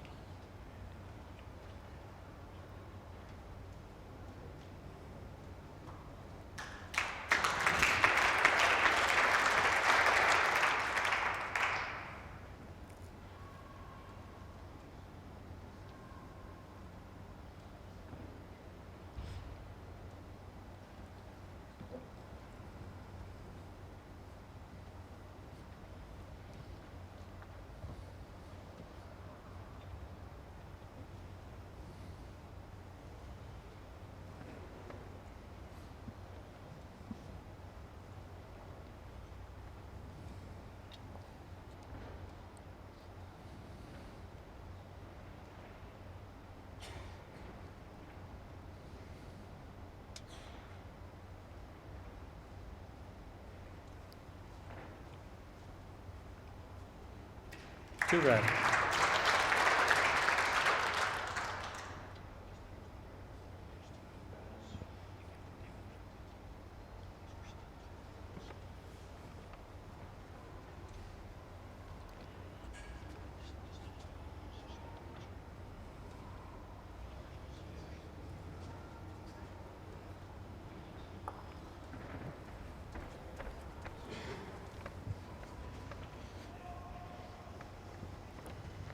Connor ambles up. He's obviously going to take a time out in this one. He's not in any hurry. I'm not really sure why he's going to look at this one, because, you know, it's sitting well. You know, it's just drop another one in. Yeah, it's nothing particularly hidden from Time the out, mat Connor. here, and that's a time out. I don't think he Connor used has one in the 4 time first. outs remaining. He didn't use one in the first. No, he's got plenty. Um,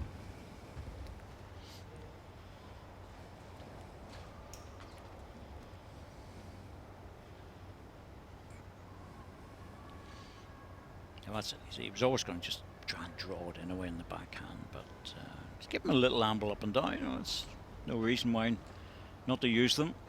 That's what they're there for.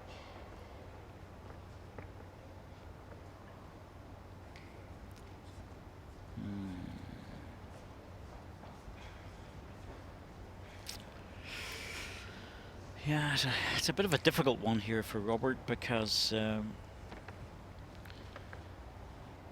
he's really looking to think, should I just play a little timing shot in here to disturb something, or just stick to the draw?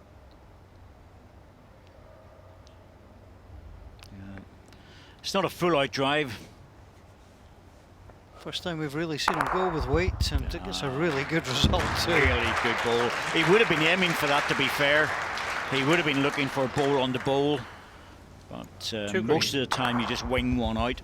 But he got the perfect result and was bang on target, so good ball.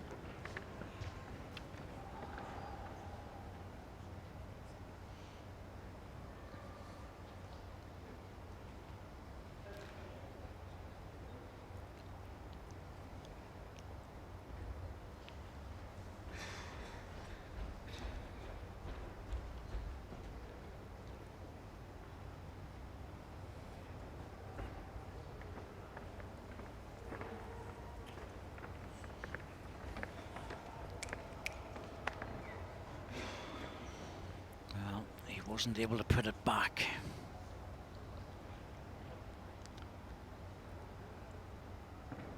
He can be confident enough to draw it. I'm not sure even if he moved it, it would go, or he could just play into his own. Safer is on the forehand.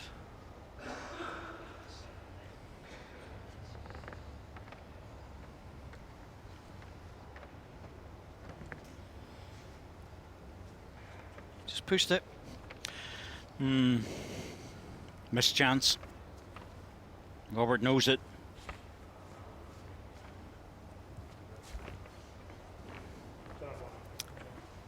Take him one out and then we'll have a look. Umpire, please.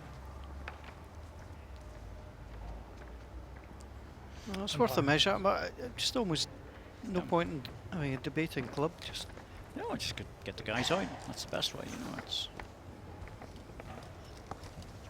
It's what they're there to do, and they're very good at it. So get them out there, measure it. When you're playing, especially when playing fours games and international level and stuff, that the front end, leading second, sometimes say, "Oh, that's close," and it's not in. But you have to measure just to keep them happy, because that means that they're not thinking about it. So get the umpire out.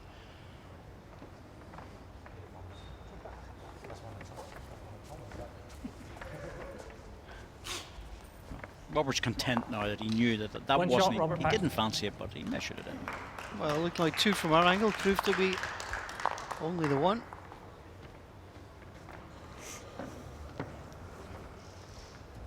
Set score 1-1. I just usually ask one of the younger lads in the team just to tell me. That's all. But some people are better than others. I mean, when I play, I have to say it's just get the thing measured, take any doubt out, 25 meters and let's green, move on. 25 green.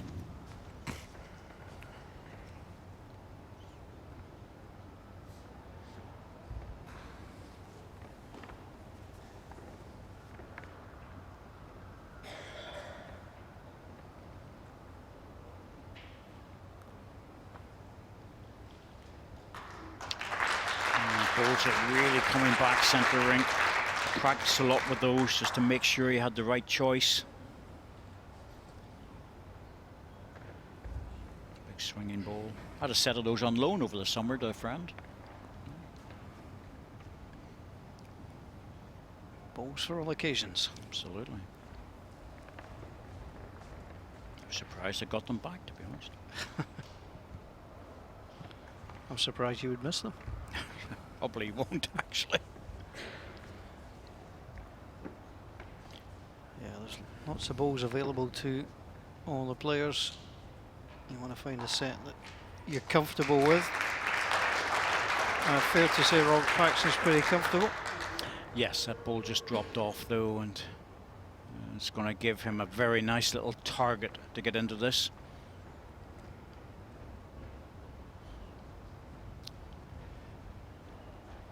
Needs to be reaching, needs to hurry. Oh, Robert should close the door now. Get into that little pocket, close it down.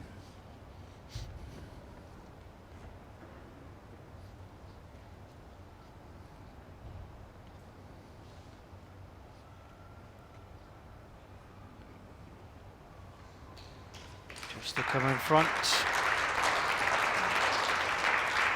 It's another good ball. No problems for Connor Sonato.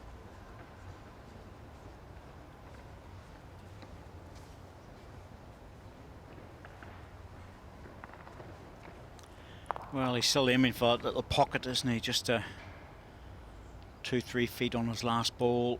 Try and get into it. Even second shot would be good.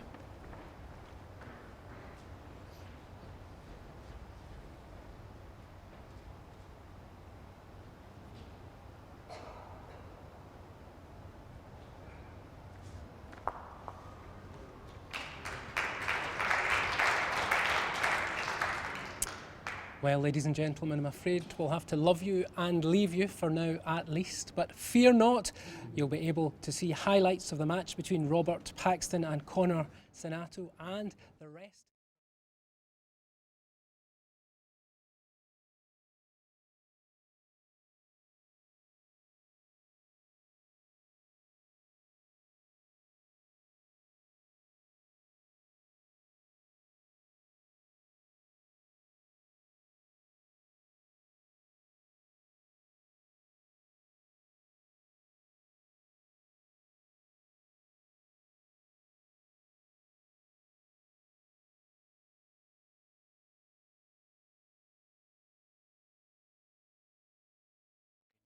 That pocket of balls, has he overplayed it? He has. Yeah, I just want to go through too far. We didn't take that one.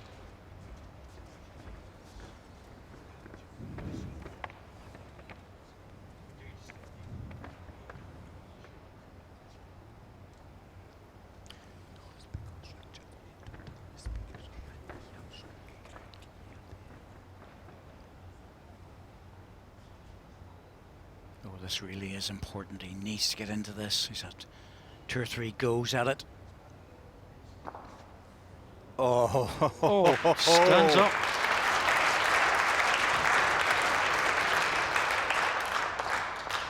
One shot, Connor Sonato. Well, he needed that and he got it. Twice with his head down. I thought that was a very good ball. Yeah, okay, he got the edge, but he was always in that area. And it was a big pressure ball.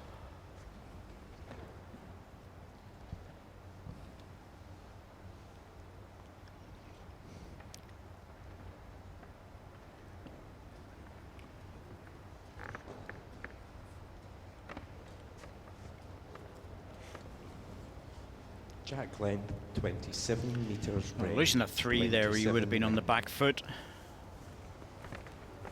So it was a really good ball to play. Okay, got the edge, which brought him in for the shot, but was going to do damage.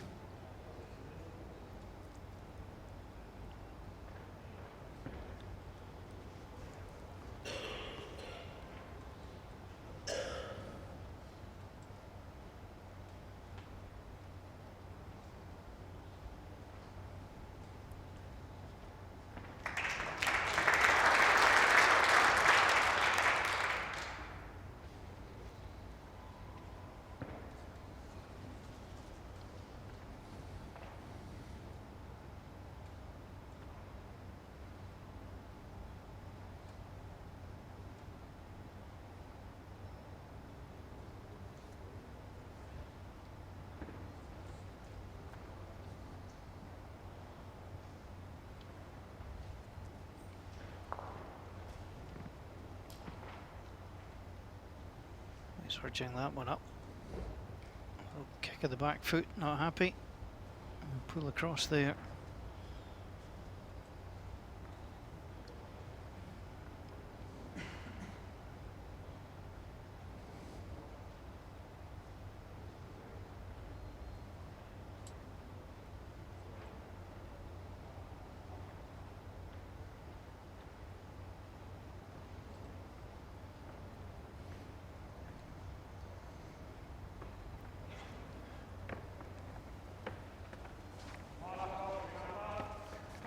It's about 20 inches short of Jack High. Well, 2 short balls. It's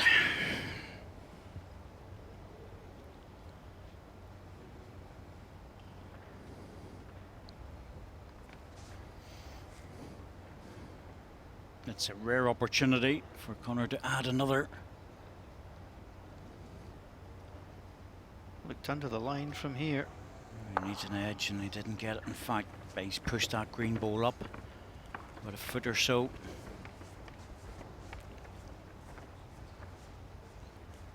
One red. Sort of ball pull you really want to close the door on Robert, and he's missed the chance. You know, it's. He's missed a couple of wee chances. Be interesting to see how he reacts to that. Especially see what Robert does with this. Short with 2.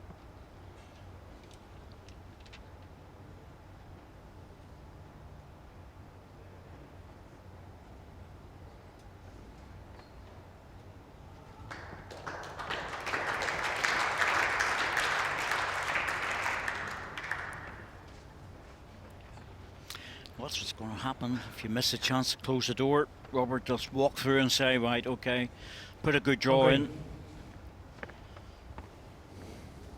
May not be the shot, but it's certainly not going to make it easy for Connor to get any more than a single. Timeout called.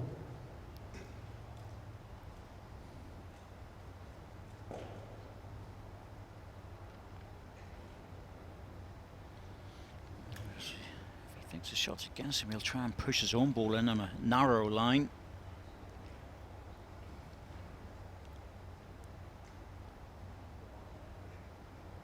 If he's got the running, he's got a very good chance of picking the jack up.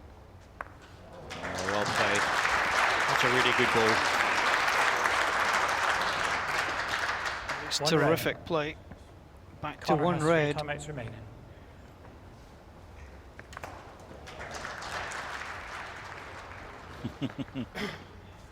No one said it would be easy. Nope. It's all about relief there. The problem for Robert here is that the backhand's more or less closed down. That's the way he would like to play it. But the danger is if he's half a ball wide, he pushes another one in. The forehand, he'd have to chip the ball out. And that's not particularly easy, but it's a safer shot simply because he's got his own ball coming in. So he might decide to play the forehand just purely on the basis that it's safer. If he goes down the backhand, he'll have to force it maybe a little bit more. Yep, he is. He's forcing it, making sure he doesn't tap the red one. Well, it's just the one. His own green ball stayed in.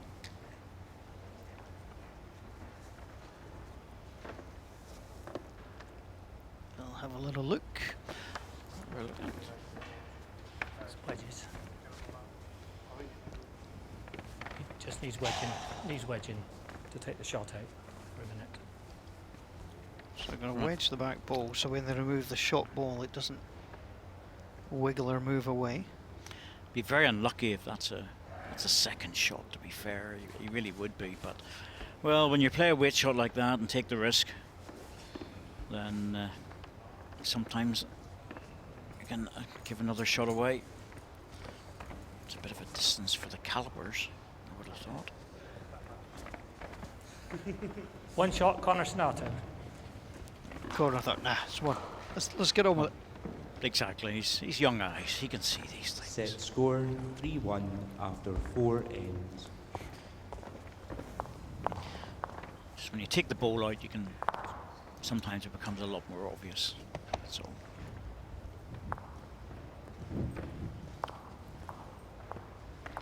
So winning the ends, but not getting big scores. Robert Paxton still in touch. Jack length 27 metres red, 27 red. There's a lot of jacks just running towards the ditch but stopping short.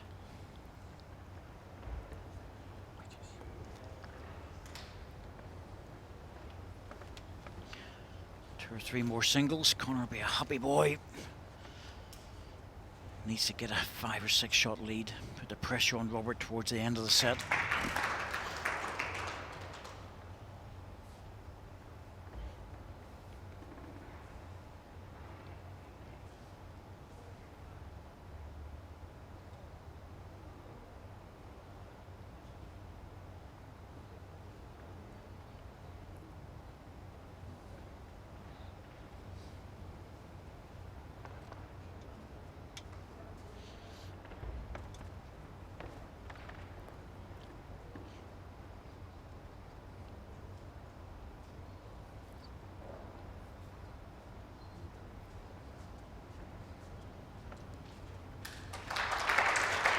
Played again.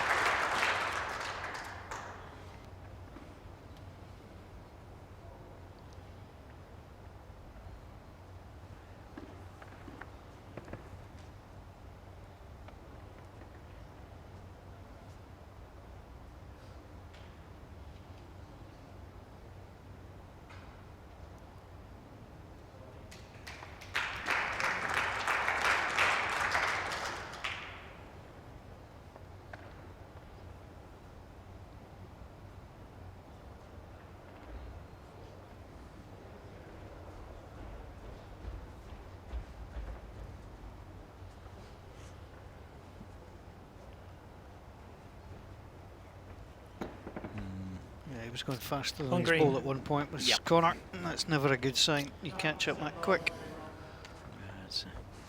7 inches. Third ball is just not having the impact that it needs to have. He's in front at the moment, but a rest on the green ball, falling back onto the jack would have been so much more secure.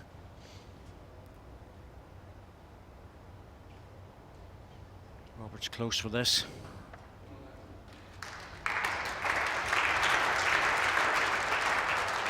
Shot drawn.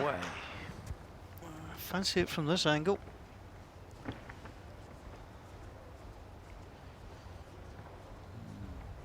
Oh, Mike Davies will sort it out. 2 green. 2 green. Well, gotta be tempting to have a go for the 2 balls on the split.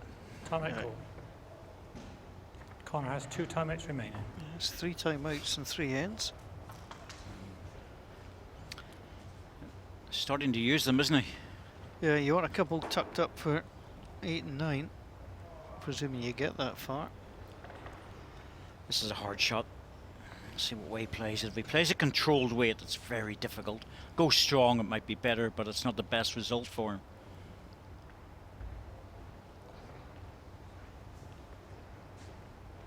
Wow, that's a hard weight to play. Yeah, like, oh. What, 3, 4 feet away? Yeah. Controlled weight, so difficult. It really is. And that's what I was saying. You know, I think if he had played that and got the split run through on the jack, that was shot of the day for me, because it's such a difficult shot to play. It really is. And decided not to go strong, but he's going to lose at least 2.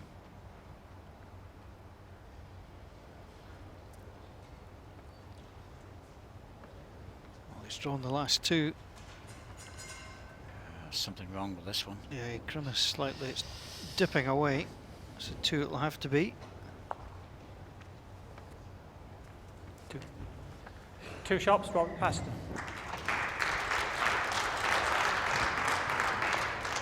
Set score 3-3 after 5 ends. 5 ends, 6 shots. Robert Paxton with the opening end, 11-5. 1-0 set lead.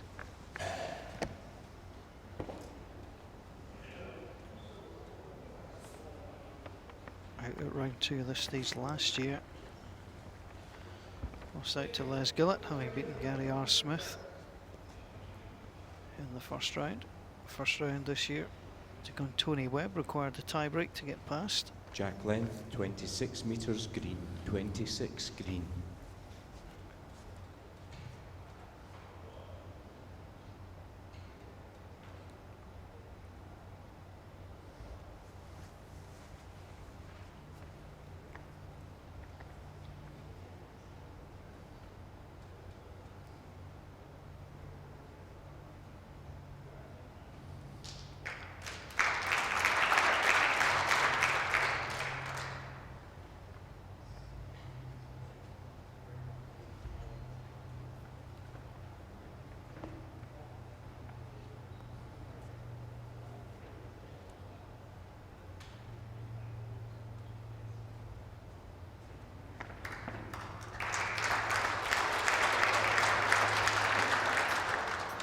Takes the pressure off. Get your first bowl that close.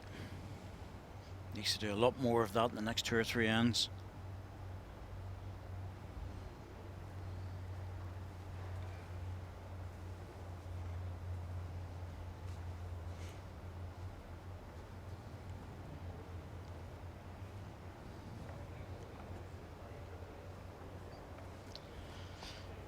Corner of the backhand, you could move the jack, so you have to be very careful on your line. Yep, that's why he's moving to the forehand. Safer shot. Try and reach the green one. If you miss it, you get a back bowl. Just don't be short. He's well short. Gap for the shot is just over half an inch. Second bowl is 6 inches.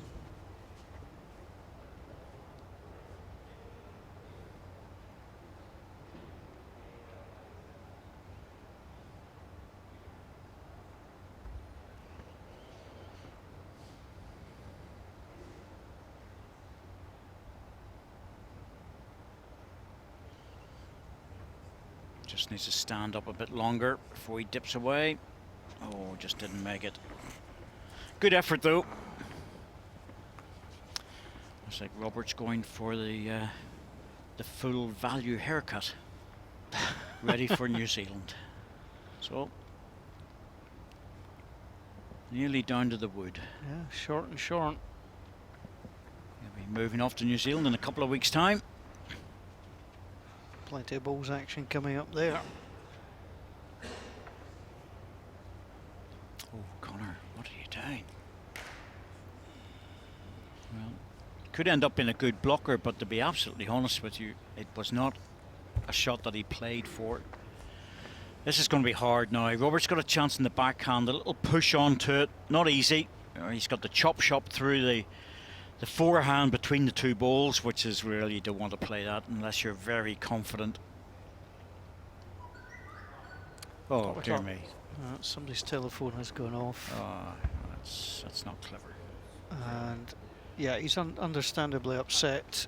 Well, they do hold the clock at that point, and the spectator will just feel suitably embarrassed. Indeed.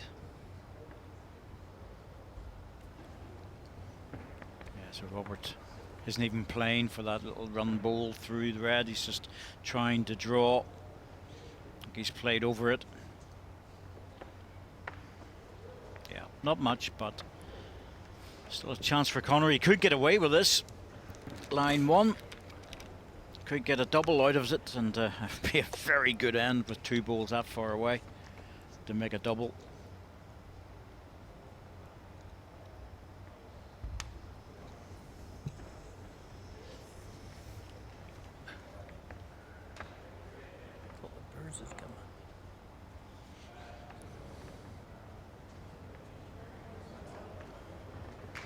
Doesn't want to take it too far, but it's two shots on an end in which shots, Conor Sinatra. he played very poorly after his first ball.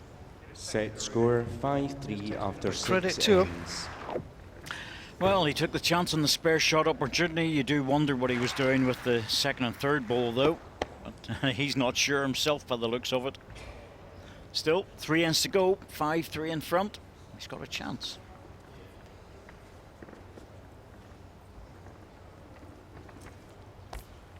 Jack length 28.5 meters red, 28.5 red.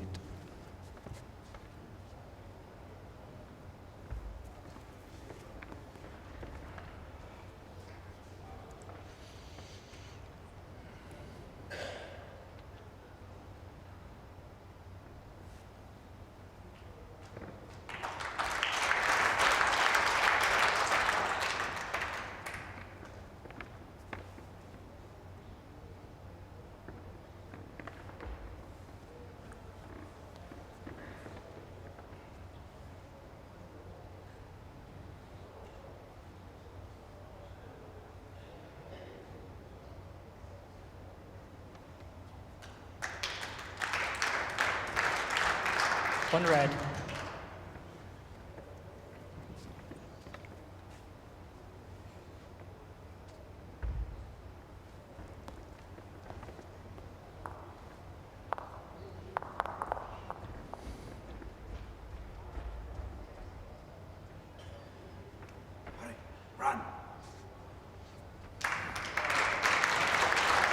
And run it did. Indeed it did. And it's a very, very good position. Front bowl is four. They're both about 4 inches.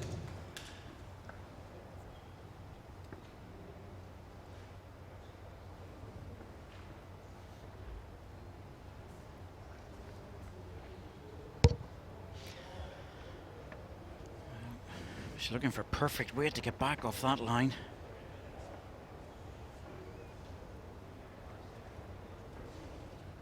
Oh, so close.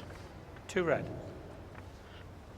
I have a feeling Robert will use the power shot the next ball, so Conor be wise to go deep with this. Even over to the other respot might be useful. Backhand respot.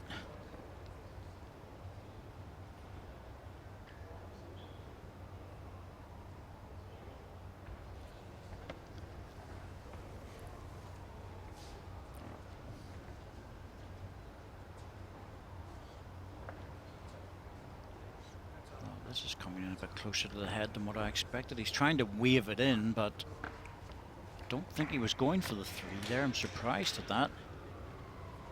Robert will try and move something.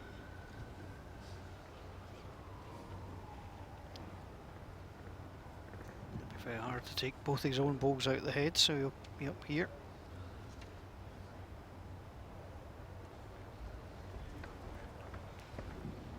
He's only played with weight really once, and he was very accurate. Digs that one away. That's not the best result he was looking for. He was a bowl on the narrow side. He wanted the split, so he could run through and get close into the jack on the respot.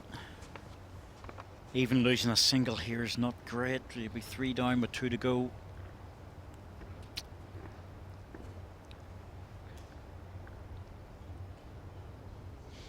Really, what Conor wants to do here is his own ball's locked in. He wants to put it out.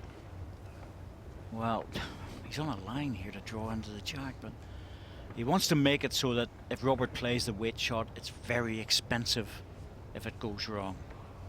That's not bad. That covers the respot and the deep position. That's okay. Now, Robert might drive again, but he has to be very careful he doesn't take his own 2 balls out. Quite likely to go the way they're sitting.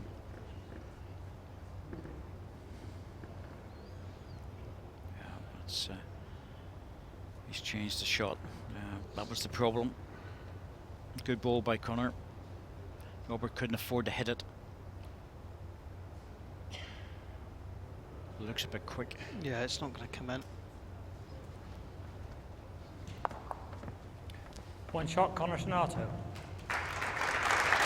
Well, he's given himself a good chance. Leads by 3 in the second set. Score 6-3 after 7 ends. 2 ends to play.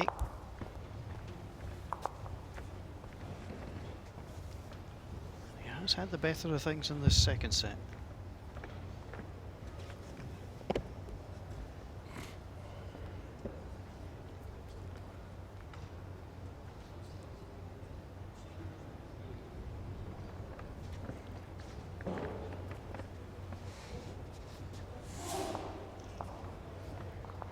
He's not the sort of player you want to go into a tie-break against. Conor Sonato, Jack length, 28 pretty and good a half record in meters tie red, breaks, but 28 and a half red. he has got that accurate running ball, accurate drive.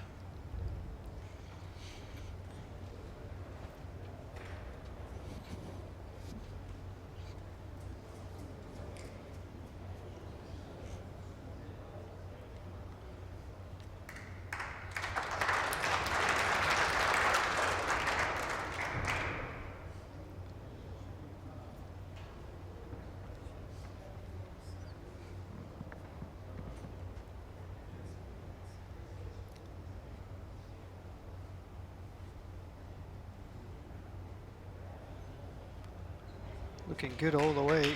Just to come round. Fall back.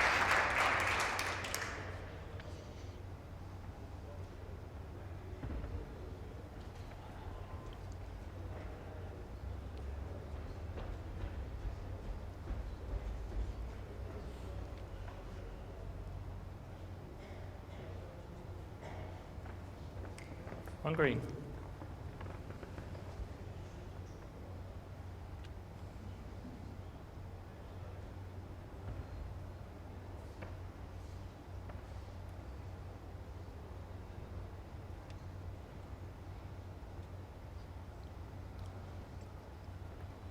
Down on a nice line again. Doesn't want the jack though.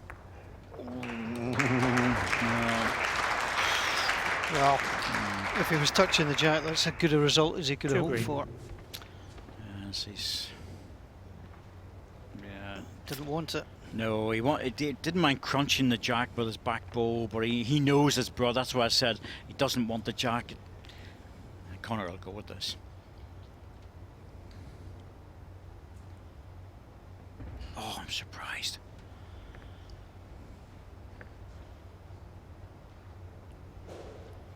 The youth of today.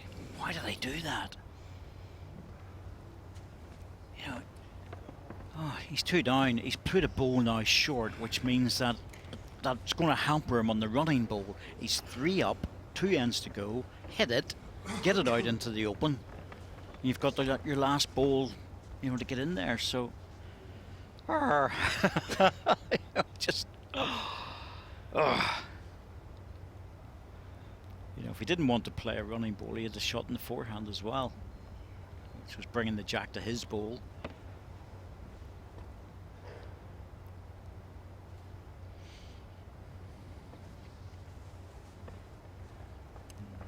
Just not going to get back in time.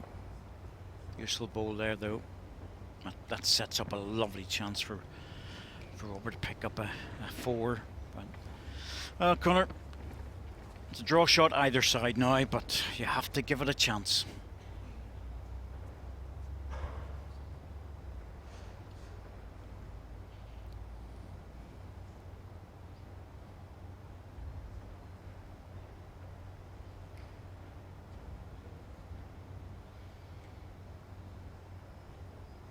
He's watching it closely. He's heavy. Yeah, it's not going to come back. That was the problem. I would have Then suggested that the third ball Yeah. been dropping short was the problem. Yep, that's what it did for him. Robert's not going to play. 2 shots, Robert Paxton. Doesn't need to, because he knows that Well, 2 or 3 shot doesn't make any difference. Yeah, you've got to go to the last end and win it. Yep, he has to win the last Set end. score 6-5 after 8 ends. There's only one way that'll work out against him. As if he could have pushed the ball through 4. Well, but the next end, Nah, the only yeah. way it could work out is 2 touching balls on a good distance measure. Yeah, that, to be fair, yes. And that's the only problem with something like that. If you end up with 2 balls crunched together, he'll lose the set. But 6-6 didn't matter, 7-6 didn't matter. He's got to Yep. win the end no matter what. He has to win this end.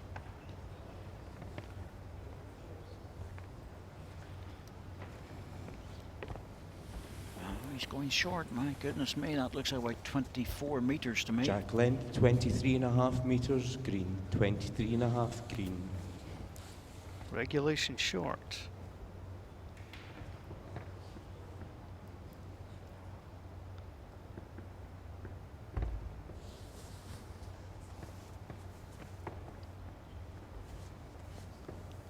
First ball at these so crucial.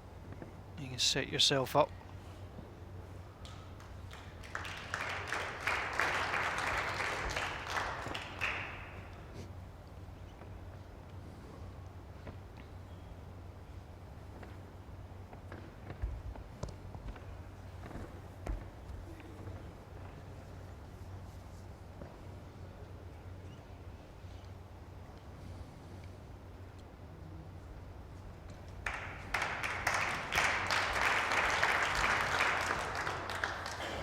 My ball, please, Mike.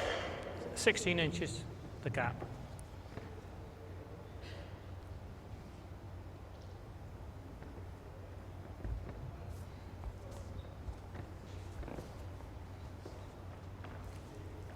Just looking to take that little bit of weight off. He hasn't. Indeed. A little tad. It's close for shot. So Robert would have been thinking, get that second one in, because that gives me a real good chance of Conor missed with the second ball. He's going to be under a lot of pressure. As it is, he's got a clean and fairly straightforward draw. Well, he too has pushed through it. Knock on the green wouldn't help him either. Let's move it across slightly.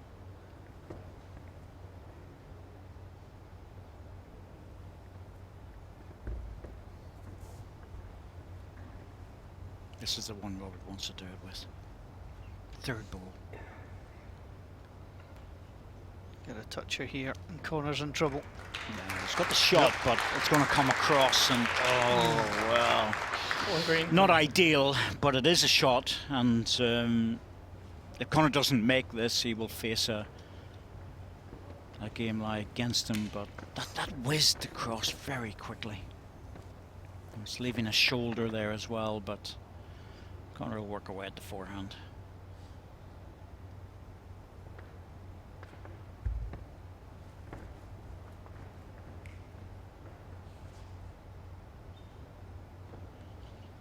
This looks pacey. Yeah, it looked it. He didn't like it. No, he was outside that line, and that's the thing about the short jack links, and Robert knows that. His balls are slightly stronger, and if Conor just overplays it, he'll never get back. I think Robert has to draw this, though. I think he needs a better bowl than what he's got. I agree, he wants to be right on top of this. Timeout called. He'll take a timeout. Robert has 3 timeouts remaining.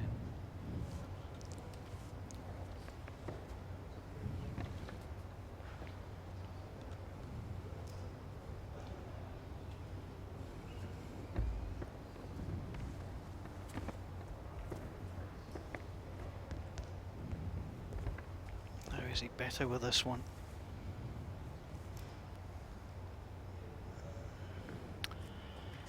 Well, it's a catch either side, but you know, How many timeouts has Conor got? 2. having said it's a catch either side, Paul, there's also gaps, so it could go through and reach the back bowl and just drop in. Big pressure bowl. Timeout is called by Conor Sonato. Conor's got 1 timeout remaining. Does he decide to keep the hand, David? Well, he should do. Try and drop in there. Now, obviously, from our point of view, he's looking at this board here as well. He can come off that into there. If he drops off the green one, he could drop in very close to the spot for a shot. No reason to change it, really, but he has been heavy with 2 bowls.